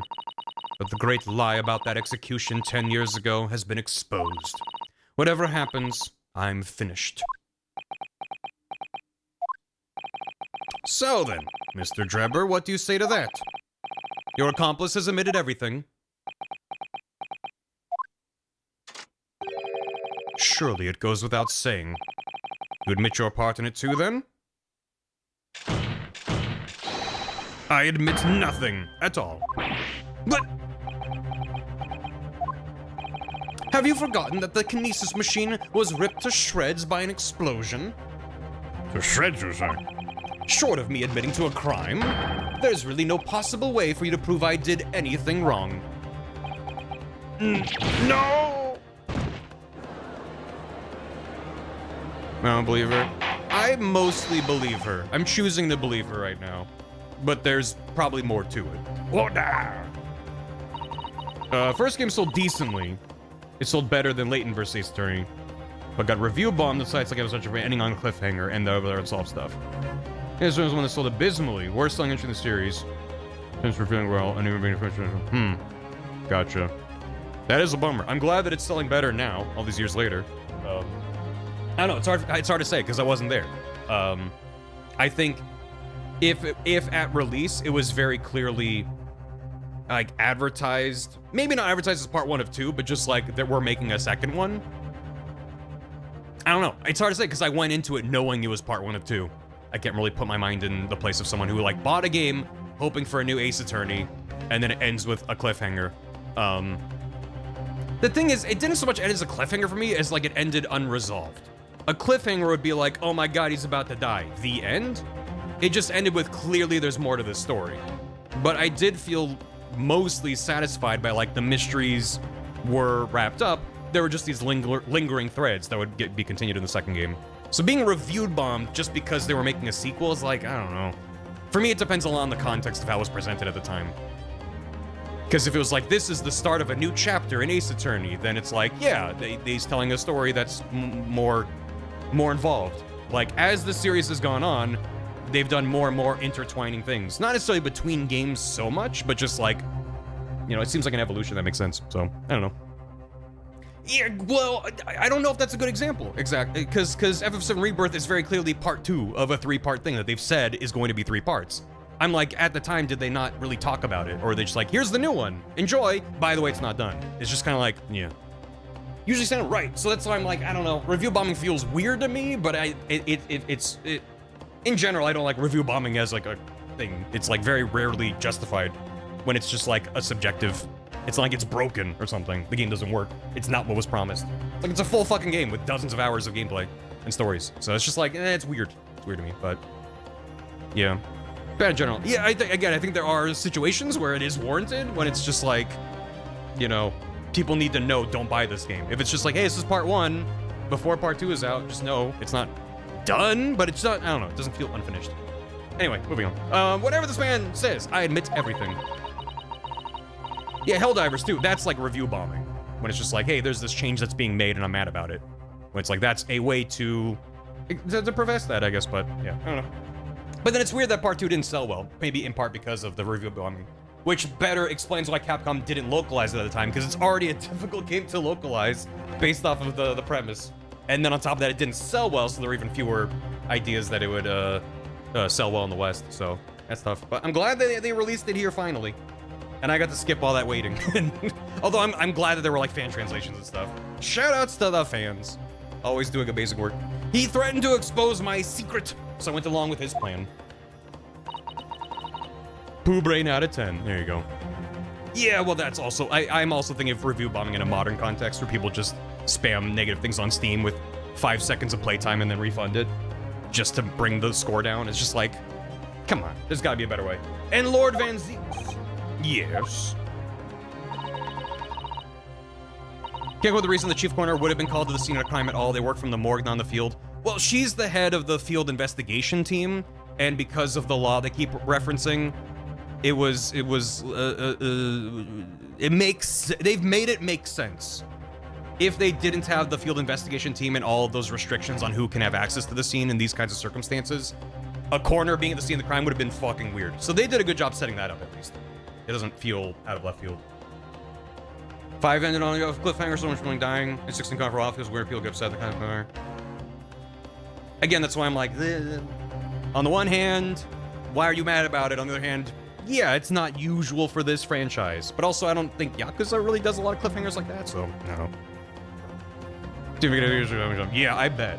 I hope you'll accept my apologies. What happens next is in your hands, of course. I want to have conversations about it because it's interesting, but also I want to play the video game. It's a good case. I have heard more than enough now. I hereby present the final findings of this court. Oh. This trial is not the proper forum in which to pursue the alleged wrongdoings of Mr. Drebber. The defendant is Professor Albert Harebrain. Oh my god, this judge is competent. What the fuck? Very true, and it slipped my mind. Isn't he one of your closest friends? As the court has heard, Dr. Scythe has admitted to the allegations brought by the defense, thereby absolving the defendant of any possible guilt. You mean... At the present time, it is the conclusion of this court that the defendant was not involved in any wrongdoing. Does the prosecution have any objection? This feels sudden, but like, cool. None, my lord. It feels fun that they got sidetracked in the game and I also got sidetracked in stream. Congratulations, Mr. Naruhodo! Unless someone yells objection right now. You've proven Professor Harebrain's innocence. Without further ado, the adjudication. Unless the prosecution or defense have any other matters to discuss. I'm late for my stories. I don't know. This doesn't feel quite right. Why did Dr. Scythe suddenly admit to it like that? Is the judge trying to cover up what happened 10 years ago because it implicates the entire judiciary? Is everything alright, Mr. Naruhodo? Like you said before, the way the trial is set to end now, the judge will certainly deliver a verdict of not guilty. But is that really what we want? What the defense should be pushing for now is... immediate adjudication. I want to see it. I want to see it. Innocent verdict. I'm good. I'll go home. The Harebrain's which meant to be a teen genius prodigy. Sholmes' advice comes to mind now. This was anticlimactic. That's a bad sign. If the judge gives his verdict now, Harebrain will be found not guilty, without doubt. Something troubling you? But it's probably nothing. In the antechamber, during the recess, I did give Mr. Sholmes my word, didn't I? I told him I'd pursue any doubts I had about the truth to the absolute last. I really wish one of the silhouettes behind Ryunosuke was Sholmes' silhouette. If you gave Sholmes your word, it most certainly isn't nothing. That was monologue, right? Yeah, that's internal. Thank you, Susato. And it means there's only one right answer here. Yes, you're right. I don't know why I was ever wavering. Objection! Him dancing, or just in the statue pose. The defense objects to the trial ending at this time, my lord. I beg your pardon? We demand one final testimony. Yeah. What? You want me? We got the not guilty and none of this is our job. Yeah, but you know, it's unsatisfying. You do realize I'm about to adjudicate in favor of your client, I presume? What are you playing at now, my Nipponese friend? Why would you want to obstruct the conclusion of the trial at this point? No defense lawyer in his right mind would do that. Well, Mr. Naruhodo, what exactly are you thinking? The truth, the whole truth, and a way to bring it all out into the open. Right. Yes, in hindsight. Ah, yes, one word of warning before I go. Murder mystery first, a game about loss somewhere between 3rd to 5th. It's mostly a game about murder mysteries followed by occasional cute animals showing up. And then somewhere underneath there is a law procedural. If in the course of the trial this afternoon you perceive even a shadow of doubt about the truth, don't let it out of your sight. Pursue it like a dog with a bone. Sholmes knows! to the bitter end, you understand? Do not falter, whatever may come to pass. Yowie first, cute animals second, murder mystery third, character development fourth, law procedural fifth. I'm sure Mr. Sholmes knew. He must have deduced that this would happen. Yes, I'm here in court to advocate for my client and to secure an acquittal. Obviously. But that's not all. I believe that I have a duty to the court to pursue the whole truth of the case until every last detail is laid bare. That's whenever the jury goes, oh, I was gonna go home. Ugh. And that is why the defense calls for further testimony from Dr. Scythe. Testimony from me? About what?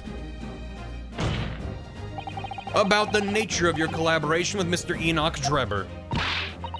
In case it's escaped your attention, I've already admitted to everything I did. The whole truth has already been revealed. So stop wasting everyone's time. As his lordship made very plain, your client will get the acquittal you wanted for him. There's simply no point protracting this business further with another tedious cross-examination. Objection!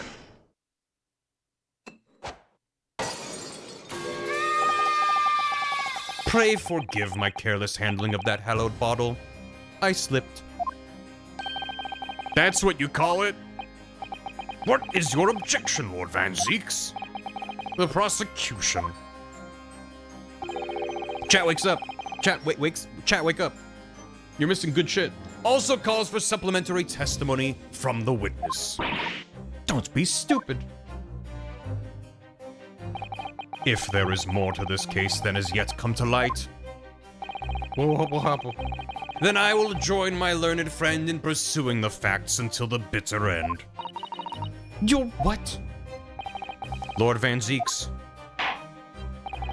This is most irregular, to say the least. However, as the prosecution also calls for it, I will uphold the request. Dr. Scythe, you will testify for the court, explaining the full extent of your involvement in the murder apparently committed by Mr. Drebber. Very well. Flashback to the judge being like, this is not the forum for this. I guess this is the forum for this. It all began at the scene, when I saw the waxwork and the note in the jacket. ED game over, they find Hairbrain guilty, by the way, tested for science. I was about to announce him innocent, but then you wasted my time, so now he's guilty. That's really good. The body of the victim, as indicated. Yeah.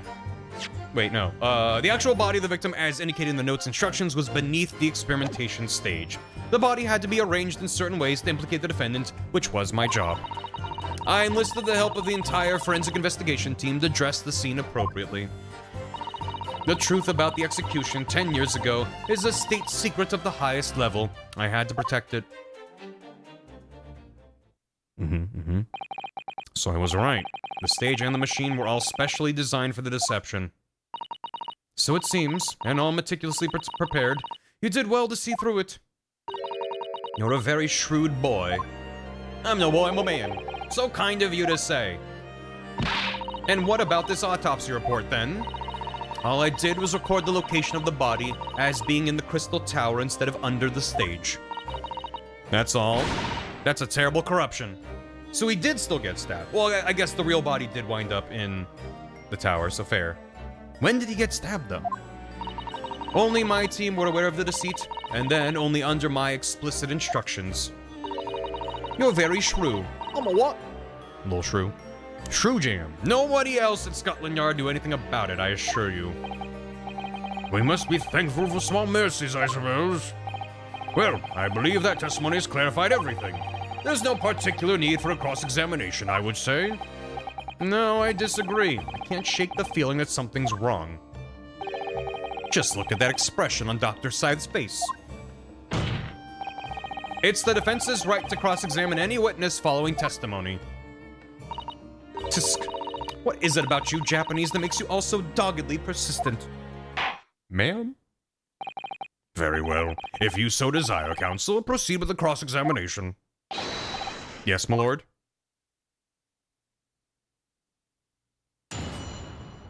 Cross-examination. The waxwork The waxwork treason and plot. It all began at the scene when I saw the waxwork and the note. Hold it! May I see that note? From what you described before, it sounds like the note was anonymous. Did you have any idea of who was behind it? There are very few people in the know about what really happened 10 years ago to start with. Where did Madame Tuspels go? But anyway, I never heard of this engineer. So no, I had no idea. Yet despite not knowing who was behind the plan, you went along with it. I had no choice. Protecting the professor's secrets was my only concern. Oh, she's off being French somewhere. But the horse is bolted now and the stable door will never shut again. Scotland Yard's reputation will be immeasurably damaged as a result of all this. Maybe she's back at her exhibit, touching up the professor exhibit. Thank you, Lord Van Zeeks. I'm well aware of that. I mostly ask because she has the goddamn key that I need for my dramatic reveal later. I need that. As I understand it, what you found in the birdcage was the waxwork model. Where then was the victim's body? I'll say if they don't open up that mask and the trial ends, I'll be like, what in the red herring? Why would she, what in the Chekhov's key? Why would she have the key with her? And be like, the model is a real mask of his face. Like, it has to. As I understand it, what you found in the birdcage was the waxwork model. Where then was the victim's body? The actual body of the victim, as indicated in the note, was beneath the stage. Hold it! Olive Green has it, yeah. Another mask. Oh, it's the fucking Metabots gif. It was Metabots, right? No, not Metabots. What am I thinking of? Was it... What's the fucking the mask that splits open and then he's wearing an identical mask underneath it? Bakugan? Was it Bakugan? No, not Bakugan.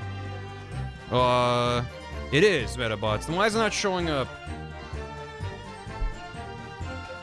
No, it is. It is Metabots. Where's the GIF? Hold on, maybe I have to search. This is worth it for anyone who hasn't seen it. I assure you this is worth it. Animated GIF search. Maybe reveal. I don't remember the character's name. I've never seen Metabots. Do I still have this saved on my computer? Shit, I don't think I do. No, I can't find it. Oh well. It is worth it. If someone's able to find it, the Metabots guy with his mask opening up. But Space Metafighter X and the Phantom Renegade? The Phantom Renegade? Is that him? That is such a long thing. GIF search. It's still not showing up for me. Wait! Is that it? It's not animated. Wait, it is! I found it. Oh my god. It was so buried. Here we go. I have to wait for it to loop. Wait. Here you go. Oh my god, his mask is opening up! And there it is. There it is. GIF of all time.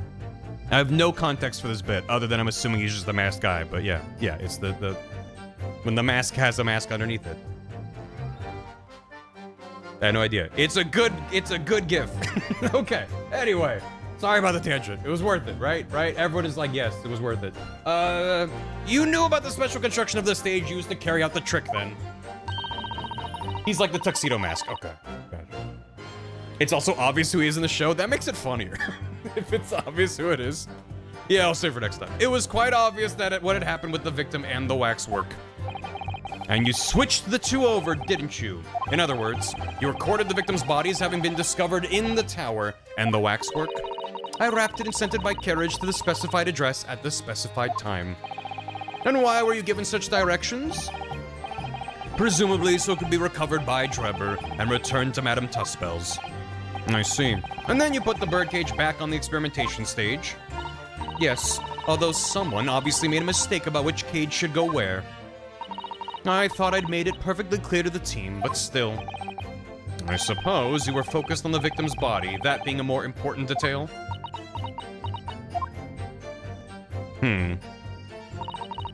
The body had to be arranged in certain ways to implicate the defendant, which was my job. Hold it! Bryan Cranston costume going. That, as a trope, it's just a good trope. When the person with the mask is like, haha, and they're the person with the mask. When you say arranged, I assume you mean with Andrew? Yes, the instructions in the engineer's note said something along the lines of fabricate some evidence to make it clear that Hairbrain alone could have killed Assman. So, you mean that was your doing?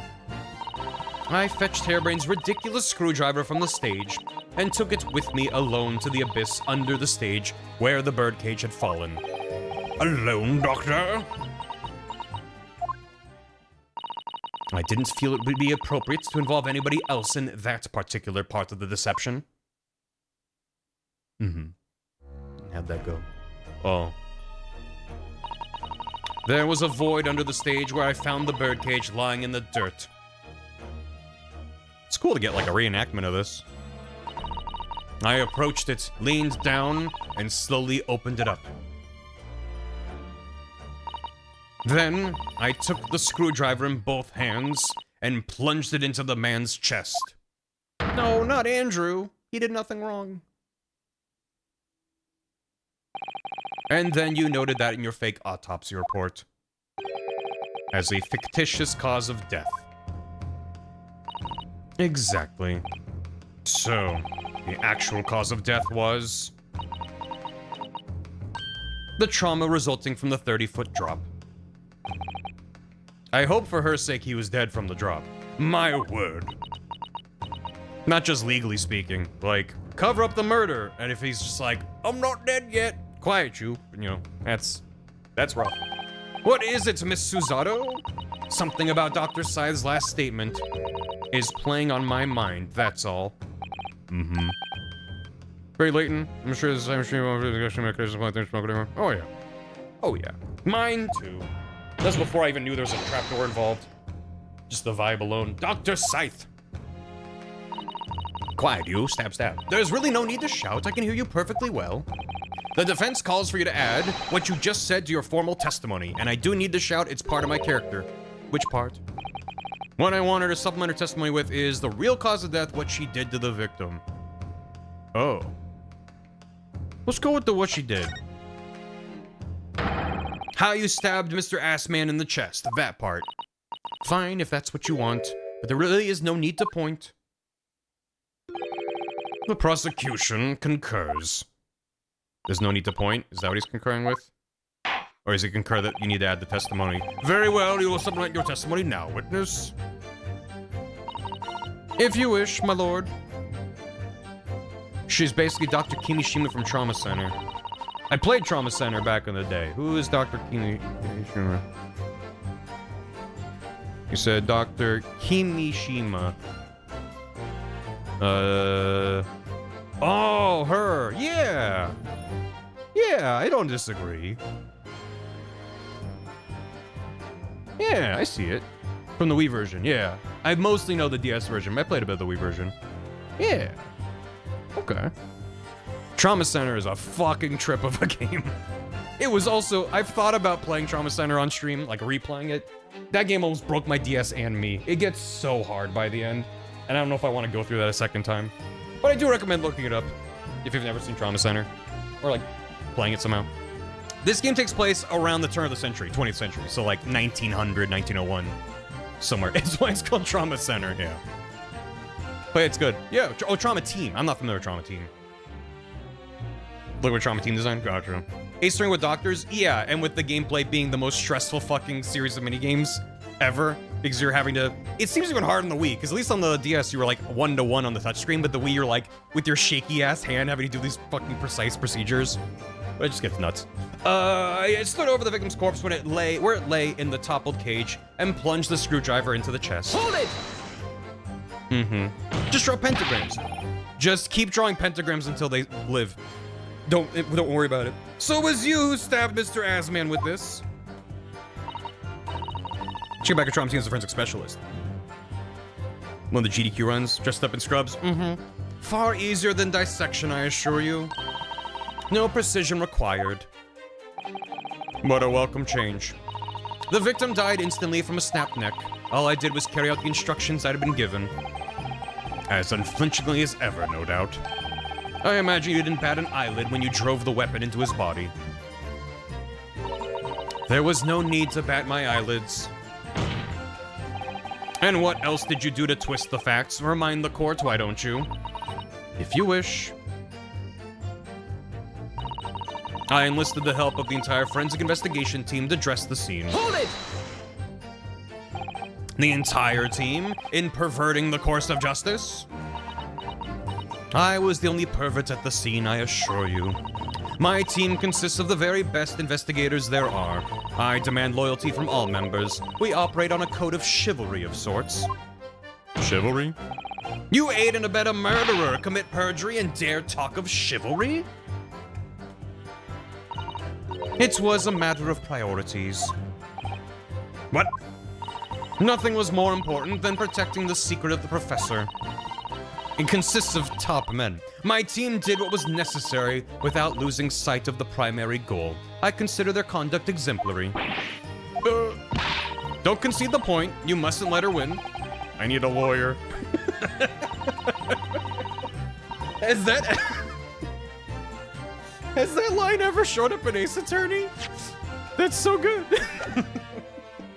The defense attorney going, oh my god, I need a lawyer with this witness. Like, god, that's so good. I'll take that silence as tacit acceptance. Can we move on? Oh god. The truth about the execution 10 years ago is a state secret. I had to protect it. Hold it! Karen said it before her breakdown, I think. But it has the defense attorney said it. I need an adult. At what cost? Faith in Scotland Yard's going to suffer a terrible blow as a result of this. And your precious secret is out now anyway. Yes, as you say. And I take full responsibility. Blow me down, Dr. Scythe. Surely there was some other way you could have protected the secret? She's like, you're being mean, and he's like, yeah, that's my job. That's pretty good. No, there really wasn't. I've done my utmost, believe me. In many ways, I respect your determination. Well, that's nice.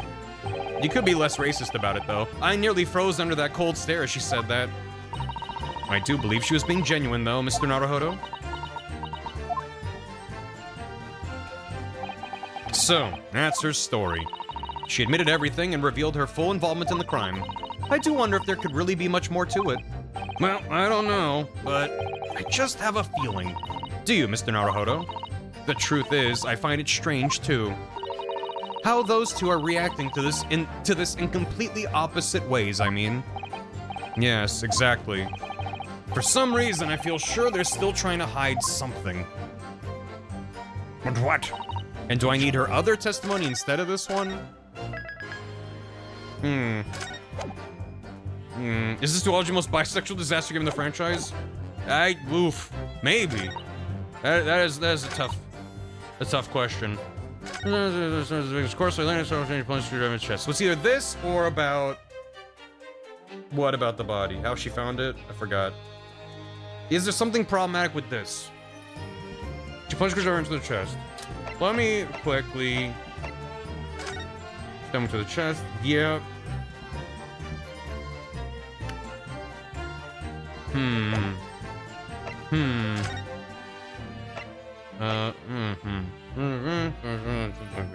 Yeah. Everyone in the chest appears to the heart inflicted by a sharp implement. Yeah. Broken vertebrae, like the result of antibiotics. Right. This is tricky. It feels tricky. SSX tricky. There's a case of very distinctive handle. Anything else about Andrew? Not really. Is there anything that she's lying about? I'm gonna go to the balloon, grabber, the bird cage, damage to the base. I mean, she must have opened up and gone in there. Yeah, I might need a hint, but not yet. This was found in the waxwork. Camera, trophy, the head. That's your report. This is a photograph.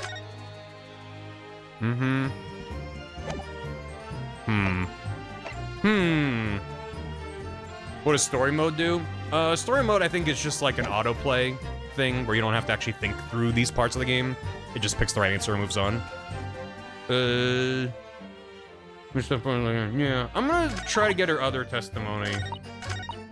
Hold it! Swap them out. I'm gonna do a testimony swap real quick. This one seemed more suspect, and it might be the right answer, but I gotta see what the other one is too. I just have to go through all this to find out.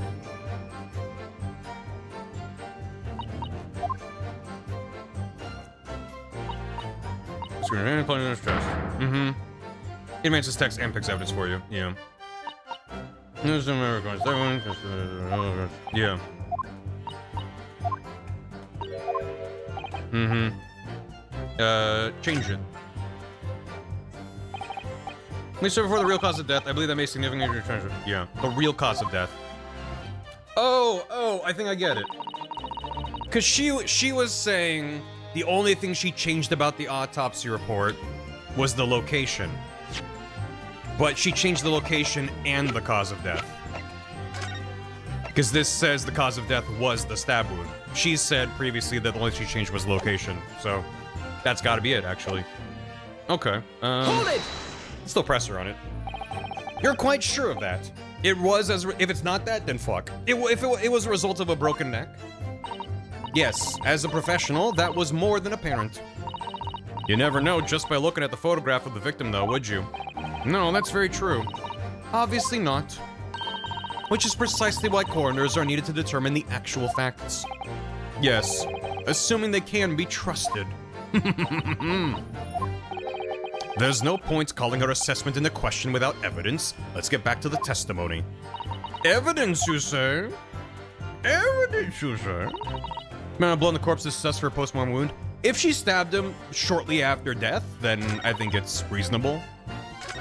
If it was hours later, then yeah, he probably, I don't know, the blood would be pooling and stuff. Coconuts! The actual cause of death? Oh, it was it though. Objection! Shit, it's not that? Oh no. I was like, wait, I got her. I don't got her? Oh no.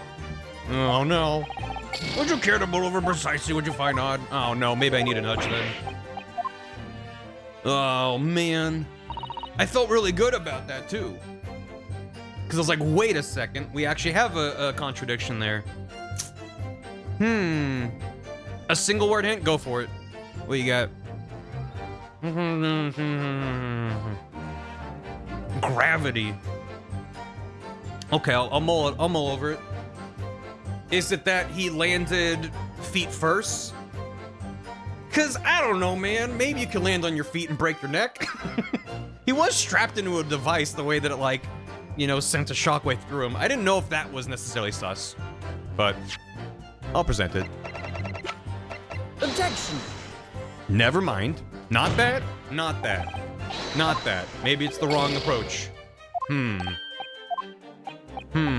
Hint Sandra Bullock.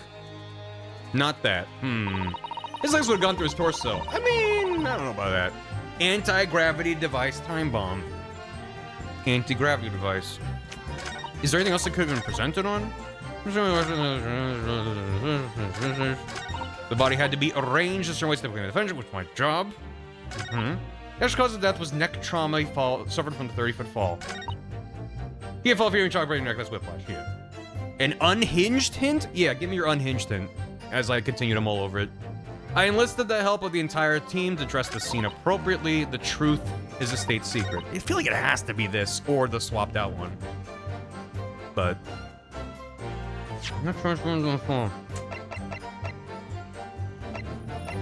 make believe that Assman did not have middies. Yeah, that doesn't help me at all. That made me more confused. He didn't have middies? He didn't have a chest to be stabbed? Is that what you're saying?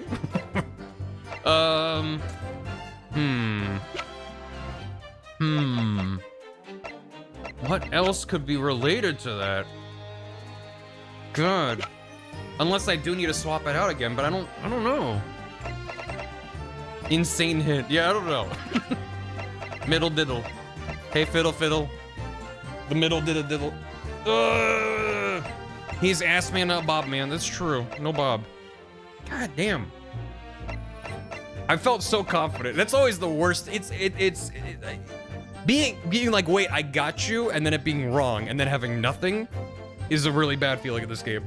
I feel like the only thing that's like maybe worse or equivalent is the like, what the fuck do you want from me? I have no idea. When I have a theory and it's like, no, then it's just like, man. So some people, I'm a bit stumped because I'm like, is it the order of events that's problematic? Is it she's lying about like the stab is what killed him? How could I prove that? Is it wrong though? I think the only thing I'm gonna ask is what I have up right now, the actual cause of death is neck trauma, is that the correct line I'm supposed to present evidence on? Yay or nay? No, it says not the right, okay, all right. So it's either a different line or it's the other one, thank you. I'm gonna try swapping it back. Do another testimony swap. We seen stab wounds? Stab wounds? Stab wounds. When the answers are always kind of dumb, being the wrong kind of dumb in the first slot, I take the psychic damage into my brain. Just trying to plunge into him. Yeah. Okay. In the fall. Uh-huh. But then she changed the autopsy report to be the stab was... Because the point was to implicate... Yeah.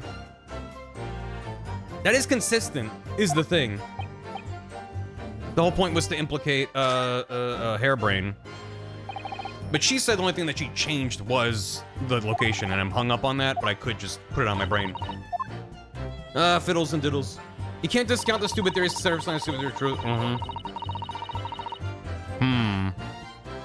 Store the corpse where lay in the top of the cage and plunge screwdriver into his chest.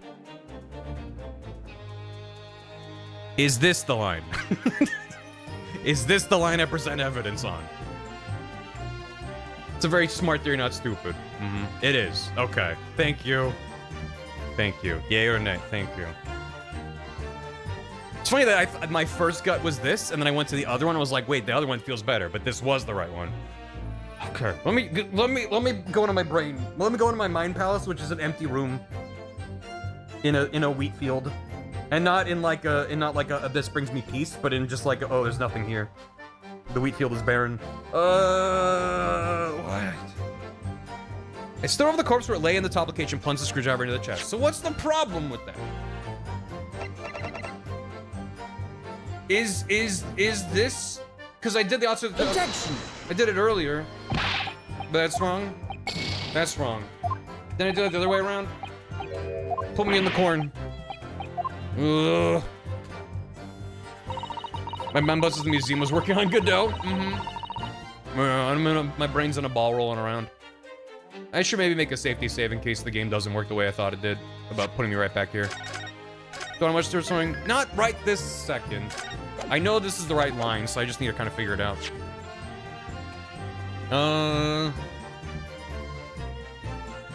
Yeah, your hint was gravity.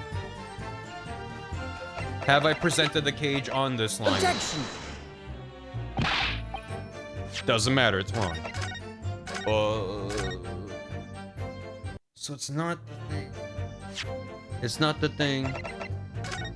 Is it something about this? The photo? Is there an inconsistency right here I'd missed? I don't see any. He's in the cage and he's been stabbed.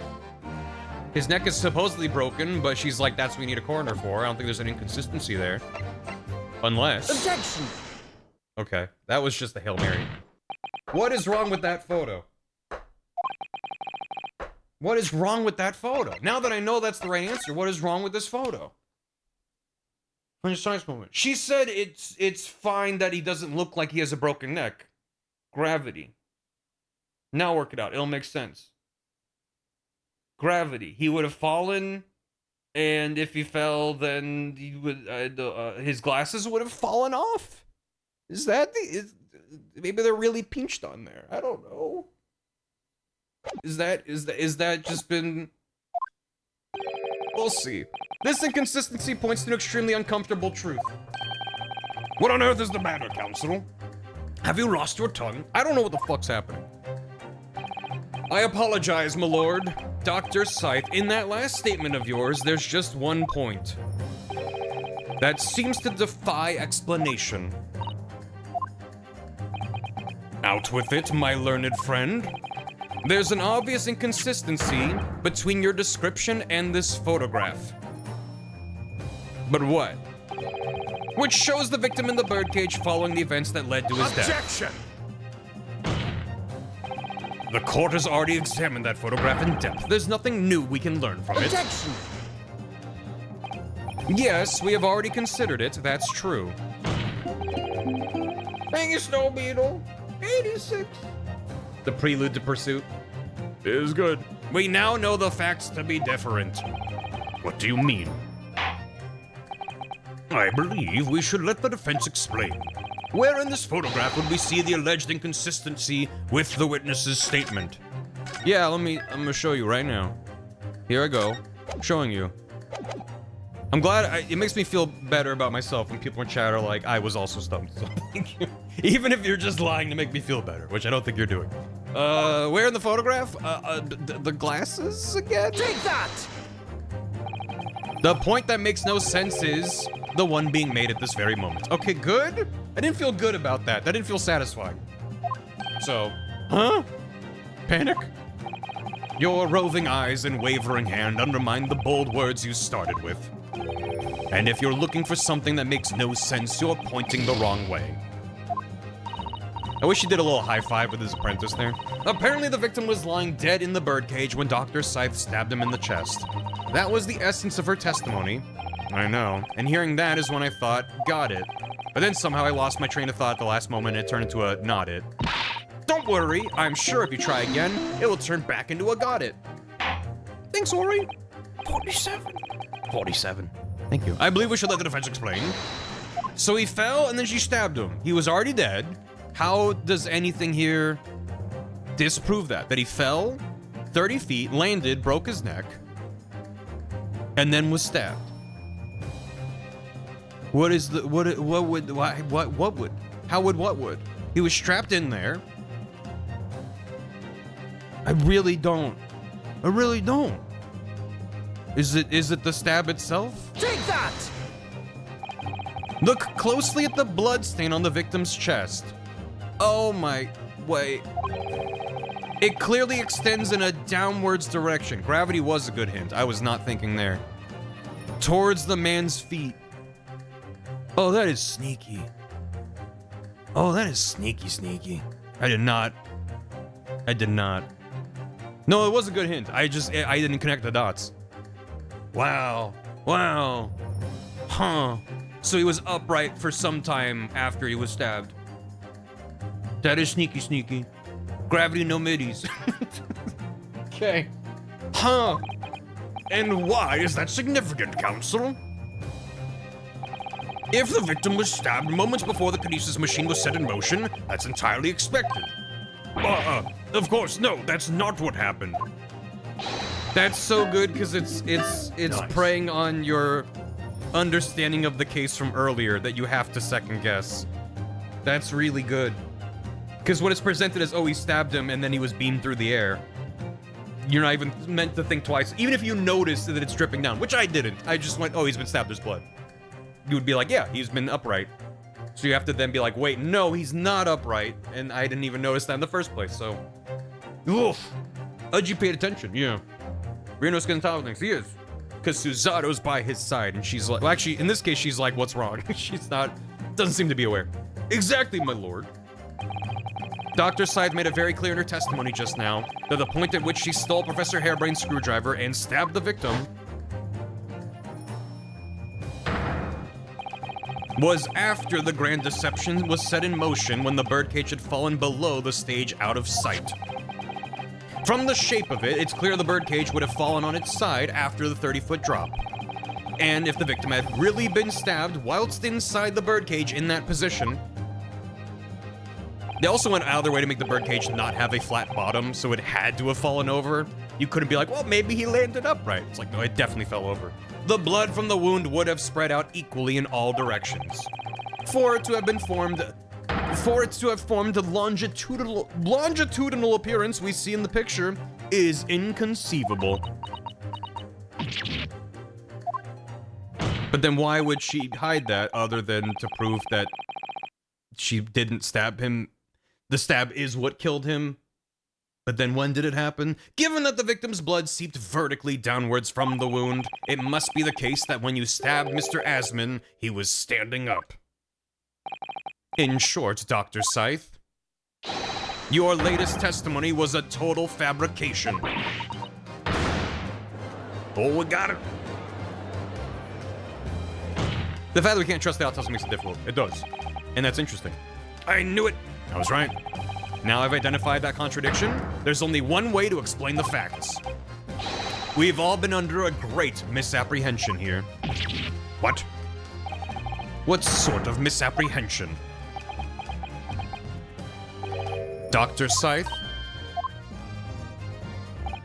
You claim you were coerced into helping Dr. Drebber as a result of the note he left in the waxwork.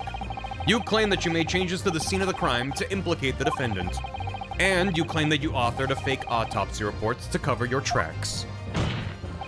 But one of those claims is an out-and-out lie, because the question of what the bloodstain really tells us has only one possible answer. If that is the case, what is it, man? Counsel, you've clearly struck upon a revelation. Now tell the court what it is. Which part of Dr. Scythe's story is shown to be a lie by the contradiction in her testimony? Yeah, I only have 1 HP. Although, intentionally, unintentionally, getting this wrong right now and having Hairbrain be convicted would be really funny. How she was coerced to stabbing the victim, the autopsy report. Oh. No, the autopsy report's correct, because the cause of death was the stab. The stabbing of the victim did happen, but not the she presented it. And then how she was coerced, I've been wondering if maybe it was the other way around, if she coerced him, or if it was mutual. I don't know. But I think that's the most tasty drama, is if it's that one. What's coerce? Like, what does it mean? Or what? A co-coercion?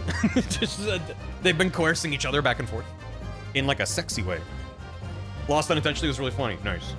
Another word. Oh, coerce, it just means like, how to put it? Like forcing someone to do something. Coercion is just like strong-arming someone. Like, yeah, via manipulation. Like specifically, yeah, it's usually through like a tactful mean. It's what sandpaper is, yeah. Yeah, like blackmail would be a form of coercion. So yeah, intimidation. But coerced is like you acted due to being intimidating. So, yeah, mutual coercion. Yeah, in this instance, blackmail. I'm gonna say the stabbing because I think it's the coercion one. I think I did say. I want to double save because I'm gonna explode. That's coarse. Coerce the way you take in college. There you go. The answer is very simple if you consider the sequence of events. Is this correct? If when the victim was stabbed, the blood from the wound seeped downwards as it did, we can be sure the victim must have been either sitting or standing upright at the time. But as you rightly pointed out, the birdcage would have fallen on its side when it fell beneath the stage. That is correct. All right, I'm gonna load it back up. I want to lose here. I mean, I obviously narrowed it down to one of the two. All right. This would be the one that's like, oh, you have to really put some dots together to make this work. Dr. Scythe, clearly you weren't really coerced by some letter at all. What? If you were, where is the note? It's nowhere to be seen. Yeah, that's not what I meant about with my theory, but that's funny. That's as may be. So why don't you present it to the court if the assertion vexes you? Obviously, I've already disposed of it, and I'm not vexed in the slightest. Counsel, need I remind you that it was you yourself who established the coercion? But I'm afraid that little cry is insufficient recompense for such a blunder. I shall have to penalize you. Thank you, counsel, that will do. But my lord, wait! The defense is still in the process of establishing its argument. No further analysis is necessary, I feel. As such, I shall be requesting the final decisions of the members of the jury. It's been an honor to serve, my lord, and we know exactly what we think now. Guilty. Guilty. Guilty. Guilty. Guilty! Kill me. We know without a doubt Hairbrain is innocent, but you wasted our time, so... He's sentenced to die now. It's a good bit. It's a good bit. Mr. Albert Hairbrain, in accordance with the findings of this court, I pronounce you guilty. Damn it. Unanimously. I applaud the jurors for doing their civic duty and for finding a swift resolution to this matter. That is all. Court is adjourned.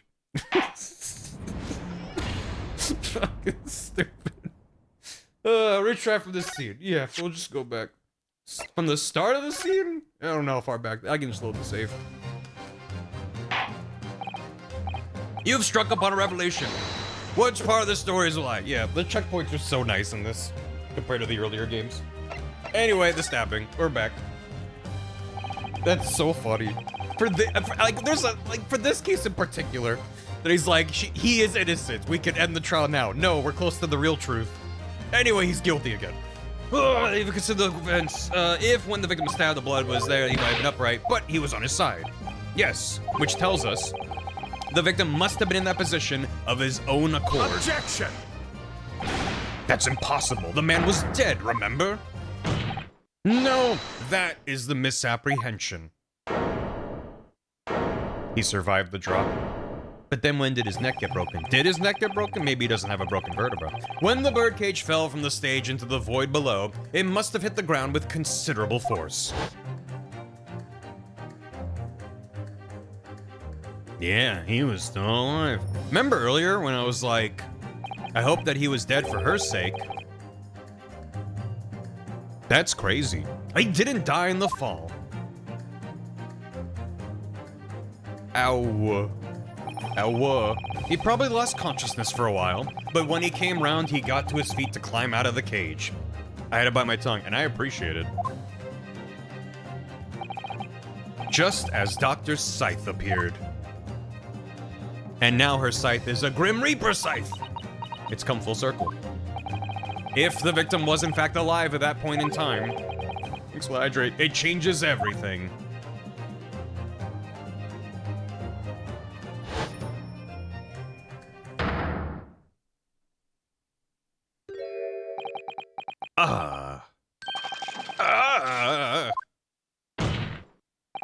Mr. Odie Assman's killer wasn't the defendant, Professor Albert Hairbrain, nor was it the mastermind behind the stage trickery, Mr. Enoch Drebber.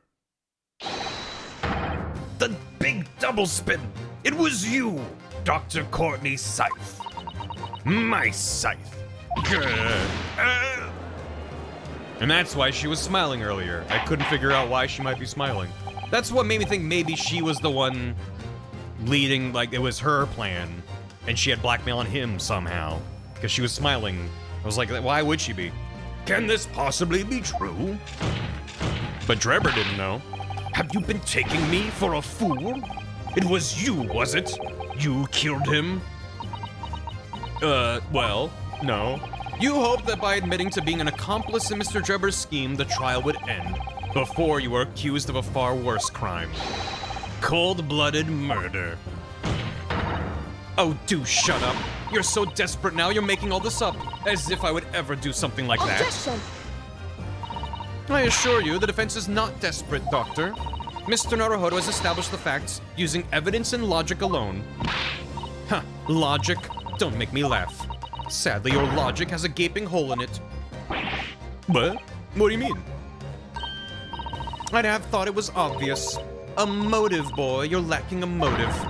What possible reason would I have to kill Mr. Assman?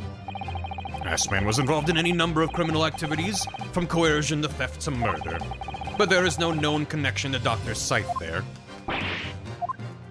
I'm rather relieved to say it does seem somewhat far-fetched. True, there's no obvious motive. Must be likely to be affected by conspiracy charge. That's true. Doesn't Germany have a case after this? Did it come out then? Well, it could have come out, but maybe, depending on the defense and the prosecution, it might not have come to light. The case needed our special brain and our special eyes. I'm sure I've seen something somewhere that hints why the coroner might have done this. Have I seen something? Yes, I might have tampered with the crime scene and concocted a fake report, But murdering someone for no reason is a very different story. Attention. Yeah, counterfeit. I appreciate when chat only asks me if it's something urgent. Otherwise, you can just chat at me. Regular. Just helps me keep an eye on chat.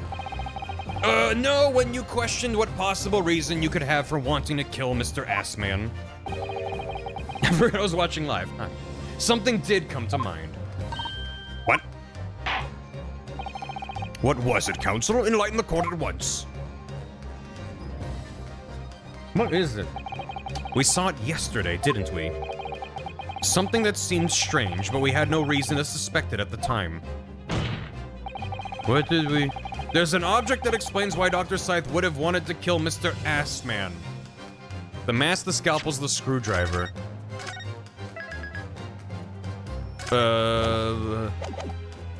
I mean, if it's the mask...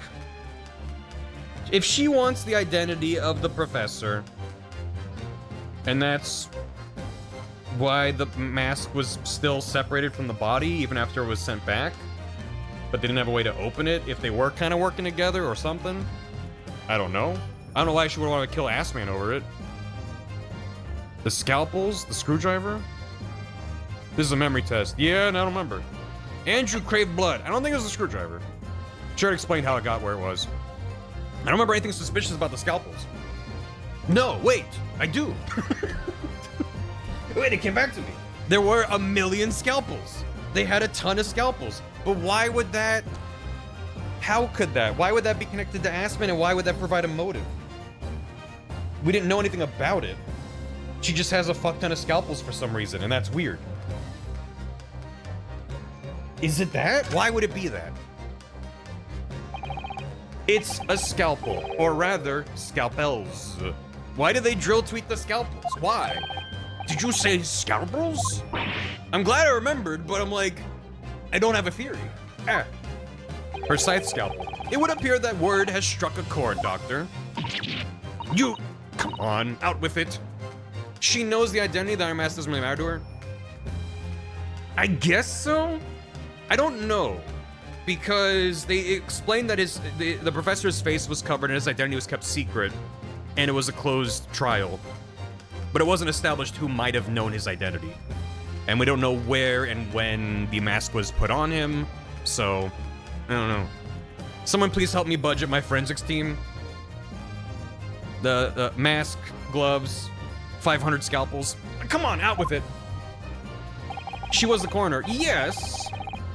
But he was buried with the mask on. I don't know. They haven't explicitly said like, oh, she saw his face or something. Like, it makes sense if she knows his identity, but you could easily, with what we know right now, justify her not knowing his identity and wanting to know for some reason. You could make a cool statue. It was yesterday when we visited your lab. I have 500 scalpel. Look at this big, thick book here. Oh, it appears to be an accounting ledger. It's a record of the forensic investigation team's spending, I think. Oh? What is it? It's clear that the team purchases various equipment and supplies on a monthly basis, but one entry seems rather strange. I cannot believe I remembered this. In what way? They're buying 500 scalpels every month. Maybe it was like some kind of weird money laundering thing to cover the purchasing of a human body or something from Assman. I don't know. 500 scalpels a month? At first, I wondered what on earth you could be using that many scalpels for. But actually, I realize now it's not the scalpels themselves that are significant. It's the money for them. Yeah, disappearing every month from the department's accounts. Assman's criminal organization relied heavily on extortion for its funding. That makes a lot more sense than her buying 500 scalpels. Tracing the money from the forensics investigation team's account to find out where it was going would be extremely straightforward.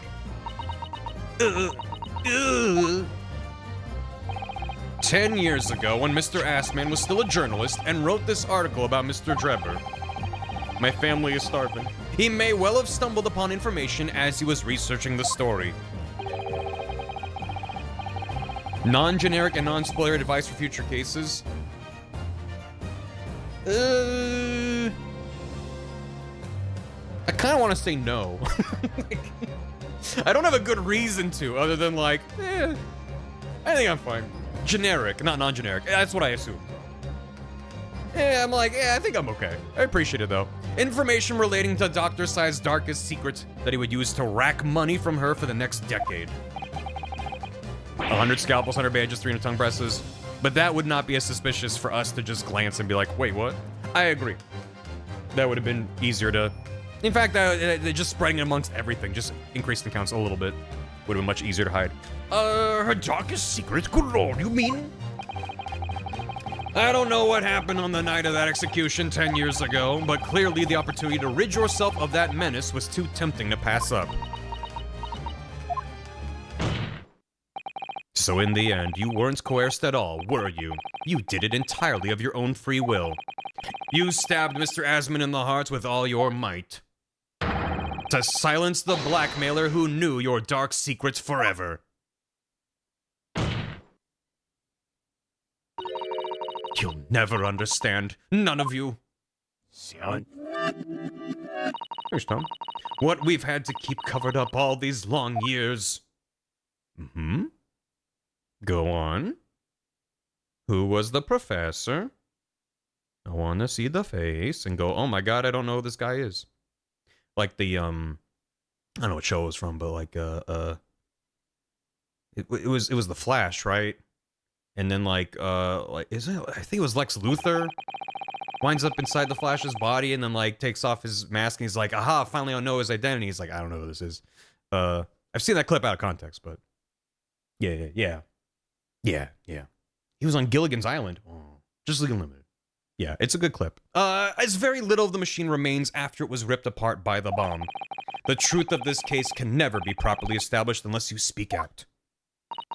And if you decide not to, it's very possible that Courtney Scythe will escape punishment for her crimes. Please, sir, own up to what you've done and tell the court the truth about what happened.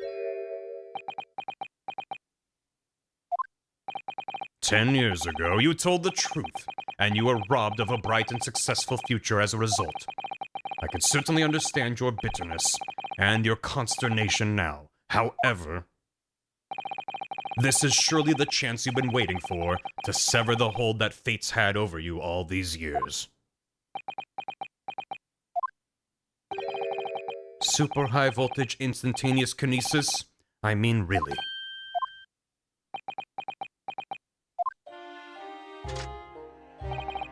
It's the addle-brained mock scientists that are the worst, you know. They don't recognize the fact that they don't have talent. They can't even get that right. And so they end up chasing impossible dreams, having unbridled faith in their abilities. They go on and on about their wonderful hypotheses, their stupid eyes shining like a little child's. They make me sick. I can't abide their foolishness. Care for Mr. Trevor? I was particularly pleased with the kinesis machine. It made for quite a show, didn't it? So you admit it. You admit that it was nothing more than a sham made for the purpose of killing the victim? Yes, I admit it. I did it all in the name of revenge.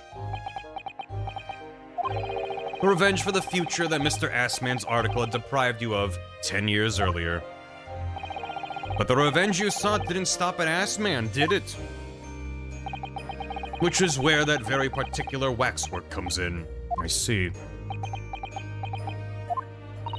The condemned convict that you saw rising from the grave in Lowgate Cemetery 10 years ago. If your account of those events was all true, then obviously Scotland Yard couldn't afford to acknowledge what had happened. Even if it meant discrediting a bright young man and crushing any future career he might have had. So your plan required that you abduct that particular waxwork model in order to exact your revenge on Scotland Yard as well. Or on Dr. Scythe, to be precise.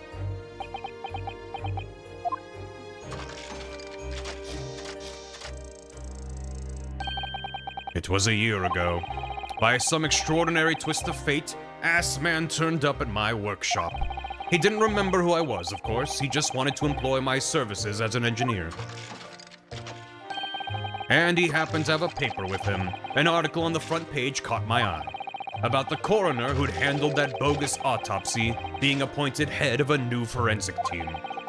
When I learned that news, my cognitive processes started to devise the plan. You can just say you had an idea. What a horrid tale. He robbed me of my future, so I wanted to use the man's own wiles against him for revenge, and have that rotten Scotland Yard eating out of my hand at the same time. I wanted them all to suffer the same humiliation I'd had to suffer.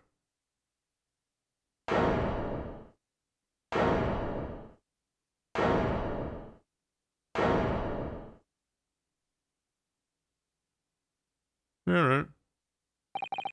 Your actions against those who'd ruined your future were justified as revenge, at least to yourself.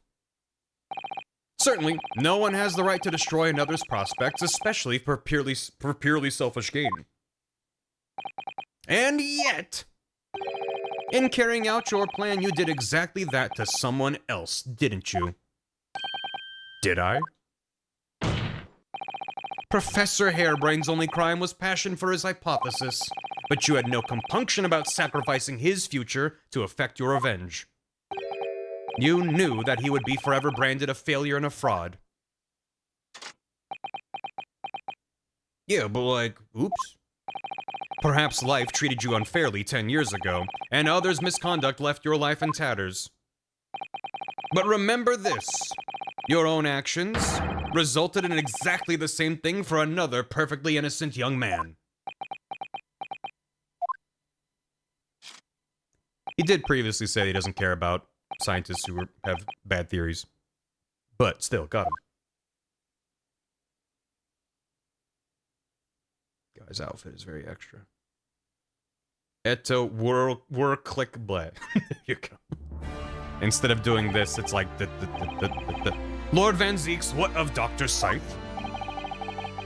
He didn't have an explosion and all of his nuts and bolts went flying? Dang. An immediate warrant for her arrest has been granted, and she's been remanded in custody, my lord. I presume she will face trial in the coming days, along with Mr. Drebber. Never found out he was quite robot, by the way. Cool design. Breakdown is his own spirit, yeah.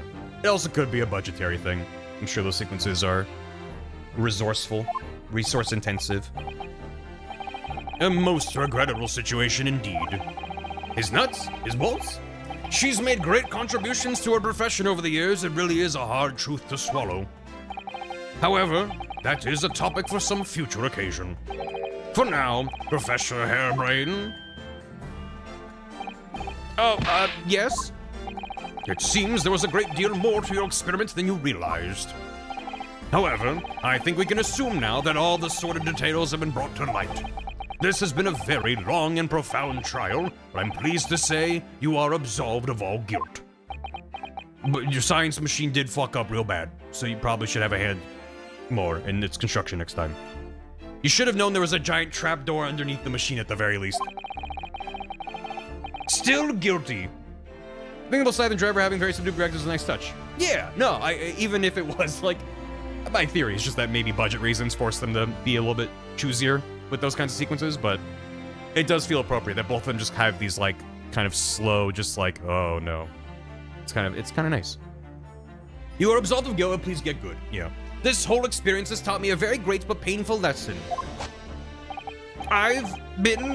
Me, this dedicated scientist, this devotee of natural philosophy, I've been selfish and self-centered, and above all, a fool. Professor. I've spent my life thinking of nothing but my research, misguidedly believing that I could do whatever I set my mind to despite my lack of talent. And the worst of it is, in the process, I've caused others pain and misery. Yeah, but like, if not you, it would have just been someone else, but I understand in this position, he'd be worried about it. Others who are far, far greater people than I. No, Professor, that's not true. What? Don't tar yourself with the same brush as Drebber. What happened was his doing and his alone. This outcome is his fate, not yours. You're not to blame in any way. Lord Van Zeeks. And the derision with which he referred to you earlier, calling you a fool, talentless even. The man has no idea. To believe in yourself and work your fingers to the bone to realize your dreams, that's laudable, not laughable. No one has the right to deride another for such choices. Oh. Okay. Thank you, Barak. Fujoshi Jersia? Yeah, she's passed out, but she's still here. So, ladies and gentlemen of the jury, yes, my lord, it is this court's expectation that you find the defendant not guilty of the charge of which he stands accused. I presume there are no objections? None from me, my lord. Certainly not. The ship name is Benbaro? Benbaro? But his name is Albert, isn't it? Whatever. This trial has really made me think, but this is the right decision. It's all been proven methodically and rigorously. Based on the Japanese names, that makes sense. His name's Benjamin. There you go. It's all been proven methodically and rigorously. I have no misgivings whatsoever. And the fan translation that you're using, okay. That's good to know. What's this? What's that? He's done, is he? It's all over? Dobinbo. I don't know what's become of the yard these days. I don't recognize the place. Very well. In that case, I hereby pronounce the defendant not guilty. Set off the indoor fireworks at once.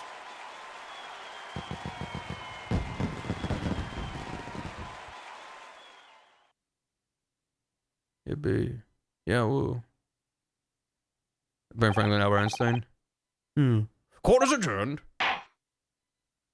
Yippee. No big fires will ever break out in London.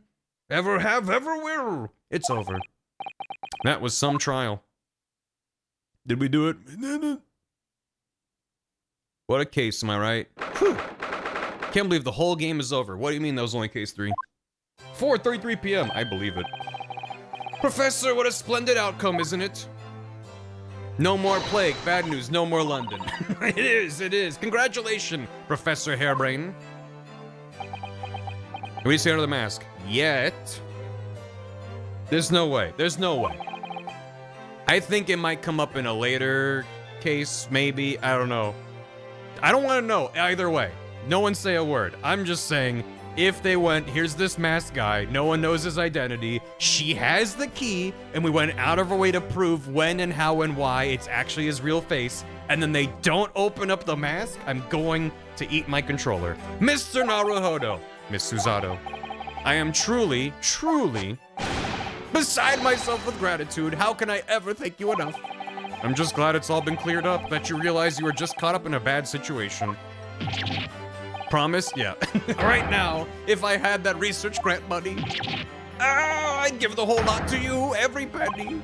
Well, that's very kind, but I'm just a student, so we don't need any financial reward. Your acquittal is more than enough. Oh dear. Oh, what can I do? Aha. How about this as a memento? The paper about my hypothesis is inside. We can start our own little shelf of mementos. Well, just as a memento then, thank you. Tiny book.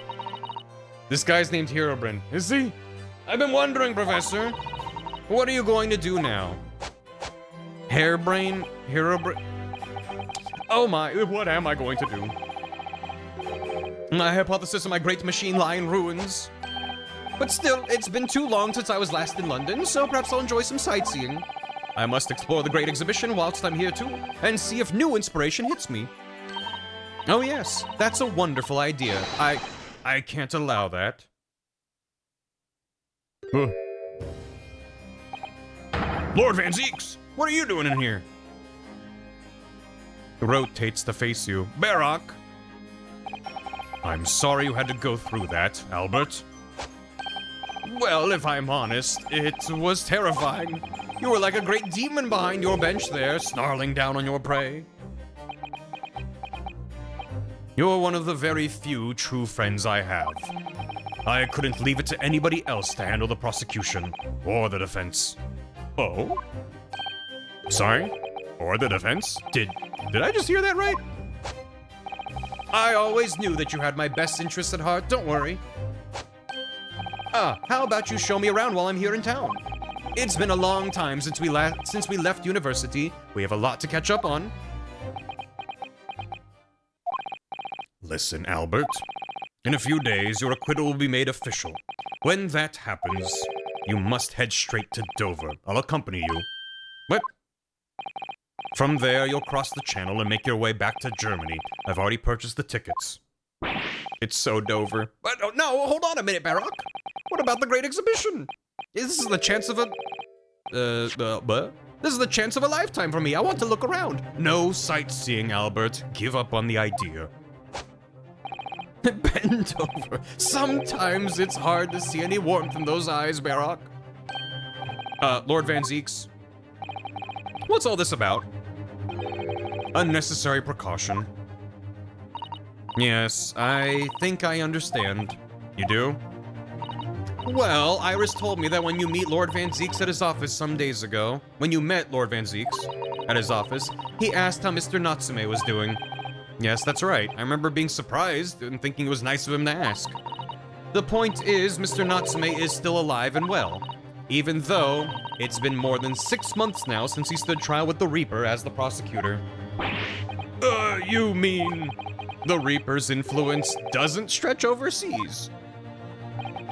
Those in the Reaper's sights meet their ends days or sometimes months after their acquittal. That's been the pattern up to now. But, of course, we know that both Mr. Natsume and Gina were completely innocent. Yeah, Gina's fine. So far. True. And perhaps that governs the Reaper's actions. The truly innocent are spared. But I don't want to take any chances with a close personal friend. Gina's fine. She can hang out. Barack. Like the mustached Nipponese, this man should leave the country without delay. That's why I'm packing him off to Germany at once. Right. Does your friend-shaped package get any say in it? Goodness! Was this your intention all along? I'm just... saying, does your package... okay. Was this your intention all along, then, Lord Van Zeeks? Good phrasing.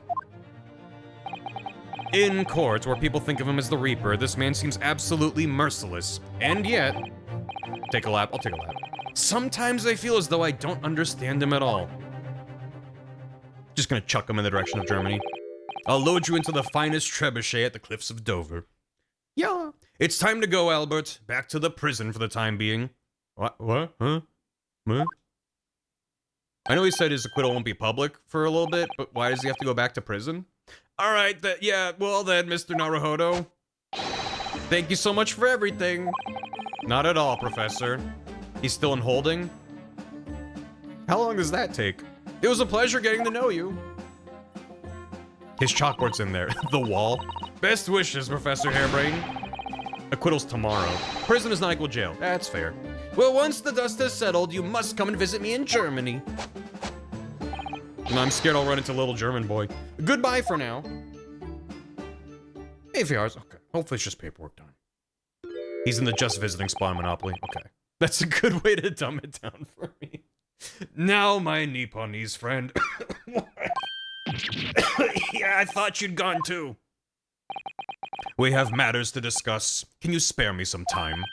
You want to talk with me? Barack talk? I'll be waiting in the courtroom in 10 minutes. Okay. Barack Obama. Well, that was strange. For some reason, I didn't get that sense of impending doom as he walked away this time. Smooch? Take off the mask? Hang out? Please don't light me on fire. He's just got a carriage. Get in. No, I don't think I will. The Enigma, Barack Van Zeeks. What does he want to discuss, I wonder? The answer awaits in the courtroom, I suppose. Here goes, then. Yeah, Susato's at the ready. She won't let anything happen to Ryunosuke.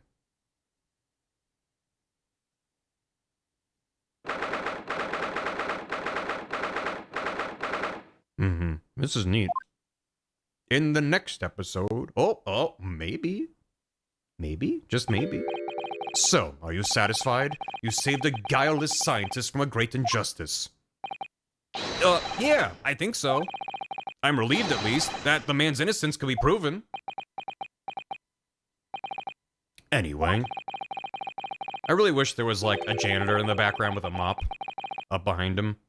Just as a little background detail. I imagine you've been wondering where my animosity towards you Nipponese comes from. Oh, well, yeah, well, oh. I hadn't even noticed.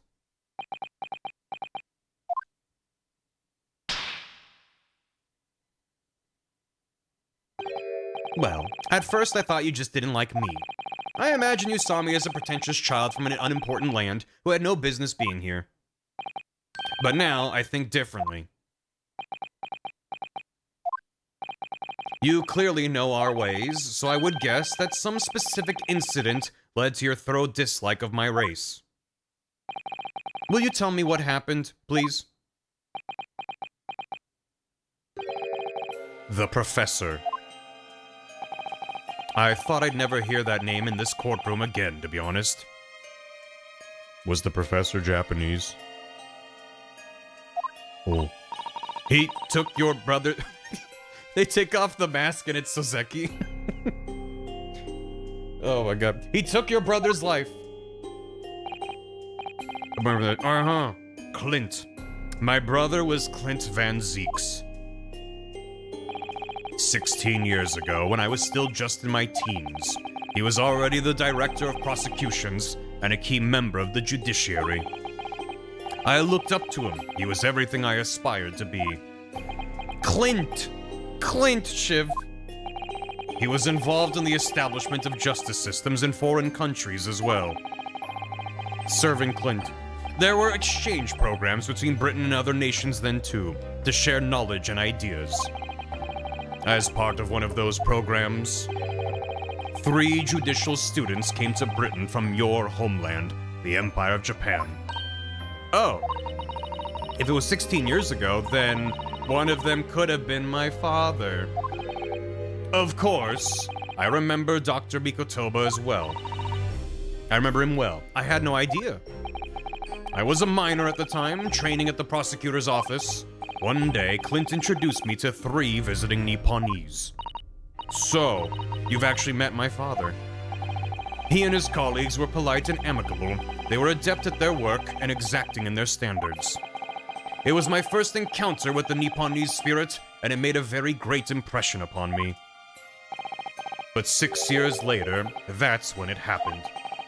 The investigation was going nowhere. There were no suspects even, just an ever-growing list of victims. And in the end, my brother became one of them.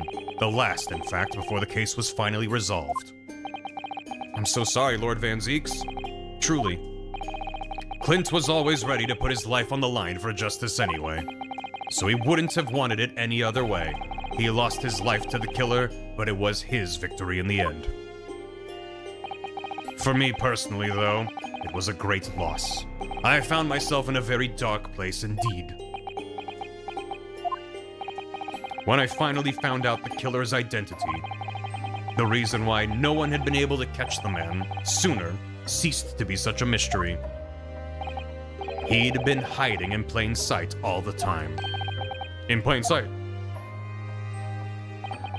Are you aware of political events 10 years ago?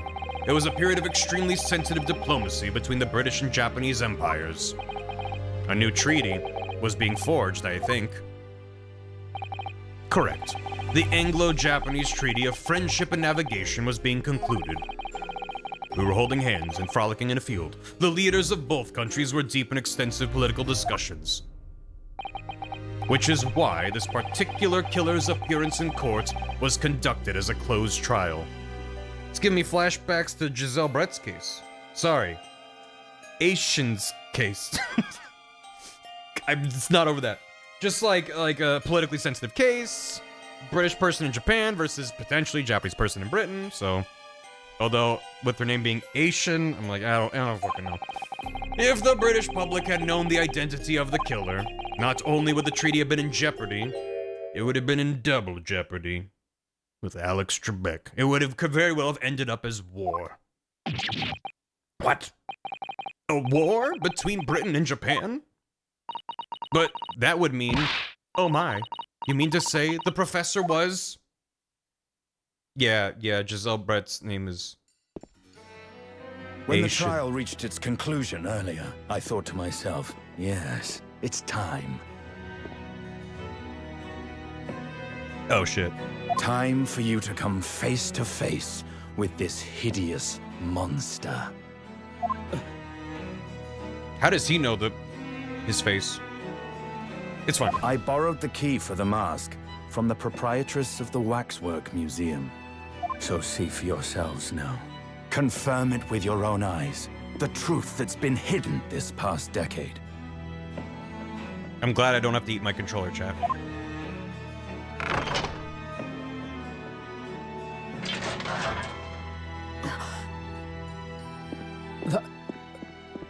That's the professor? Yes, that's him. Until now, the thought never even crossed my mind. That the mass murderer, whose crimes shook Britain as never before, was Japanese. Had a mustache. Wait a minute. That face. I feel as though I've seen it somewhere. It's strangely familiar.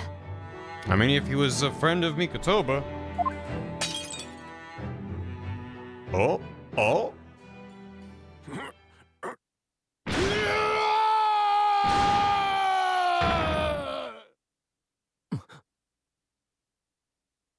I fucking love this game.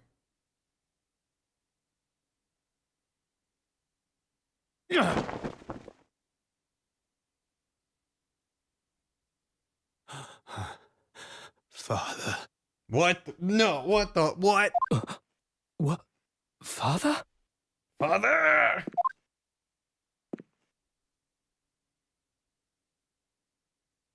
This is the most soap opera shit of all time, and I'm so here for it.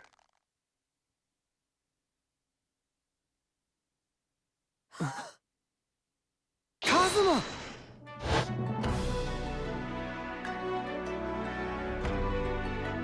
My best friend, Kazuma Asogi. After a whole year, finally his memories returned.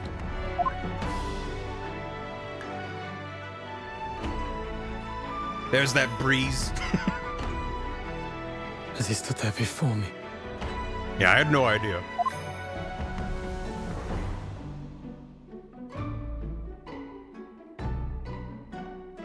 Ryunosuke.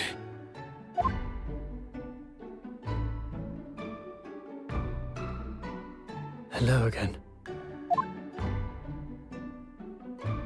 My friend. No. Kazuma-sama! Judicial Assistant Mikotoba.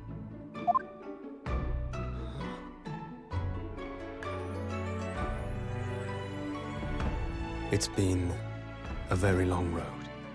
Thank you. Thank you for guiding my friend here when I could not. It was an honor. I'm legit getting choked up by this. I knew you wouldn't die that easily. Kazuma. These stupid gay lawyers are gonna break me.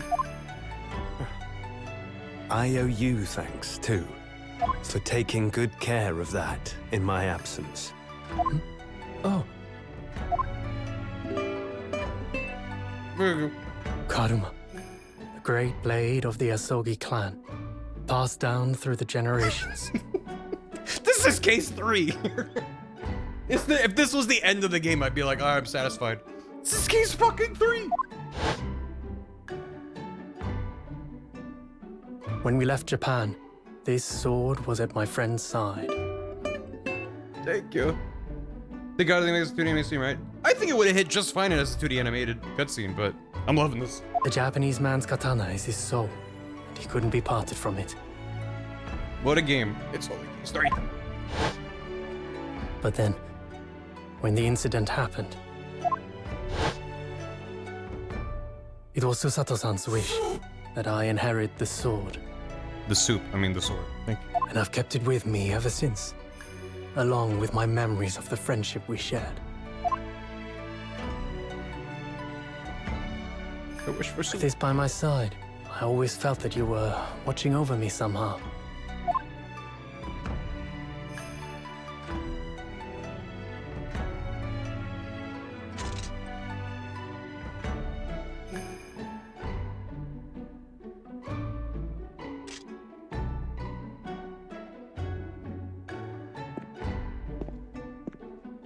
Yeah, meanwhile, back to this. I've made it.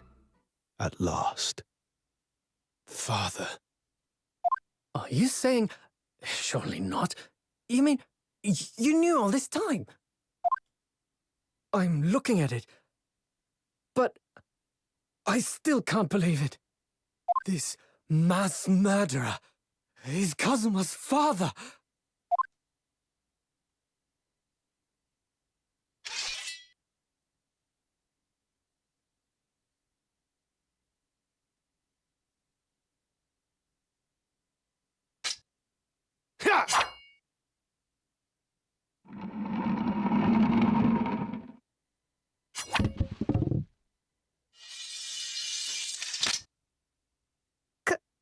Kazuma-sama. Tuspel's gonna be pissed. Ryunosuke, we have much to talk about, but now is not the time.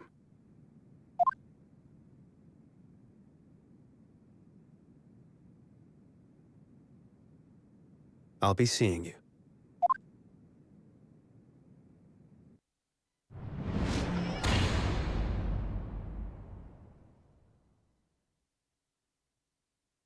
That's all Kazuma said.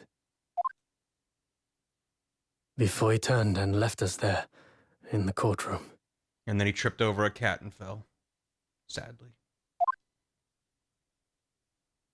We never saw him again. Oh, yeah. So he's the right, that wasn't why we met. He's the living afterimage of the man who took my brother's life, is he? Yes, Kazuma Sogi, my best friend. 3 months ago, when Lord Strongheart introduced us, I had an inkling there was something there, some connection. But why did Lord Strongheart do that? Why did he make Kazuma Lord Van Zeek's apprentice? And when he was suffering amnesia, too. Is Sholmes lying? Yeah, well, no. Sholmes was like, I was just excited. Because everyone in the room was like, oh my god, he's dead. And he played to the drama. I mean, he could have been lying about his correction and talking about it, but I don't know. It's, either way, is believable with Sholmes. The man was apprehended, even executed. You trust Sholmes? No. But I trust that he's stupid. But his legacy just won't die. That's the sad truth. Anyway, that's all I had to say. I thank you for meeting with me as I asked. It also feels very in line with his character to reveal his backstory on his terms. Instead of just like coming to the office and talking to him. What the fuck is this game? 10 years ago, my grandmother took me to the railway station. We were there to meet my father from the train. For me. It was the first time I'd ever seen him. Poor Susato-san. All this is tied up with painful memories for her, too. She's never talked about this with me before, though. It took time to adjust having father around, but just when I was starting to get used to it, he called me into his study one day. He told me that a great friend of his had passed away in London, and that the friend had left behind a son. A boy, 7 years my senior. Father told me the boy had made a promise to his late father, so he was studying to become a defense lawyer. I wanted to help, so I studied to become a qualified judicial assistant. As I'm sure you've worked out, that young man's name was Kazuma Asogi. So you see, that's how he and I met. For a brief moment, my great friend had returned, only to disappear again all too soon. But in that fleeting encounter, something stirred. Something that had been dormant for a long time. As if great wheels had been set in motion. I could almost hear them creaking into life. In some ways, it was the end of a chapter. But in many, it was the start of a new one. The end. Wait, there's 2 more cases. Oh. Whoa. It's gonna get a new sword. I know. I got used to him having a sword. A number of fans said this would have been the final case of a second game. This would be a good place to end a second game. Granted, I don't know how much is left, but Oof. Well, I think it's too late to start episode 4 right now. Twisted Karma and his last bow. We'll start that next time. God damn it. Thanks for hanging out and watching. Ugh. Yeah. Ha. Von Karma? God, baby. Van Zeeks changes his name to Von Karma. Scary, thanks for the raid. You're just in time to see me as a broken husk of a man. Longest case in both games. It was a fucking case. It was a good one. I have nothing but theories right now. But not that. Oh, bow. A bow, not a bow. Gotcha. I hope you had a good stream, Scaredy. I just finished case 3, which was a doozy. Next case's last one. I thought it said didn't it? Is that final chapter? Oh, so that's last case, and then that's like an epilogue. Oh, well, anyway, don't worry about it. I'm not worried about it. We're gonna. The fourth set of Shum stories, nice. But yeah, just the fact that like 3 people, Mikotoba and 2 other dudes, went to Japan on like a fun study tour. One of them turned out to oops be a mass murderer, but only went after like the royalty and nobles, and then was caught and was Asogi's dad. And then Mikotoba went back to Japan. I'm assuming that that's wrapped up in the cases as well of like the dog collar. There's probably a connection there as well, because Mikotoba was like, huh, and Shums was like, bah, and they like hit it. So there's like 1 or 2 things that are just gonna connect all those dots, but it's neat. And he was dead. I genuinely just thought he was dead. At no point did I think he was gonna come back. So I just didn't. I just didn't. Which was what yeah. So diddles and fiddles all the way down. Let me get caught up and wrap up. But oof. Friso seemed to look like Oimon Owlmon from Digimon. It's the figured out Kazuma with free association is amazing. That is incredible. Onsta's just built different. Ugh, yeah, no, I mean, people told me from the outset it was gonna take several streams, but even still, that was a good case. I really enjoyed it, and I appreciate chat's help, and for hanging out. Appreciate it. I'm gonna wrap it up. Trying to try hard on it. Right, yeah, God. That's excellent.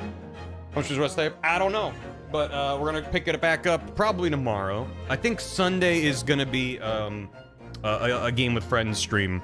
So I doubt we're finishing the game tomorrow, but it might be like a small break and then back to it. Finish it next week. But yeah. Had to walk with her. When else just went, I bet. Friend swap Sundays? Yeah, hell yeah. Appreciate it. Let me get caught up on Stoof. Yeah, but Xanary, thanks for 79 months. Thanks for the Prime. See Deity also with a Prime for 4 months. Stumbling into the sushi without thinking about it. That's my streamer. In my defense, I think most of the times today I stumbled on the right solution. I did think about it. I just got there for the wrong reason. Tom Fuller, thanks for 100 bits. 6 months is long enough for a punishment as long as you don't uncover state secrets again. Ryunosuke, I have the chance to do something really funny here. Just first case back. What if the entire judiciary is complicit in this crime, in this cover-up? I mean, they're kind of focusing it, but it could be. I mean, we don't know.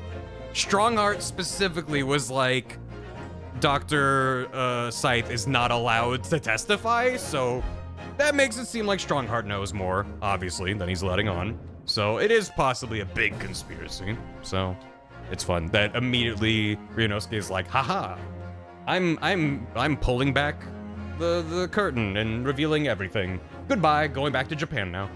Also thanks for the bits. Annie and Pika, thanks for 52 months. Avoiding spoilers, okay, bye. Hope you enjoy it when you get to it. KO, thanks for 83 months. My sub is looking at you with crazed intent 83. Phoenix Auburn gifted us up to Mubat. Afra with 99 months at a tier 2. Thank you. Also, thanks for this. Snow Beetle, thanks for 86 months. Best edition, Prelude to Pursuit music. Soundtrack is phenomenal. Like, yeah, I can be bummed that there isn't an entirely new soundtrack for this game, but it's such a direct sequel, I don't mind it. And where there is new music, it's just so good. This whole franchise, obviously. Top to bottom, good music. Ori Buddy, thanks for 47 months. Hello, hope all is well with you and yours. Right back at you, thank you. Tom, thanks for the bits. If he had no MIDI, the blood would obviously pool evenly across, but he does have MIDI, thus misleading the player. Remember, we've already ruined her life with the accomplice and conspiracy charges. We're just tacking on a murder charge with no real benefit to us because it takes us to the truth. Ryunosuke saw a woman in STEM and did everything he could to tear her down, SMH. That's your takeaway from the case? He saw a woman in STEM and was activated. Oswald, thanks for 50 bits. I never found out why he was part robot. Maybe he tripped and fell down stairs made of robots. I don't know. Oswald, thanks for the bits. Interrupting a man's backstory of a dramatic reveal. You know. Mzak, thanks for 100 bits. They didn't make a 2D anime scene, right? Thank God they didn't. I don't know. I think that scene would have hit well in a 2D animated scene. But that all being like a 3D scene where you're progressing the text, like it made it feel distinct. Like that stands out now from the rest of the other plot reveals and cutscenes. So good. He made a lot of bombs. Yeah, he might. My theory is that if he had a breakdown in reaction and blew apart, he would have just been a normal dude. He's just very extra and like acting like a robot and having a cool robot glove. Quincy, thanks for soup. Custody battle for Karma, go. Security, thanks for the raid. Vitas Farms, thanks for 97 months and $1 due. And Smashby, thanks for 100 bits. I like Blue Sky because it feels so much like Tumblr. 1, barely works. 2, user base is annoying. Parentheses affectionate. Parentheses not that affectionate. And 3, being queer on here feels like I'm actively participating in ruining some tech company's investment. That was a good post. Excellent. I was being sarcastic. Okay, I wasn't sure. Appreciate it though. Yeah, I mean it would have been good, but they gave that moment the impact that it needed. You know, like if they didn't have the budget for 2D, the what they came up with was phenomenal. Like that was such a cool scene, and I had no idea it was coming. I thought the case was over. This game is great. I'm gonna go wrap up and throw you over to somebody, but I'll be back tomorrow with something. But the question is who? Question is whomst and whemst and whymst. Oh shit. Ooh. Well, Viking Blonde Will is playing Blueprints, so you know I like talking about Blueprints. Blueprints, have a good one. Thanks. I'll be back tomorrow. We'll start case 4. And whatever the fuck is happening, I can't even presume to guess where things are going from here. Either the next case is gonna be like something that is directly related to the shit from 16 years ago, or it seems unrelated, just, oh, this guy died in a ditch. But then as you peel into it, they're gonna reveal some more bullshit, but hope you see that. If not, have a good weekend. I gotta lay face down on the ground for a while. Because this case took a bit out of me, and then when I thought I was done, they just fucking...